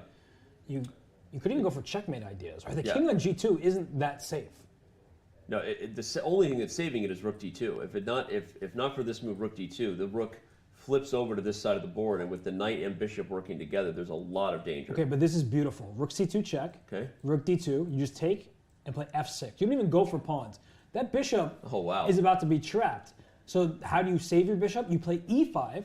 Or this. Yeah. Well, my king will just hunt you down. King f7, king j8. So now I play f5, and your bishop is shut out. And importantly, this pawn on g3 is an extra pawn, but it can't go anywhere because black has his claws, f5 and h5 there, saying your pawn can't move.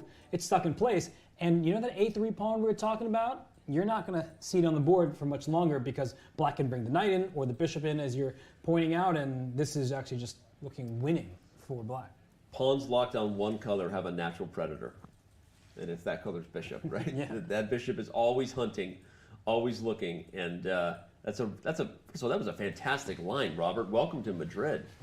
that was a fantastic idea. Seriously, that sort of theme could be game changing because while it's unlikely to be missed, it's possible even the best players in the world could underestimate an idea like f6, where suddenly the bishop is completely shut out. So, man, oh man. And Rajabov, he spent a lot of time on this move. Okay, they're on move 35, they're nearing the time control, but you can sense that Rajabov understands this is the moment because either he's just going to be worse and groveling for a draw, or his position just collapses because he makes a bad move, or if he finds knight f5, there's some way to liquidate trades and pieces, and then he can save his king and his pawns in the process, then it's worth it. But you can see, like, even after knight f5, black has this move knight d5, and it's just chaos. That would be quite the mess. Knight d5? Yeah. Oh my god, I haven't seen this one. Like, I mean, all of black's pieces are aiming at the white king, so maybe you want the queens on the board. I got a feeling about Ding Liren's chances here in Madrid, maybe turning around. But while we wait for Roger to figure out what his feelings are in the position, we know he works hard. He works super hard. One of the staples of the way Rajabov plays chess.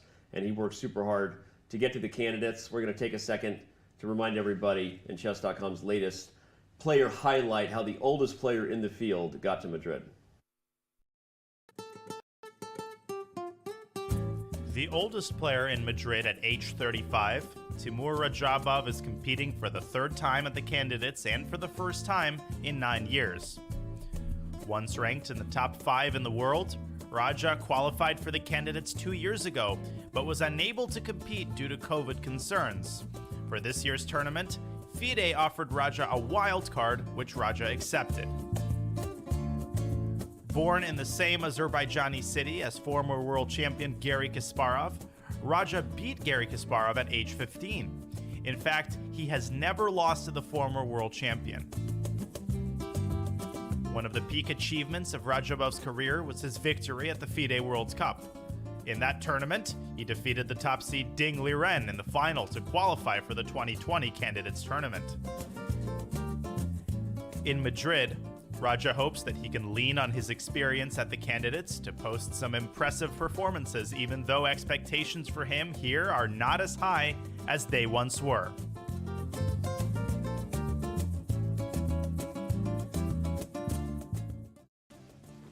You know, it's interesting because the way that Rajabov got into the Candidates, by the way, was beating the person who he might lose to in this game.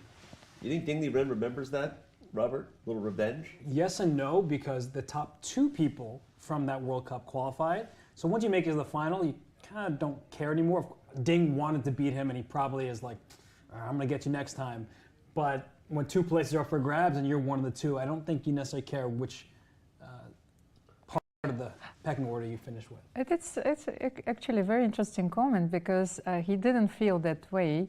When I interviewed him in St. Louis after beating Magnus Carlsen, you know, he just won Sinquefield Cup. That was such impressive performance.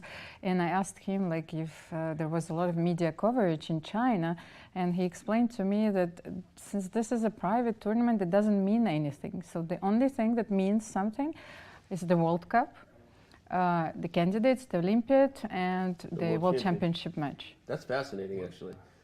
Well, expectations obviously not super high on Rajabov, and I say obviously with all due respect, he's had an incredible career. Unfortunately, right now he's in the bottom of the standings. So, what do you do with a mindset where you know expectations aren't high, but you don't want to become a punching bag either, right? How do you keep yourself motivated throughout the event, especially should he lose this game to Ding Liren?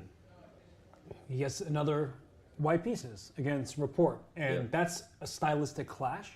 Rapport is a highly energetic, exciting player who, you know, you won't even know what he's going to play on move 1.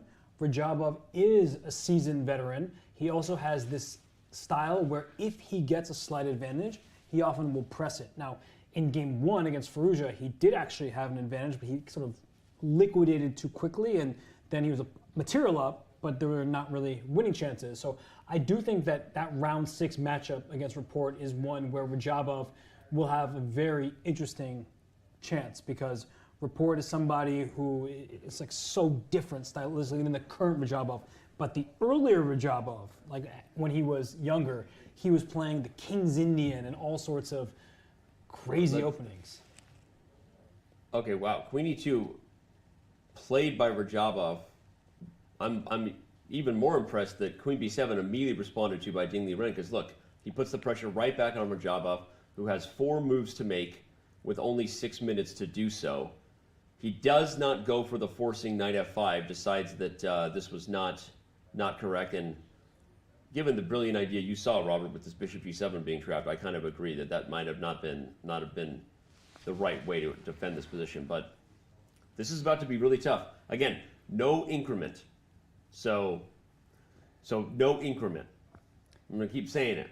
It's just deeply uncomfortable for white right now. You can't move your pieces. The knight on d4 can't move because your pawn e4 is loose, so he goes queen d3 back. Look at this. He's decided he can just shuffle puck until reaching time control, just repeating. But he can't very easily because now Ding can make the move knight to g6, and we remind everybody that they get an additional hour after move 40 is made. We're move 37. But the move knight to g6 also threatens e6 to e5 in many positions because white's king, it seems safe enough for the moment, but if I can get more pieces into the attack, I mean, that king is losing its shelter very quickly. I love that idea.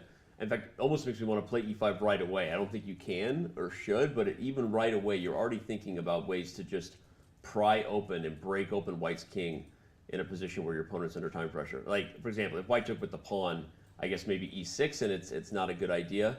But I was just thinking about some crazy variations where the position opens up. You can see the even bar. Even this. Yeah, looks... even that's my. So it wasn't maybe as good, but I really like your idea of e5 and knight g6, preparing it probably even more solid. Yeah, the computer likes that better, but from a practical perspective, Rajabov's position might be hanging by a thread here. This right here might be the move that either wins the game or not, because if you play not just a strong move here, Almira, but a move that makes Rajabov think, right? That could be it. Well, I was fascinated by Robert's comments, you know, that, and I tend to forget that I'm thinking about the position and we are still on air, you know. Yeah. I have to say something. It's how difficult White's position is. Like I was looking for bishop a1, bishop b2, or queen e2, queen d3, just to be able to hold. Well, that's what Rajabov is doing. He's looking at queen e2, queen d3, bishop a1, bishop b2. What's funny, if not for the threat of e5, Robert, then Rajabov's idea has merit, right? He's like, hey, I can't do anything better with my pieces than I've already done. They're on the best squares. So it's up for Dingley Ren to show a way to mix it up. I really like the e5 sack that I came up with, even though it's bad. I just want to do it. I want to do it to spite chat. Well, I mean, a way to get e5 in with the full force is if your pawn, let's say the pawn was already on f6, playing e5 would kick that knight out of there, and that gives black the e3 square, the diagonal for the bishop over there on b6. Like, that king on g2 is really not safe. Yep. So there actually is serious consideration for the move f6 here. I was going to say even right away. It gives up the e6 pawn. It does, but if you take that pawn, here's where the problems are. Rook takes e4, and look at that diagonal now. Yeah. Right? And the rook e3 is a threat. Knight e3 is going to be a threat. The knight on e7 is about to jump in to f or d5. I mean, all sorts of places for that piece. So the problem for black is you just don't have that last piece in the game. The knight on e7 is controlled by the pawn 3 squares away, the e4 pawn. Yeah. So you're happy to make that trade because then your knight jumps in the game and White's position falls apart.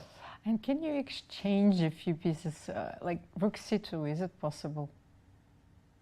Yeah. No, now I found knight e3 and then rook c2. Yeah. Yes, that's not rook c2, knight c2, but knight e3 first. Yeah, that's a good beautiful. So which line? If rook c2? Let's say like... Yeah. Well, if takes, don't take with the queen. Right. Yes, but maybe knight e3 first and then take the rook. Exactly. So knight e3 check, and you'd have to take it, and now you can't take back because the knight's pinned. Wow. In fact, that's actually really huge. So that prevents White from simplifying the pressure here.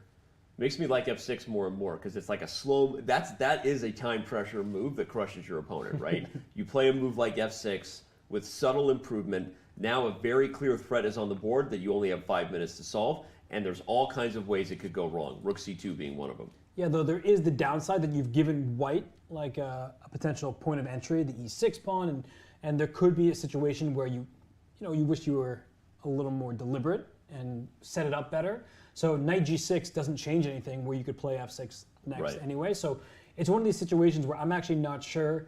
Both look appealing, and the only thing that I can see that black needs to look out for is some kind of back rank checkmate. Like, it's not completely out of the question. With this knight g5 idea. Yeah, there's some game-saving tactic for Rajabov because the black king also has its own problems. It's one argument in favor of f6. Yeah, that's true, actually. Well, exactly, another point in favor of f6, but I think that was Ding's idea when he played queen b7 instantly. Yeah. He's preparing f6 and e5. Right. I like that. Preparing to prove Ben Feingold wrong. There's almost nothing I like more. Yeah, it's that definitely is an exception to that quote-unquote rule that Ben Never move your f pawn. Yeah, it looks really strong. f6 will prepare e5. Again, as we pointed out, hard to make moves for White that aren't blunders when all your pieces are dynamically poised for tactics. Right? That's tension. Yeah, and this would be, you can't even state how big a result this would be for Dingley Ren. Yeah. Because he heard his interview after his first loss, and he started talking to Dina, and he was saying how I played terribly, and then he's in a minus score. So beating players in this field is not very easy. But if Dingley Ren can win this game with the black pieces, we know he can beat anybody in this competition. Yep. And then he has that belief in himself that he didn't have in the previous candidates where he lost the first 2 games. So he just played. He plays F6. F6. Here we go. Wow. F6. Elmira pumps her fists over here in studio. F6. I feel like everybody wants to see Ding Liren find even Timur Rajabov wants to see Ding Liren find his one. Can we just all agree that we want the Ding Liren of 2019 back? Can we all? Can I get a show of hands, please? I guess into this is I'm raising my hand in spirit. Inside he is. Is Ding Liren maybe like the most liked player? Seriously, he might be the most beloved player who, I mean, people just love Ding Liren. Yeah, he's a really nice total guy. sweetheart. Yeah. And again, the 2019 Ding Liren, I was saying in day one, you and I commented on the epic tiebreak where he beat Magnus Carlsen in 2019, and I remember you and I talking, is this a preview of the World Chess Championship match? But even more importantly, a challenger that Magnus might have trouble with should Ding Liren get through the candidates. COVID happened. Ding Liren has not been the same player since. Well, he lost the first 2 games. Yep. In the previous candidates. He beat Fabiano in game 3, but he just was sluggish out of the gates. Yeah. With the pandemic, with the lockdown and all those things associated with it, it was clearly very difficult for him. But then the second half of the candidates, he scored the most points. Yeah, no, that's true. In fact, we should remember that. We see you, chat. Keep bringing it. Ding is going to make a run. If you're right, I think we have even more not that chess hasn't been entertaining here in Madrid, but I would love to see Ding Liren get on a roll. Come on, Ding. People are rooting for you. And like I said, maybe even Timur Rajabov inside is rooting for Ding Liren to find his form, the mojo that has been escaping him. But that's a good point, Robert. I guess I forget, because it was so out of reach, I really haven't remembered well that the second half of the candidates, it did go pretty good for Ding Liren. Oh, yeah. So, and he beat Jan Nepomniachtchi in the final game where Jan had nothing to play for. Jan doesn't like losing chess games, but at that point the tournament result was in the bag. But Ding was a completely different player, and I think somehow, despite his 2,800 plus rating, number 2 in the world, people aren't that familiar with Ding Liren's chess. Yep. And what I like most about his chess is he has an extremely universal style. Yep. He often goes boa constrictor, like the game we're seeing here, whereas his opponent even making a single move is difficult. But then there are times where he just sacks his queen and wins a tiebreaker brilliancy against Magnus Carlsen. He able to crush people in 25 moves, and he beat Fabiano Caruana in the 2019 Singfield Cup actually in a really nice game where it looked very level and every move was difficult for Fabiano to play. So I have we all have a tremendous amount of respect for Ding Liren, but I think somehow he goes under the radar despite being the only other player besides Magnus Carlsen who's 2,800 plus at the moment. Well, at the moment, Timur Rajabov only has 2.5 minutes. And what did we say about F6, Elmira? We said that's a strong time pressure move. If you want to learn how to beat your opponents when you have an edge and they're low on the clock, it takes poise, right? It takes moves like that give them multiple problems to solve and ways to go wrong. Well, I also hope that once we'll have time, we can find Ding's game. I think it was one of the most beautiful games that I've ever seen. Played, I think, in the Chinese Team Championship when he sacrificed his queen, and it was a pure marvel. I was remembering the queen sacrifice against Matt, although that was really just the finishing touches on a brilliant game from Ding Liren. But and again, and that's another reason why people would be excited, not just to see him make a run, but even play a match against Magnus, because as Carlsen himself has said, Ding Liren may be the toughest challenger he has left in his generation, and I know he's kind of said both on and off the record, right? I mean, besides the Ferrugia comments, we know that Magnus has a ton of respect for Ding Liren's game. Look at Rajabov right now. Yeah. I mean, he is desperately trying to find a move here. F6 was Black's 37th move. There are 3 moves to make and only 1 minute and 35 seconds of counting down for Rajabov. This is a moment where he's like, I don't see a single idea. We said rook c2 fails to knight e3 check. That would be a pretty logical move to play. I can't move my knight from d4, open bishop. And did he just go king h3? King h3. Oh my gosh. Tucks the king. By the way, gets the king off the diagonal. So it makes sense tactically. Wow, what a move. If this works, king h3? My first temptation is to bring my queen to the c8, h3 diagonal and just sort of chase you down. But I know that if I do that, then you'll bring your king back to g2 because you're not looking at my queen there and happy to see it. You're running right away from. But why go away from the plan you had? I mean, of knight g6 and e5, right? Can we continue to go for this? Probably. If you play e5 right away, it's not as cute as having a discovered check, but you still open that diagonal for the queen to come there with tempi at some point. I just get the feeling that if it like this could be a Zugzwang. If it were white to move, I feel like white might just be lost. No, I'm serious, right? It's like one of those positions where, what is white's move? If you said you have to move again, what does white play? But why can't you play e5? You probably can. I just want. No, I want to find out like knight f2, you know, is followed, or there is something we're missing. Check at the end. Like you always have to be careful. We were okay. earlier. Yes, okay. That's the point.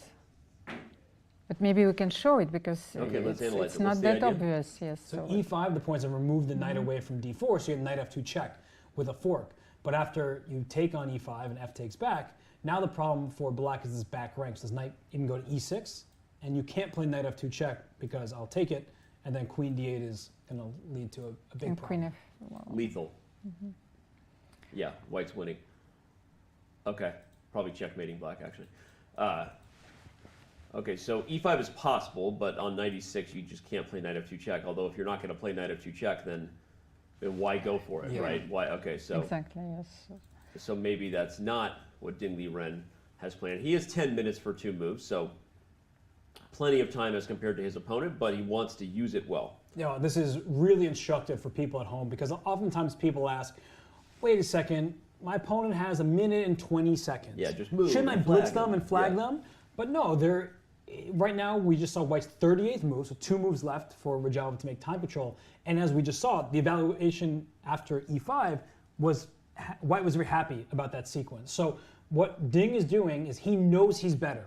So if he can keep his advantage, he doesn't really care that much that it's move 40 because he's still much better. Yeah. But if he slips right now, the game could immediately turn from pressing for his first win of the event to Rajava saying, I've wiped my hands of this position, I'm doing okay. Nietzsche. We don't want that. We want blood. So, like I said, even Timur Rajabov is like, he's like, I'm not going to give it to you, but if you want to come and take it, we'd all be happy to see you on a roll, Ding Liren. All right, well, what other moves then? You established that the most forcing threat behind f6 is probably not the follow-up, a more subtle move, and Ding Liren plays a subtle move on that note. Your originally asked for queen to c8 is now on the board. So I expect king g2, and then he might just play like queen d7 and say, what move are you going to make? Right. Yeah, so it's a game of tickle, right? King g2, put the queen here.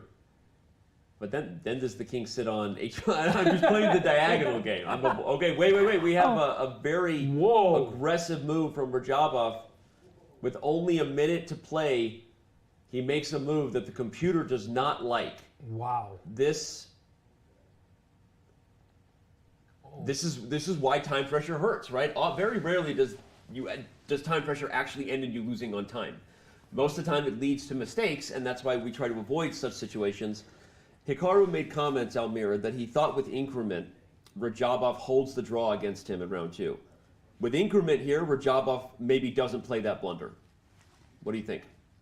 Well, that's we are having this time control. That's why, because the people want drama, I guess. Yeah. Well, I mean, if you just like extend games, right, and you give all these top players 24 hours per move, Magnus Carlsen isn't beating players very often. Like maybe he'll win a game here and there, but there'll be many draws because they have all the time in the world. So we already don't give the maximum amount of time. So it's not, to me, that big of a deal that we change the time. I think there should be some uniformity, especially in a cycle. But this move, e5, I mean, I think it is both the duress of the clock, but also he's been under pressure forever. And the response here from Ding Liren that is so strong, I believe he plays move f5 himself. Okay. That is kind of a scary move to make because you hand g5 to white, but you also get d5. You get this diagonal from a8 all the way to h1, and this king on h3 is clearly not a very safe piece. Some crazy diagonal game. So how important is the human factor, I think, in chess? You know, we tend to forget, that's a random thing to say, but okay. Now that you say f5, I really like it. Just the grip that black has, and although you have to calculate. So let's look at it. Is f5 going to be met with knight to g5? I think you just allow me to bring my, so I take on d4 first, I guess. You get rid of one of the knights. Yeah, and then put my knight on d5, and I have a field day here. Yeah, this is just torture. Yeah, we're playing Absolute checkers torture. on different boards. Yeah, so f5, we'll see what, is there anything else besides f5 we could see? I mean, what if I just take it? Honestly, I didn't even think about it, but it looks pretty good. Takes. But now knight g5 is a pretty serious threat. Yeah, and that also comes with queen h7. So the computer still likes black, but I agree with Robert that feels like f5 is the grindingly accurate move to play. No, but can you somehow threaten mate on h1? I was thinking about your line, you take on e5, take on e5, take on d4 first. Because, no, take on d4 first. Oh, okay, take on d4 first. Yes, bishop d4, and now bring your queen to the big diagonal. Ah, queen c6 is a nice square. Mm-hmm. Yeah, because you can't go knight g5 because queen h1 leads to mate. Whoop! And you know what else that means? That rook takes d4 is a threat. Is threat, yes. Because I'm just trying to remove the defenders there. If you take with a knight there, you get mated. Take with a queen, you lose your knight on f3 and then get mated next. So that looks pretty miserable. I like that a lot. That feels like the super, that's the I'm trying to win right now if you feel like you see a concrete line. Because there's no way Ding Liren doesn't know that he's just much better if he plays f5, right? The position is super concrete. Did you see him look at Rajabov? Oh, he sees something. He gave him that look. He gave him that look. Yeah. Like I might see the win. I may have lost against the black pieces in round one, but if I win with the black pieces, the ship has been righted. That's what you're saying if you're Ding Liren. It's a big moment for his chances. Okay, will it be f5 and grinding, or f takes e5 with a concrete line calculated? Look at that right there, 5 minutes and 40 seconds to 59 seconds on the clock. And it's just one of these positions where like f takes e5, White's 40th move may just be like f takes e5, so you get some time control. But f5 is one of those moves you're frazzled. I don't even know what to play in response, and he does take it, so he's gonna go for that bishop takes d4 line that Almira pointed out. So Ding takes the very concrete approach of capturing the e5 pawn, as Robert said. The con of that move is Rajabov doesn't have to think on his 40th move, he just responds. Okay, so, but the problem is you're still losing. That's a bit of an issue, yes. Yeah, it's like out of the frying pan into the fire sort of thing here for Timur Rajabov. And bishop takes d4 is just such an excellent move, and without it, black doesn't even have an advantage. But the point is that the bishop on the dark squares, something we actually kind of foreshadowed, that it's staring into pawns. It doesn't have territory to work with, whereas the knights on the light squares, and it all started with that move h5 by Ding Liren. That was such a great move by him, just inducing h4 by Rajabov, and that's the problem that has persisted, is the light squares. Yep. There's no light square bishops. Give me those light squares, and the domination remains all the way up to move 40, as Ding is still yet to make his final move in the time control. Yeah, love replaying that h5. What a strong move. All right, Almira, he better find the follow-up to your idea. Otherwise, f takes e5 was no good. And we should actually show that, because if you make some other move in the position, like, I don't know. But you can't move the queen here because e6, I think. But just like queen d7, White has knight g5 coming. This is why we initially were liking f5. One of the reasons was we don't have to deal with this threat. So the key is you have to take d4, or f takes e5 was not the best choice from Ding Liren. He also only has 4 minutes, by the way. Yeah, and he's spending his time here. I mean, bishop takes d4 is logical 8 different ways. It just allows you to plan on an f5 and an d5, and as Almira pointed out, just the queen getting to the diagonal is so essential with all these checkmate threats down the line over an h1 that it does seem like Ding Liren should be finding this move. But we haven't evaluated bishop d4, knight d4. We are still bringing our queen to the big diagonal, maybe queen b7, queen a8. I think we also have to consider this move. So knight f3 back, that's the only way I can see for White to hold at the moment. So how do we continue here? Queen d8 and knight g5, by the way. So that might be why Ding Liren's a little nervous here. Yeah, so maybe the queen on the 8th rank is somehow important, like queen a8 instead of queen b7, just to avoid those kind of queen d8 scary scenarios. because a queen trade will still be good for black in many of these positions. Yeah. Could he? Knight f3. And then just play knight f5 or something. Like queen d8's not scary as a queen trade. Okay. Queen d8 takes. Yeah, and I just bring my king out to f7 and you're still in a dominant spot. Look at the knights at f5 and look at the bishop, Yeah. right? It's just a bad piece, a big pawn, as we like to say. But yeah, but it has to be bishop takes d4. So it's either bishop takes d4 or you got nothing. Yeah, a bit curious as to why he played f takes e5 and then started thinking for 3 minutes. That's what makes me worried is that he... Maybe he forgot about knight d4. You know, like you're looking at bishop d4 automatically in some lines before. Yeah. Right. But yeah, he just, did you see that? He grabbed his head like, what am I doing? But he's clearly underestimating his own advantage, right? We have the luxury of the eval bar, and if we want it, the engine lines, but Ding Liren is feeling like his advantage is not as big here as he wanted it to be, maybe regretting that he didn't play f5. Still, lucky for him, as long as he plays bishop takes d4 and gets to move 40 and doesn't lose on time in the next minute and 45, he's still in a great spot. To be honest, I've been in these situations so many times because I'm like obsessed with one idea. So I was looking a little bit like Dinah, you know, I want to mate. But then when it doesn't work and I'm surprised by my opponent's reply, so now like I found a hole in my variation, so bishop d4, knight d4. And I start to panic because you're faced with uncertainty and with very low on time, like Well, with you very can little see that time. he's panicking. He's he's shuffling around. He keeps looking at the clock. The good news of bishop takes d4 is a very safe move. Like you know that even if you don't see a win after that, you know that you're not getting yourself into trouble. In fact, that helps you in many regards. That knight is what's stopping him from playing queen b7 because the e6 pawn drops. And if the e6 drops, there's all sorts of checkmate patterns that the black king needs to worry about. So Ding Liren is down under a minute. That's the thing, though, is Almira said that like it may be obvious, but he clearly doesn't like something. He's now under a minute.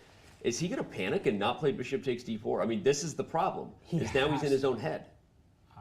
He has to play bishop takes d4. There's no situation where you want to leave these knights just prancing around. Knight coming to g5. No, 30 seconds. 30 seconds. Okay.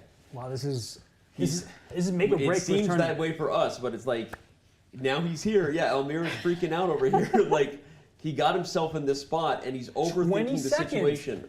All he has to do is capture the knight. Okay. And he maintains the winning advantage. And he definitely knows that he hasn't made his 40. Oh no! That's the move that we were worried that he overthought the advantage. Oh my goodness. Yeah, and you could just tell by his face. He went f takes e5 and then went deep in the think tank. Normally you follow up f takes e5 with your next move. And Ding Liren, I mean, this is not the first time this tournament, and you could just tell on his face. The wheels. And it's what Almira said, though. It was like, you've been in those situations where you played a move you thought was winning, you then realize it's not, and the emotions get the best of you. You can't see the bigger picture of the forest through the trees. Like, hey, all you have to do is like keep playing the same idea, even though it's not as concretely winning as you thought, right? Yeah, and that's what I was talking about, like your emotions, the human factor. So we were trying to explain some of the decisions that Timur took before, but that's the same is true for Ding. He was under enormous pressure, and he had to make his last move with a few seconds left. It's funny because it's hard because from our perspective it feels obvious, right? And it's not fair at all. It doesn't pay tribute or do justice to one the pressure, right? That Ding Liren was under right there. And two, how difficult that situation is from a practical perspective. He has no information in front of him telling him to take the knight. He has no complete information at all. And when you calculate a line you think is winning, and then you realize it's not, sometimes you can become your own worst enemy, and that's what we saw right there. I'll give you that. But at the same time, this is the Candidates Tournament. Everybody in this field is crazy strong. And if you don't capitalize on the positions that give you near winning advantages, and it wasn't that straightforward. There's plenty of life left. Of course, we have the benefit of the engine, but I feel like he knows it was winning. Just look at him. He knows he had something there, and he just didn't find it. And against Report, earlier in the event, he had a winning position. He allowed Report to escape, and now look at Rajavov. I mean, he just looked at Ding Liren and raised his eyebrows. Of course, we saw you chat going nuts. We know how sad you are. We're all sad for him. Go ahead, Robert. If Ding Liren doesn't compose himself, he could lose this game. Yeah. No, that's how crazy that moment was. And again, so hard to like judge. And I understand what you're saying. Like, you have to judge, right? But also, like, his emotions got the best of me. We have compassion, right? We understand, like, we have an eval bar off the side screen. But the thing about it is that Ding Liren knew that he had a great position, right? He was shuffling, finding the perfect moments to strike, and then just something went wrong. Something went haywire, and unfortunately for him, it's likely going to cost him a point here that he very much needs. So while we can be, empathetic, and we do, understand this is the #2 chess player in the world, right? There's one person on this planet higher rated than him, that is Magnus Carlsen. If he is really trying to become the world champion and fight Magnus Carlsen in a match, he needs to win games like this. And it's not to be overly critical, and I know maybe sometimes it comes off that way, and it's easy to be in a chair and have the eval off to the side and all that stuff. Armchair grandmaster. Well, that's me. You're an actual grandmaster. I'm an armchair grandmaster. Yeah, it just, when you get that feeling, it's not someone's event. Yeah. Once again, it's feeling that way for Ding Liren. Somebody else was suffering from this was Levon Aronian. Mm-hmm. How many times did he enter the Candidates Tournament as the highest rated player or one of the top few and even get off to a good start, and then the second half of the tournament, he just kind of collapsed. So you feel for that player, and we know how strong Levon is, we know how strong Ding Liren is, but something about this feels like, I don't know, the pressure might have been too big for him. Go ahead, Almir. What I wanted to say is that we should also calm down and have a look at this position objectively. Let's say maybe it was difficult to find this win after bishop d4, but if he plays bishop d4 now, bishop d4 and plays some... Let's dive into the... We need to get to a break, so we have time control. So let's dive in. Save your thought. Let's go. Let's look at it objectively. I totally agree with you. So we're going to throw to a break right now, but before we do, I'll remind you, everybody, Blitz Champs is coming. It's the first celebrity chess event we've done in quite a while, really since last year's Pog Champs. So make sure you tune in for your favorite NFL stars as they throw down for $100,000 in charity. We've got the legends you see: Larry Fitzgerald, Hall of Fame wide receiver; Amari Cooper, Cleveland Browns wide receiver; Micah Parsons, Kayvon Thibodeau. It's stacked. There are several others, and it's going to be awesome. John Urschel, my good friend, joining me for commentary for July 9th and 10th. We're going to have all kinds of action. Make sure you tune in every day at 1 p.m. Pacific. All right, Ding Liren going to be feeling it. What a tough spot he has now put himself in. But just how tough is it? Like Almira said, we're going to dive in, see the chess moves, and find out, does he still have a chance to pull himself together. A beautiful afternoon here in Madrid. Don't go anywhere. Round 5 of the FIDE Candidates continues when we return. Want to play chess online or learn how to improve? Join us at the #1 chess destination in the world, Chess.com. With thousands of people playing at any moment, you'll quickly find a game with someone at your level, whether you're a beginner or a grandmaster. Chess.com makes learning fun and easy. Sharpen your tactics with puzzles and enhance your strategy with our lessons by top masters. Learn from your own games with our easy-to-use analysis tool. Chess.com has everything you need to take your game to the next level. Signing up is free and easy. Join Chess.com today.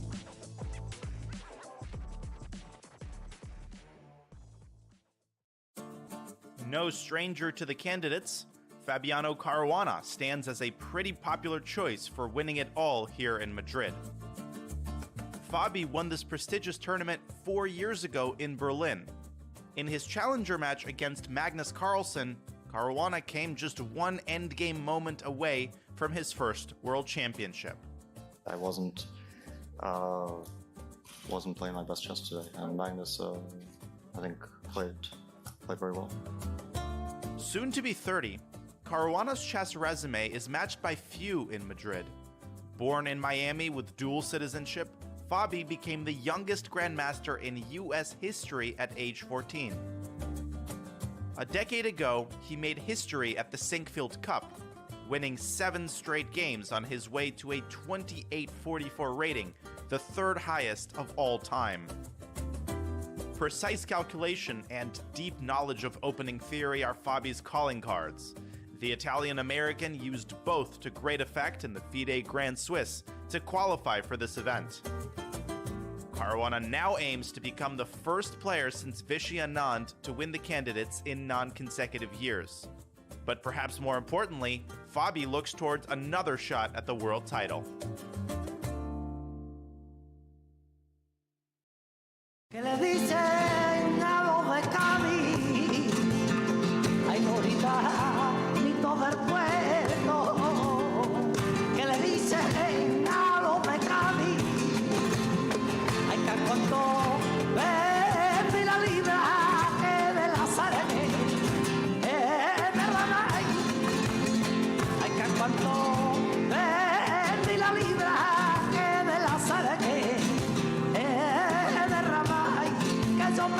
tira al aire, caso la vena, que confianza del hombre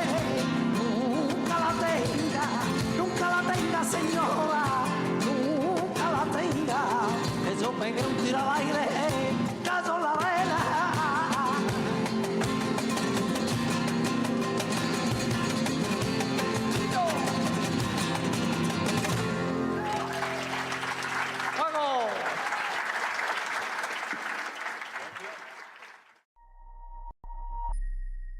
This is going to be a real-time breakdown of Danny Wrench's games all time on Chess.com. That's cool. Oh! In the last month, I am playing 83.12. I'm less accurate than them in every stage. Yeah. Man, that stings a little You bit. should Okay. do the more game review. Okay. Yeah, thanks a lot. Okay, so Tuesday sucks. I gotta stop playing chess on Tuesday. Oh, it's because it's Title Tuesday. Look how many blunders there were back in December 2020. And now December 2021, 1,600. Don't look at this number. look at this number. Best. Let's go to tactics. Mates. I'll probably need to work on these ones. Yep. Every single rook fork that has presented itself to me, I have found. No one has a higher percentage of rook forks than I do. Yes, correct. These are literally the knight forks that you missed. I missed knight d6? You saw it just now. What the is wrong with me? I could have done here and then taken this pawn, and I'm winning because my pawns get held together. That's probably the coolest part about this feature. Like these positions against Hess? Rook there for rook e2. And he blunders mate in one. Oh my goodness. I'm awful.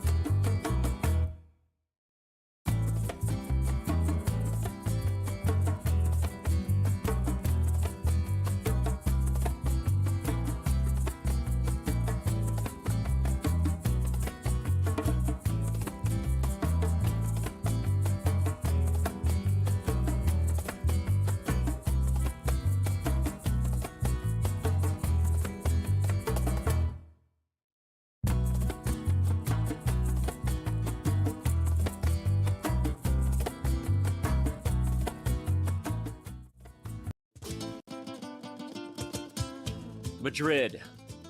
Civilization here is almost as old as the game of chess.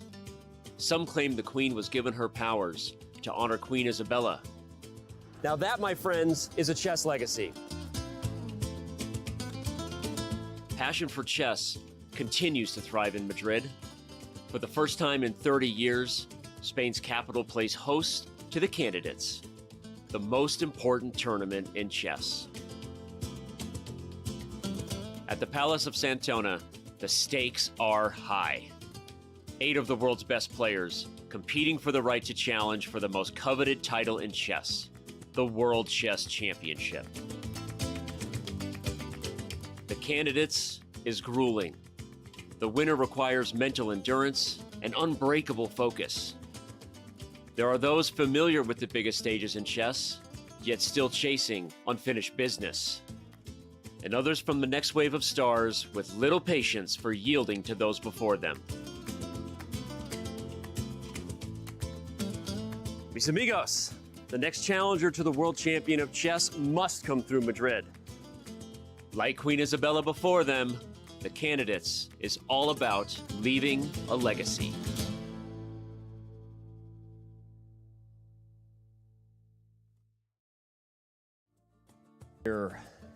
inside the Palacio de Santonia. What a beautiful setting for an event like this to take place. Seriously, I have not given it a proper tour myself. I'm going to spend some more time. But Almira, you are a connoisseur of all kinds of artistic things. Your thoughts on what it would be like to play in an event like this? Well, I actually wanted to drive a parallel between art and the way computers see, well, change the way we see chess. You know, it's a very strange parallel.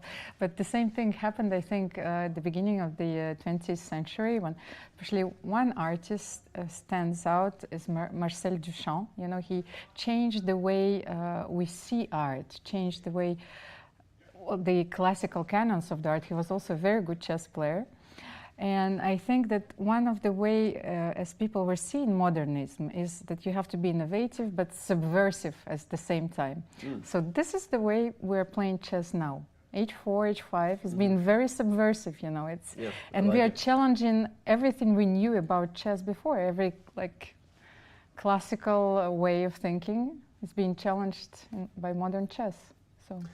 Well said from Almira Skripchenko here in studio. I hope it made sense. Along with Grandmaster Robert Hess. No, I think it's true. We have, we have to. I can't say it as eloquently as you just did, but I would make the comparison: complete information, but also taking the practical opportunities with the aggressiveness with H5, the things that should have gotten Ding Liren in a spot to maybe win this game, but. Or you could just staple a receipt on the wall and call it art. Sometimes that works too. That's true, depending on which modern museum you're in. But depending on which modern museum you're in, that's not this one. But where are we at in the round 5 show today? Did you know we have 3 games so far in the books. As you can see, the draws before your eyes. There's 1 game still in progress. But as we see, Nakamura finished his game with Nepomniachtchi, and it was Hikaru who actually caught up with our own Dina Belankaya after the game. We'll check in now to see what did Hikaru have to say about his draw with Jan Nepomniachtchi. What were his immediate post-game thoughts? Let's let the interview with Dina take it away.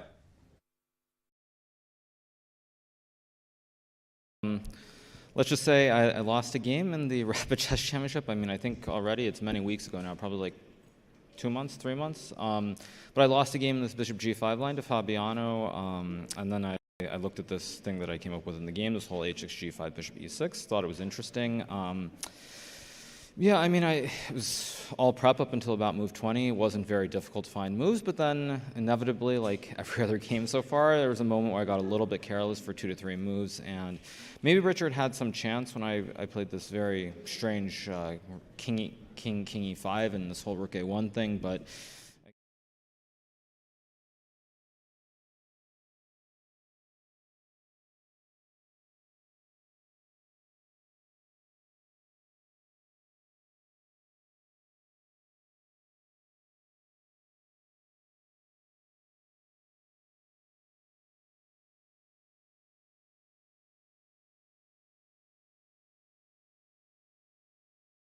Anyway, so let's do a little bit of preview as we try to get that interview queued up. He has white against Ding Liren. He might be facing a much more dejected Ding Liren than he was about to now, Almira. Well, I'm still having my hopes high, if I may say. That Ding Liren's going to win this game? Yes, okay, this is still not over. So. Okay. But okay, either way, Hikaru plays Ding with the white pieces. So. Well, either way, you know, he's actually in the lead. You know, he won at least on +1. They've made 6 draws, so Hikaru is going to push once again. What real quick, interesting is, do you think it changes Hikaru's approach depending on whether or not Ding loses or wins this game, Robert? I think about that often. Do you try to strike while somebody is down, or do you just treat them as if they're 0 for 0? And I think the players hope to be in the mindset where they just go in as if it's any other day and they're starting the tournament fresh. But I think that no player really does that, right? They're like, this person has shown that they're not in their best shape, so why don't we go for a potential line that could catch them off guard? Okay. And Ding Liren is the type of player who, he has a universal style, but he definitely has his preferences, and his tactics have not been his call Yeah, in this well, not tournament. on point necessarily. And against Report, Yeah. in this game against Nepo, just everything was going wrong. So, yeah, maybe it's a time, and it's weird saying about Ding Liren, but it's a time for Hikaru to say, that might be a person I'm going to try to pick on. Hikaru did catch up with Dina, as we said, and we have that interview for you right now. So let's get his post-game thoughts after his draw with Jan Nepomniachtchi earlier today. No, I mean, obviously, I suspected Jan would play something in this Petrov. I mean, I think I got everything I wanted. I don't know what the objective evaluation is, but I think if I don't have this sudden like brain slip and play knight d2 if I go knight d4. I mean, I think it's much better if not winning. So once I played knight d2 and I allowed this queen a1, queen f6. I mean, probably it's still a little bit better somehow, but I mean, I was already very upset at myself, and yeah, it just kind of petered out into this repetition. So I mean, quite disappointing. You removed your rook from e2 to b2 and then repeated the position. Was it just the principal Soviet rule to repeat 2 times and then think? I mean, you could say that, but also with no increment in this tournament, trying to get closer to move 40 is always preferable. So that was the reason I did it. I mean, basically it came down to this one moment when I was going to play knight d4, and then I thought knight d2 was simpler, and I just overlooked this queen a1, queen f6. If I play knight d4, I think I would have won the game. So yeah, it's not good. On another note. Wow, that's a pretty direct answer right there in terms of how we felt about it, right? Not playing knight d4 was the difference in the game from Hikaru's view. Go ahead, he Rob. seemed pretty upset. Yeah. And so we're going to have 2 players tomorrow when he plays against Ding Liren. Who's also upset. Players who missed opportunities. Yeah. Despite Almir's feelings that Ding Liren might win, I'm going to go with you that I think Ding Liren is going to be upset, draw or loss even. This is crazy. But Almira, real quick, so he said he got everything he wanted in that Petrov. So that was interesting to note as well, because part of our wondering was Hikaru where he wanted to be? Turns out he got a position he was okay with against Jan. Yes, and I think he liked his position. So one more like argument or point like to add. So he's feeling quite confident. So he's looking for tomorrow's game. Yeah. Whatever the result might be today, and he will certainly push. Well, there's one game that doesn't have a result in from today yet, and that is where we sit between Rajabov and Ding Liren. We see them sitting in the far corner there, and Ding Liren, just, man, your heart goes out to him. Now, the more we look at him, we had drama at the end of the time control. You heard it if you were watching live. We screamed. That was not faked. I couldn't hold back when G6 was on the board, although, Robert, with every second that went by, we knew he was overthinking it. You could just feel it. And now, you left us at the break, Robert, thinking that he could lose this game, potentially. Tell me what. I'm not saying it'll happen, but paint the picture for everybody. What goes wrong here for Black to such a degree that Ding Liren could even lose? Well, it's, White has to capture the bishop back on d4, so let's start there. So the question becomes, what is White's plan? What are White's threats? A move like bishop c5 can already question that knight, and also the open d file could be good for White to attack the Black king. So there are very direct threats here that Ding needs to deal with. And he will do so by putting his queen on the long diagonal, most likely, and just threatening queen to h1, which will lead to a checkmate. So the difference and the reason why Rajabov gets to hold this position is he can bring his queen to f3. So instead of having a pinned knight on f3, he can bring his queen over, and with the queens getting swapped, there is still some initiative that Black has, but there's not going to be a checkmate, and it seems like Rajabov suddenly has everything under control. Yeah. Almira, now your turn. I know you want to turn, but to say that you still think Ding Liren can win this game. So now you paint the picture of what could go right for Black if he was to still hold on and get the victory. Well, it's not an easy task, of course. So I wanted to play knight f5, but you need to prepare this move first. Yeah. Well, you can maybe do it. Well, Robert rightfully said that after bishop c5, you will threaten queen d8 and then rook d7, and, well, it's not an easy position to defend, so maybe first exchange the queens and then play knight f5. So queen so how do we exchange c6, the queen queens? c6, Like queen f3, yes. Queen f3, shake and bake. And knight f5 here. Yeah. Maybe you get still to play bishop c5. What do you think about this position? I think that it looks like black is like a move away from winning after rook c3, but there's this rook d8 check, and I think that white is very fortunate, but doesn't matter how fortunate you are as long as you can hold the balance. And yeah, King of seven. King of 7, you get checkmated. Yeah, we'll show it. Knight g5, and then you have bishop f8. Exactly, king has to go the last rank, and that is check and mate.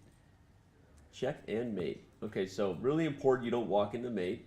Pro tip for Dan. King to g7. And bishop f8 check. Now you can go back to g8. You have to. What's funny, look at, there's no discovered checks that matter because every piece for white is on a light square. It's funny. Yeah, but only the rook is on c3, but bishop takes b4 is not a legal move, unfortunately. Yep. So yeah, you can just move your bishop back and forth, and the king will go up to g7, and that's how you get to hold on to this game. Because if you move your king elsewhere, you're getting checkmated.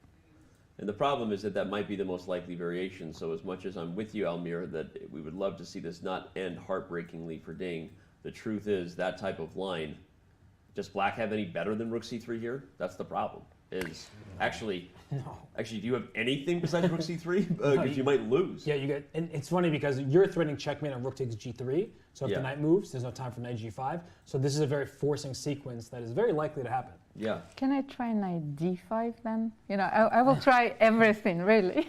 Okay, knight d5. Yes. Absolutely. Now knight g5, so I get to go. You don't have to play bishop c5 here because then I have rook c3. So this been said, rook c6 and to. But now this, okay, maybe you can't play it right away because of knight e5, but if we get bishop c5 now, white is pressing, keeping your pieces off of the open lines. The knight can go from e4 to c5 and things like that. This is just a position where the worst is far behind white. So I do think we have to be careful though. So at queen c6, like just a couple moves back here, like instead of queen to f3, we can also play queen f1. So we shouldn't leave out the possibility that suddenly we want to keep the queens on the board because I want to move my bishop away from d4 and back rank checkmate you. So black still needs to be careful, and that's why I think keeping the queen on maybe a8 is more precise than keeping the queen on c6, just to cover the back rank and avoid any sort of checkmates. This is fascinating. If you're just tuning in, you missed high stress, real drama, when right at time control, this position was on the board, move 40 faced Ding Liren, and bishop takes d4 was a winning advantage for black. Again, show you the basic ideas. If the bishop took, black can bring the queen up, and you see the difference between this position and the live game. The knight can never move to g5 without there being checkmate. And in fact, you might not have any move anyway because black is threatening things like rook takes d4, where the knight is pinned to the checkmate threat on h1, and if rook takes d4, queen takes, then queen takes f3 is an easily winning position for black. So for some reason, what happened was, despite the huge advantage here, you could have done it a number of ways. f5 is perhaps the safest move. He goes for the forcing line, but then overthinks it. Almira said that perhaps he saw knight takes d4, and this kind of panicked him, perhaps, because now on queen a8, maybe he misevaluated this type of position here. Didn't realize that he still has a very big advantage. Yeah. I mean, it's not so simple. There's not a knockout here. So, I mean, clearly this is better for him than what he did in the game. This is the line. So knight d5 is a great move because if knight takes e6, it looks like white's just winning a pawn and black's position collapsing. There's knight f4 check, which is, I mean, that is just beautiful. And, if that's the line that Ding missed, then okay, we can easily understand that. We'll just show it. Again, everyone, it's checkmate here. Queen takes h2 next. And if you take with the knight, you lose the lady on f3. Exactly. So knight d5. So you think that's the move that he maybe missed? It's a pretty difficult move to see from a distance because after queen f3, you don't want to trade queens, as we're talking about like in the game. Yeah. You can move your queen elsewhere, potentially, instead of playing knight to d5, but it already starts to feel like white is gaining some activity. So knight d5 here, that might be, from the distance, what was overlooked. It's likely true. And again, it's always useful to unpack and develop some hypothesis, because these guys don't just make one move blunders, right? There's something not in the current position that they misevaluated or missed, and that's what's going to influence a wrong decision in the current position. Oh man, what That was intense. That was intense, and I'm heartbroken for Ding Liren. The storyline, it felt so real. Felt like Ding Liren was ready to pounce. Felt like he was going to give us what we all wanted. Chat was going nuts. You see Rajabov kind of staring at him, by the way. I'm very curious what that means. Like, is Rajabov going to play queen f3 and force the queens off? Or maybe he thinks he can play on somehow. Yeah. I feel like the white king is in more danger with the queens on the board. But if he's really feeling like he is an opportunity to strike, that Ding Liren missed his chance and is not playing his best chess, and make him like rook d1 and keep pieces on the board and hope for more. It's funny because maybe what he was doing was literally measuring Ding up, like looking at him like, does this guy not have it together right now? Because he is obviously the top player from China, but he's rattled. He misplayed the position at time pressure.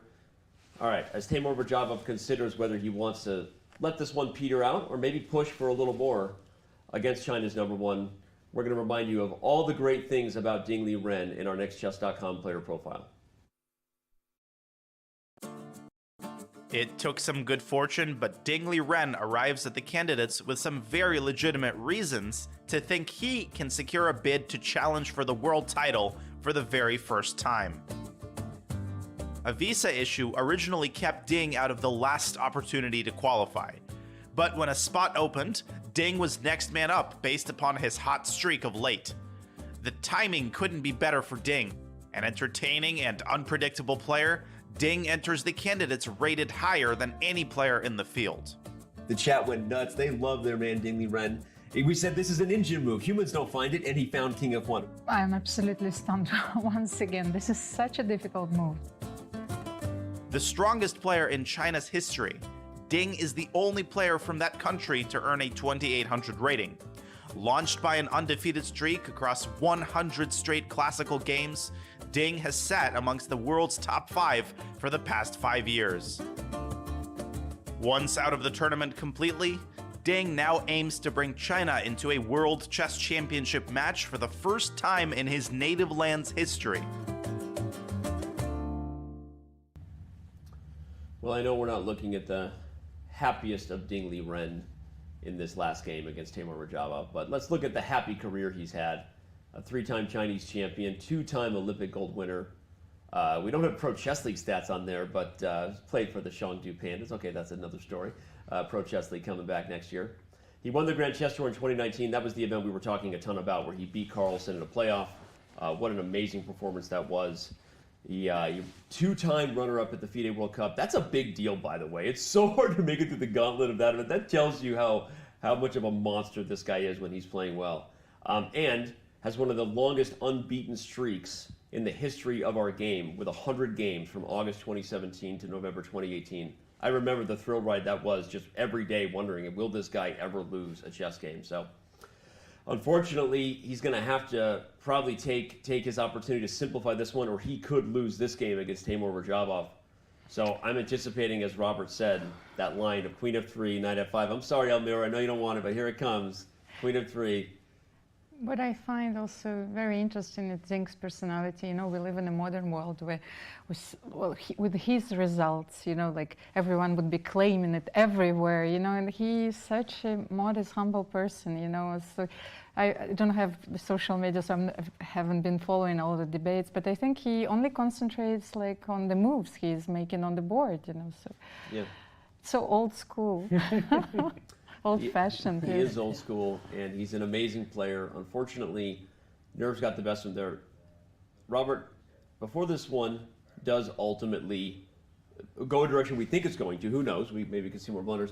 I want to go back to something you said when we were off air and put you on the spot a little bit, because we were talking about your comments about that no matter how much compassion we have and empathy we feel for that moment where he just lost himself a little bit, but if you want to beat the world champion, be the world champion, you got to play like the world champion. Magnus probably finds bishop takes d4, or what you said, talk about the different approach of maybe playing f5 and why that might have been the psychologically right thing to do.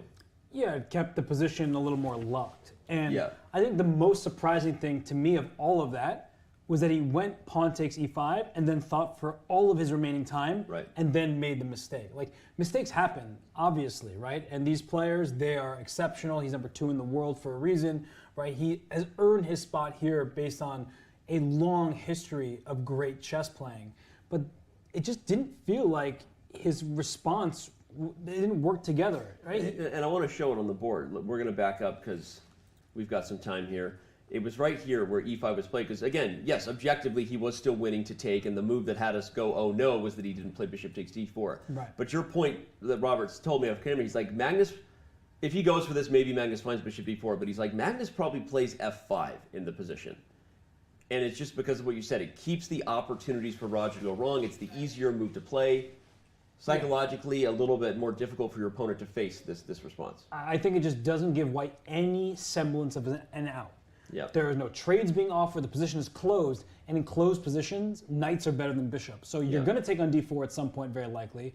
Your knight's coming into d5. Your queen is taking over all of these light squares. Your rook on c4 can't be touched and is in a great both rank and file. So everything is going well for black in this position. So it's both, right? f5 just kept it easy for him. And then maybe it's not winning necessarily. There could be some kind of fortress that is impenetrable. But the fact that he went f takes e5 and sat and thought and like scratched his head and just looked super uncomfortable, there's just something that he clearly overlooked, and it's uncharacteristic. And something about the candidates, right? He struggled in the first half last time. Even in his first go at the candidates, he never quite was vying for first place. Like, I think he ended up finishing +1, so 7 out of 14.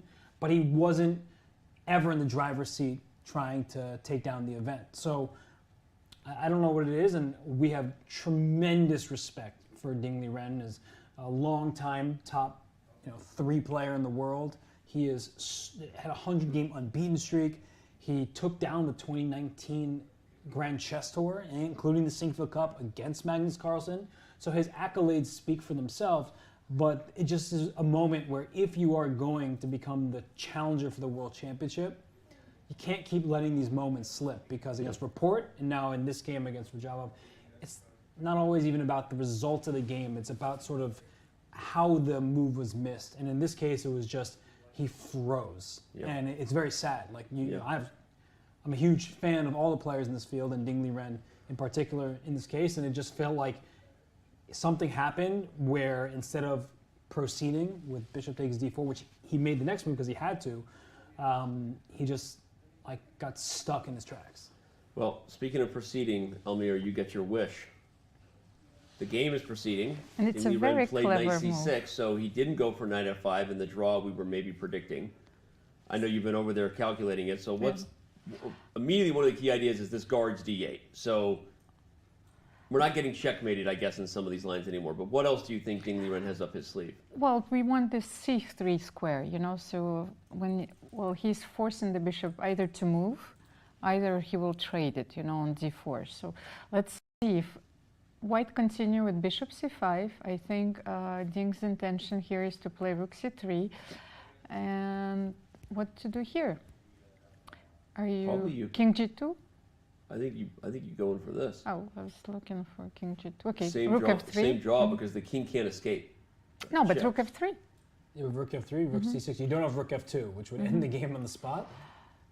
And you don't have knight e5 either, because after rook c8... Oh, wait, no, I'll just take e6. And then a6 and g6 are hanging, and that's not good. White is cleaning up. So this is unfortunately... Okay, and again, not that Ding Liren's going to completely tilt here, but that would be the recipe of how you just don't swallow that the position is no longer something you can play for a win, and you get yourself in trouble. Yeah, it feels like we're just going to get a simplification, right? Because you could take this pawn on e5 and start trading stuff. White goes rook e2 at the end, just win the e6 pawn. Like this, it feels like it's very difficult at this point for Rajabov to go particularly wrong here. Yeah. And again, why is this isn't just good for white? Oh, there's a mating threat. Okay, Yeah. so you have to be very careful. There's bishop g1 as a response. King f7. If you take, we go in. Bishop g1. Probably a number of things now. Then I can get to f3. Then you win the game. Ah, let's try it. but I guess you can just move your bishop away. And that's, well, yeah. I just want to show it.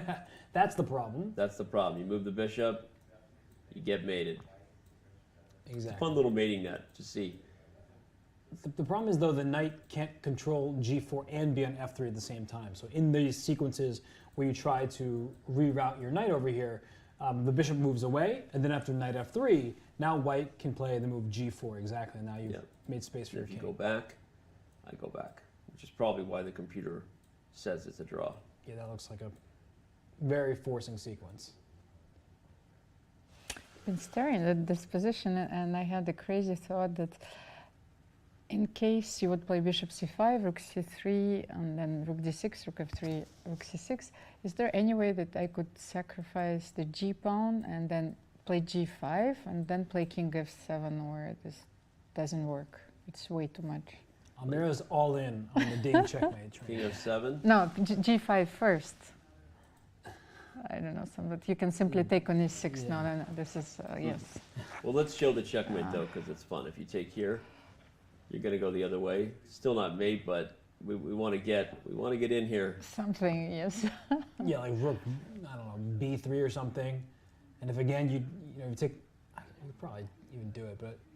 No, but I can play king f7. What's the idea? You're threatening mate. And even there, there's bishop g1. Yeah. Oops, sorry. Wrong square. And now white might win this game. No, my idea was to play king f7, king g6 to avoid perpetual, but this is way too much, you know, so that's... Yeah, just rook takes e6. Rook takes e6, yes. Yeah, there's no way for Ding to play, and I think bishop c5 was just played. There's no way for Ding to play for a win without just maybe losing all his pawns. So, yeah, you can see it on his face. He knows the game is going to be a split point, and well, we kind of, for a moment there, were ruling Radjabov out. We thought he was going to lose this game, go to the bottom of the standings. Now, if he holds this game, he goes to 2 out of 5. That's, no, he's reasonable. He's still in striking distance. Yeah. He's an experienced player. Obviously, we know that he's never. Raja is going to be the kind of player, I'll say, that even if he's in the bottom of the standings, he's never going to be a tough. He's never going to be an easy point. Oh yeah. He's gonna play super tough, and we saw here today that despite being in a spot with his back against the wall, he's probably going to come out with a half a point. Well, I think in the first round, Ferrugia kind of penciled him as maybe a point that he could go after. Yeah. And he sacrificed that exchange. It was a really exciting game, and Ferrugia almost lost. Like he was in big trouble at some point. So it's clear that you can't pick on anybody in this field, no matter what kind of form coming into the event, no matter what kind of form during the event. Nobody is a free point, and Radjabov has so much experience, and he, at his core is a fighter. In recent years, he hasn't been playing very much, and he hasn't won a game in classical chess in 3 years. So it's not likely that he can pull off a string of victories and win this tournament, but he definitely can beat any single opponent in this tournament. I have a question for Robert. Did you play against any of the candidates on the field? Have I played against Yes. them? I played against Hikaru, I played against Fabiano, and that is it.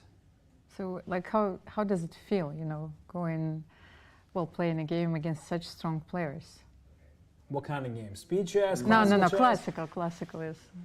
Especially when you... I've only played classical against Hikaru. So Fabiano and I haven't played, we were kids, we had the same coach, Okay. we kind of grew up together. This I didn't know.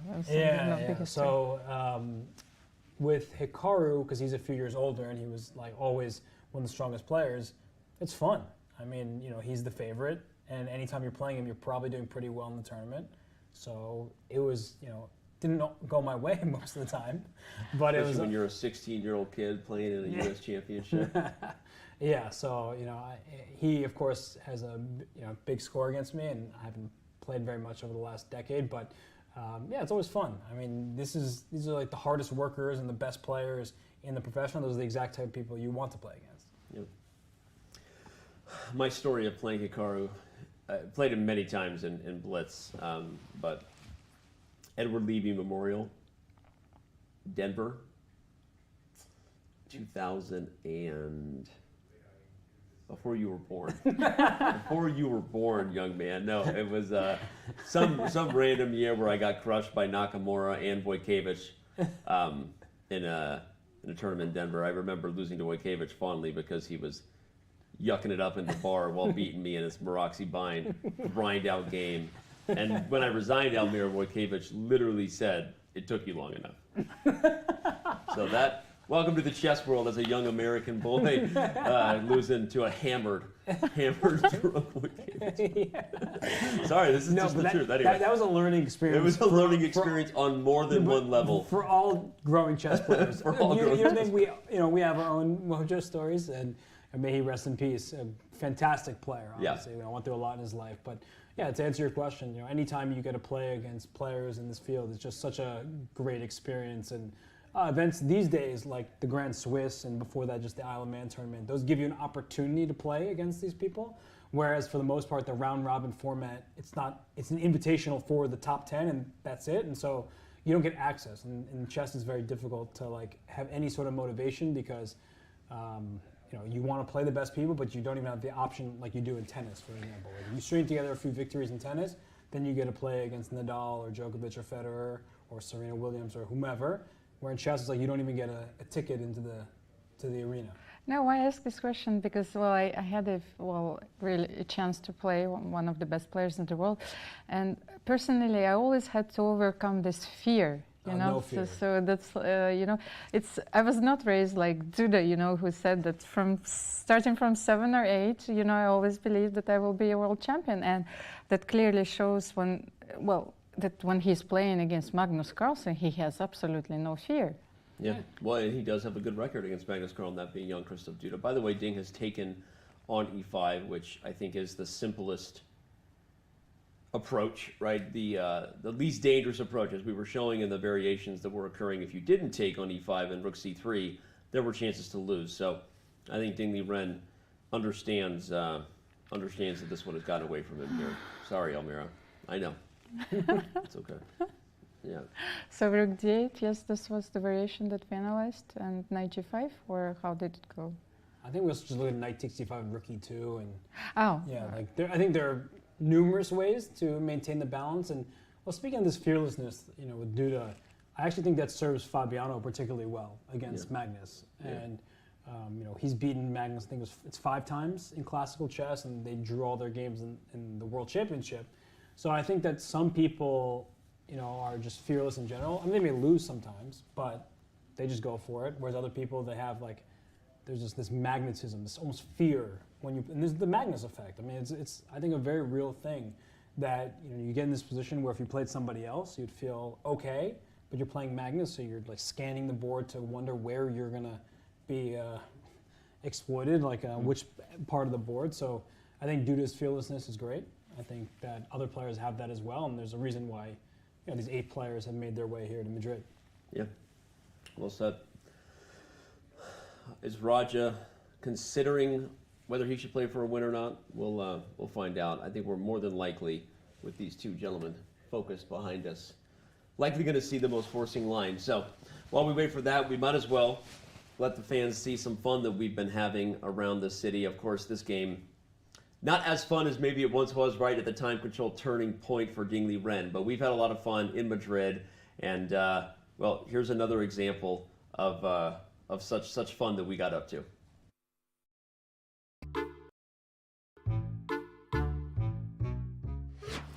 You guys excited for the candidates?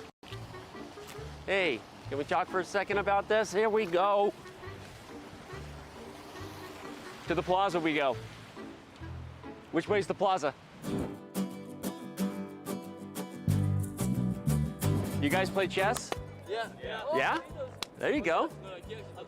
Are you excited for the candidates? Yeah. Yeah? You don't know what it is. You don't know what it is? I do, actually. Okay, what is it? We've watched the Queen's Gambit. Oh, you watched the Queen's Gambit? No, Me too. Okay. You guys actually play chess, on your phone? No, he does. Yeah? What are you playing on, Chess.com? Yeah. You're about 1,300 on Lee Chess. Yeah. So it means you'd be 900 on Chess.com, actually. Yeah. Give me your username, I'll give you a diamond membership. No way. Not kidding. He's gonna be a contender in like 3 years. There it is. He's up and coming. So I'll give you a premium membership, and then you won't have an excuse. Then you can use our. Yeah, I'll go back to it. Yeah. All right, man. Oh, you're an IM? That's me, man. Crazy. Yep. Magnus. He's like #1. Oh yeah, the guy that like beats. Yeah. So this tournament decides who plays Magnus Carlsen. So the next challenger comes out of this tournament. All right, guys, enjoy. Thank you so much. Have Thank fun. you so much. See ya. Great trip, guys. There you go. No drinking. No drinking. Yeah, we're 18. Still true. no drinking. That's true. You guys are connected now? Yeah, no, we're buddies on. We're gonna send each other some ticks. Do you think they already talked about and then this? we'll talk about it. Is that your phone buzzing? They already Yeah, talked? they're already hitting me up for my digits. Okay. Yep. Maybe wearing a pager wasn't the smartest idea to fit in with them.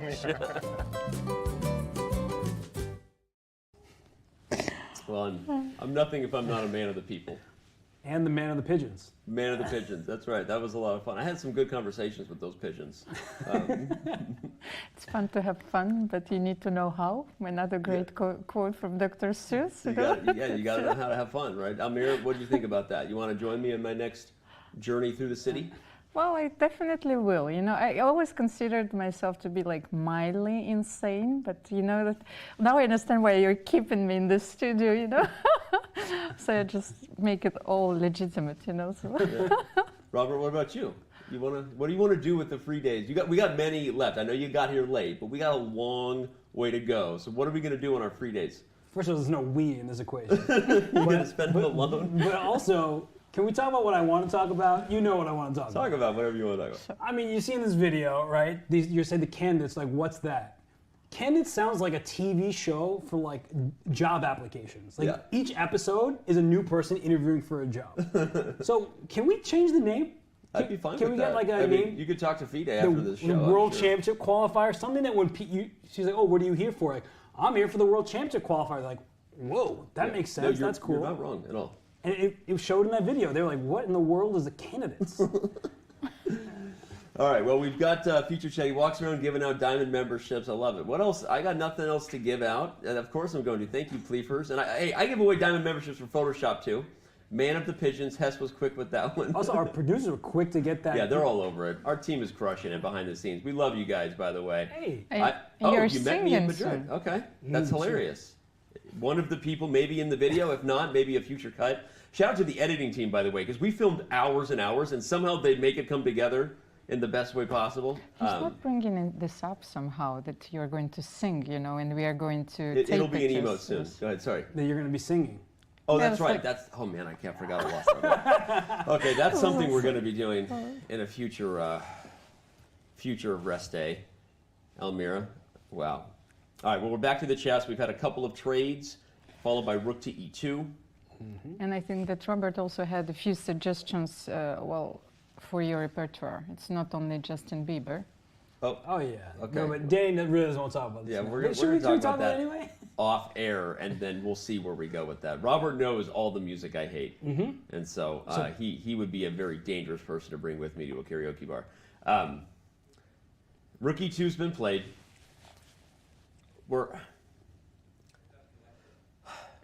Hey, I want to transition to karaoke playlists as much as the rest of you. Okay, at this point, there's not a lot to go here, but let's give a good breakdown of why this one is likely to end in this perpetual. Again, the knight has to move, so just Knight take g4. what? Knight g4. Right. Taken in the obvious here. The knight has to move. White's going to regain the pawn. Because of the double attack on g6 and a6, it would be wise for black to go for a forcing threat to not lose a pawn. Something like rook c2 comes to mind because it threatens checkmate. Right. On that, white actually only has one move in the position. Every other move loses besides bishop g1. But after that's played, white is still going to win the pawn, and that's what got us to the variation we did with knight e5. No, but can we continue like king f7? Once again, I give it the pawn, and then Robert's idea, knight e5, knight f3. Right. That's what we looked at, but the problem is that as soon as the knight moves, Robert, I'll let you explain. Go ahead. Yeah, so the bishop goes away because the threat is knight f3, which hits the bishop, and if the bishop moves, rook h2 would be checkmate, so you just lose a piece. But if you move the bishop away, well, not... Yeah. Actually, you can't go there because there's knight, It's actually an rook instructive f6. point to show another reason why this doesn't work. Yeah, because rook f6 check. but now you land in a white win. But if you put the bishop on c5, just away from this for a second, the point is knight f3. It looks like it's leading checkmate. Next move with rook h2 mate, but white can push the pawn to g4 to give the g3 square to the king, and this is how you turn a position that should be an easy draw into maybe a little bit of difficulty. Well, look at that, Ding Liren. He's gonna take the bishop. He's okay. Well, no, he's just going for a different way to draw. I was like, hold on. Now he's starting to take the bishop, and we can get a very, very forced line with rook takes e6, knight takes c5. Okay, there's actually, I guess you just have to take back. It's actually funny, you can't play this. This would be a recipe to lose. Yeah, the knight can just move. For a second, I thought the knight was pinned, but the rook is protected. So, oops, I just flipped the board. Finally. No, never again. That was a mouse slip. My apologies. After b takes c5, whatever happens here is just a draw, right? Yeah, you're gonna play king f7, so you take a6, you take c5, and now we're just even material. The rook ending is ahead. In fact, Ding Liren immediately plays knight takes c5, which means we've more than likely pretty much agreed to the result on king f7. Roger could play both rook c6 or rook takes a6, but after he takes the pawn, well, you know what's ahead, chat. Our fourth draw of the day. Unfortunately, not a day that didn't give us fighting chess, everyone. So before you hit the social media, talking to you, Levy Rosman, Gotham Chess, before you just keep complaining about draws and top-level chess, Levy, why don't you check yourself before you wreck yourself? Today was a good day, Almira. Not for Ding Liren, though. But not for Ding Liren. Almira, your thoughts? I know you're disappointed. Ding Liren doesn't get the dub. And the thing is, when you said that was the fourth draw of the day, you know, I felt like, what? You know, I felt like we had so many, you know, decisive results. I was thinking about the game that Fabiano played against Richard, you know, I was like, oh no, that was a draw as well. So it's not the feeling that I get when I'm thinking about today's games. So they were very hard fought. You know, it's always interesting when you see players leaving, you know, the board and leaving the tournament hall. You would think that almost like Ding Liren played worse in this game based on body language. Yeah. He played the better game between the two. It just so happened that in a critical moment he let his advantage completely slip. But that's what happens in chess, right? Hikaru played, you know, a better game than Jan Nepomniachtchi did, and Jan was accurate when he needed to be. But Jan's the one who's very happy because he had a bad position. He ends with the half point that he wanted. So the players who actually had the worst positions today, they can breathe. They can go on tomorrow in the same exact standing they entered today with.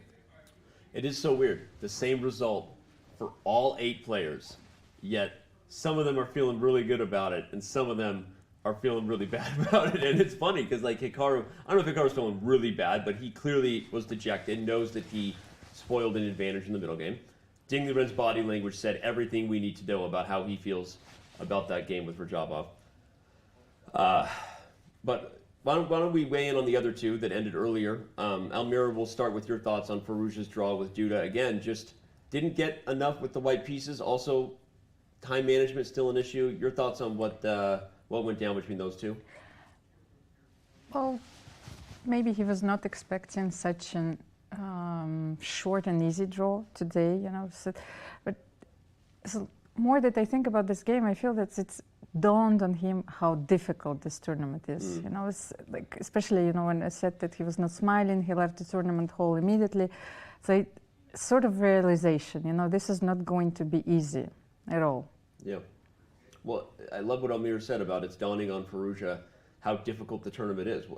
Let's expand on that point, because you said again, he got here by winning an open tournament, really borderline, right? Yeah. And he's never played this type of competition in back-to-back-to-back games. And what does he need to do to keep himself in the right mental state? Yeah, I think part of it's unfair to him, not from us, but there's all of these people out there who are putting the weight of the world on his shoulders. And Magnus did it himself. Right? Yeah. Magnus knows exactly what he's doing. When he's saying, this is my challenger, and that's the only person, he's putting so much pressure on Alireza's shoulders. Yep. And it's really difficult winning any game against anybody in this tournament.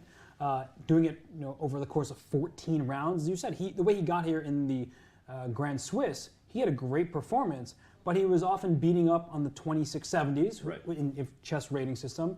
Not quite the elite of chess. Great players, right? But not the Dudas and the Caruanas. In fact, he lost to Fabiano in their head-to-head match. So I think that while Alireza Firouzja is exceptional, he just can't possibly have the experience because he's so young. And that doesn't mean he can't win this very event. He may go on to win it. But I think there's like these prognosticators who just are like, okay, Alireza is going to continue beating everybody.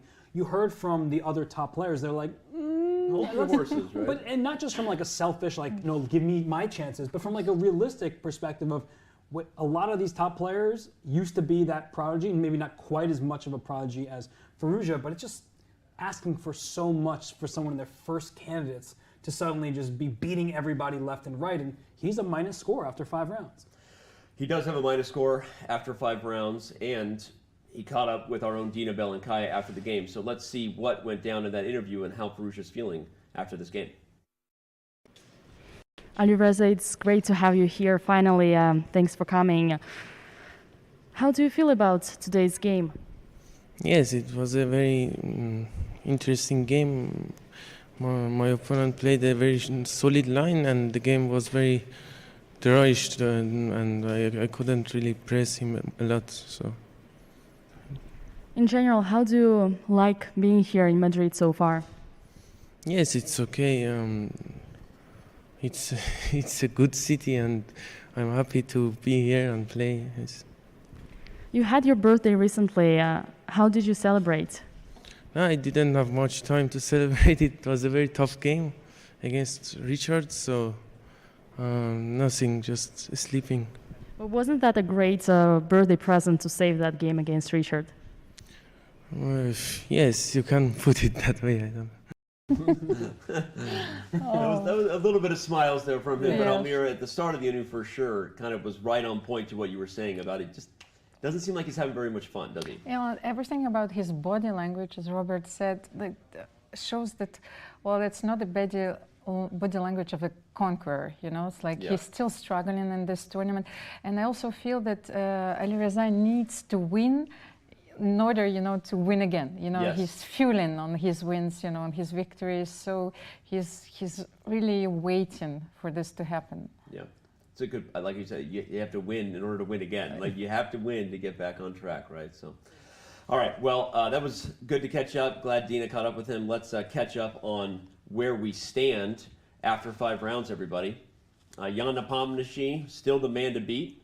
In fact, everything about the standings as far as people's position pretty much remains where it was as we headed into this round, Robert. Yeah, there are, I'd say, 2 winners besides Jan Nepomniachtchi. Everyone drew their games. Yeah. But people who can be very happy are Report, who drew Fabiano with the black pieces in a really sharp game. It was short, but the length of the game kind of belies how difficult it was along the way. And then Jan-Krzysztof Duda, we just heard from Alireza, who was saying, I got nothing. And you know, the point I was making earlier, I think, can be summarized. To some extent, Alireza is used to overpowering people, a la Shaquille O'Neal style, but now he's facing all the other, you know, big boys where you can't just like overpower them in the same way. And you know, he's disappointed, but on the flip side of that game is Jan-Krzysztof Duda, who drew with the black pieces without major difficulties, and he continues to be right there behind the leaders. So, you know, he tied for 3rd place. Solid, and I mean, you said it, so cat out of the bag, because we have conversations with Fabi in our own way, but Fabi's been impressed. Fabi even said, like, Jan-Krzysztof Duda, like, seems to be in form, and he's preparing well, choosing openings well. So, I mean, we'll see if that continues to be the case for him. All right. We need to turn to tomorrow, set the tone for what's in store in round 6. Rajabov Report right at the top, right? That's one where you have someone at the struggling right now at the bottom, but with the white pieces against Report. Ferrugia Caruana, I think, is the matchup that we're all excited about. The youngster gets the white pieces, but against someone who he's lost 2 games against. And then the Nakamura Ding game. I mean, but all of them actually. Nepomniachtchi Duda. Welcome to the candidates. I guess every game is interesting, right? Almira, circle your favorite matchup for tomorrow. Well, as much as I want Alireza Firouzja to bounce back, so he's one of the red lanterns, you know, of this tournament. It was very surprising to me to see that he's at the bottom of the standings. But I think that we should watch very closely Nakamura Ding and Nepomniachtchi Duda. Okay. Will Jan be able to increase his advantage over the field? And how aggressive is Hikaru going to be tomorrow? Robert, give me one game, your favorite game. I'm going to surprise you. Okay. And I was going to pick this before you start talking. The game between Rajabov and Report. Okay. Because what Report showed us today was just stellar, over-the-board brilliance. Like, the guy just came up with his bishop c6 idea, pushes a pawn, made a complicated mess at a position that looked like it was going downhill for him quite quickly. Yep. And he gets the black pieces again, and he's playing somebody who clashes with him stylistically. Rajabov, as we've seen here, today was not a particularly good effort after the opening stage, but he does have this style that I think is particularly annoying to deal with because he wants a slight edge, and he's willing to press that advantage for like 70 moves. And for somebody like Report, I mean, that's not particularly fun. So these two, they're not kind of the names that everyone's looking at to win this event, but I'm curious to see if Report is here to stay. And from Rajabov's point of view, I'm wondering if he's ready to finally get that first victory in a classical game in 3 years. Okay. First victory in classical chess in 3 years. What a day that would be for us tomorrow. But all right, we've got another day tomorrow, and after that, we have a rest day, but not for our chess fans around the world. Friday brings us a doubleheader of action that starts with the Women's Speed Chess Championship.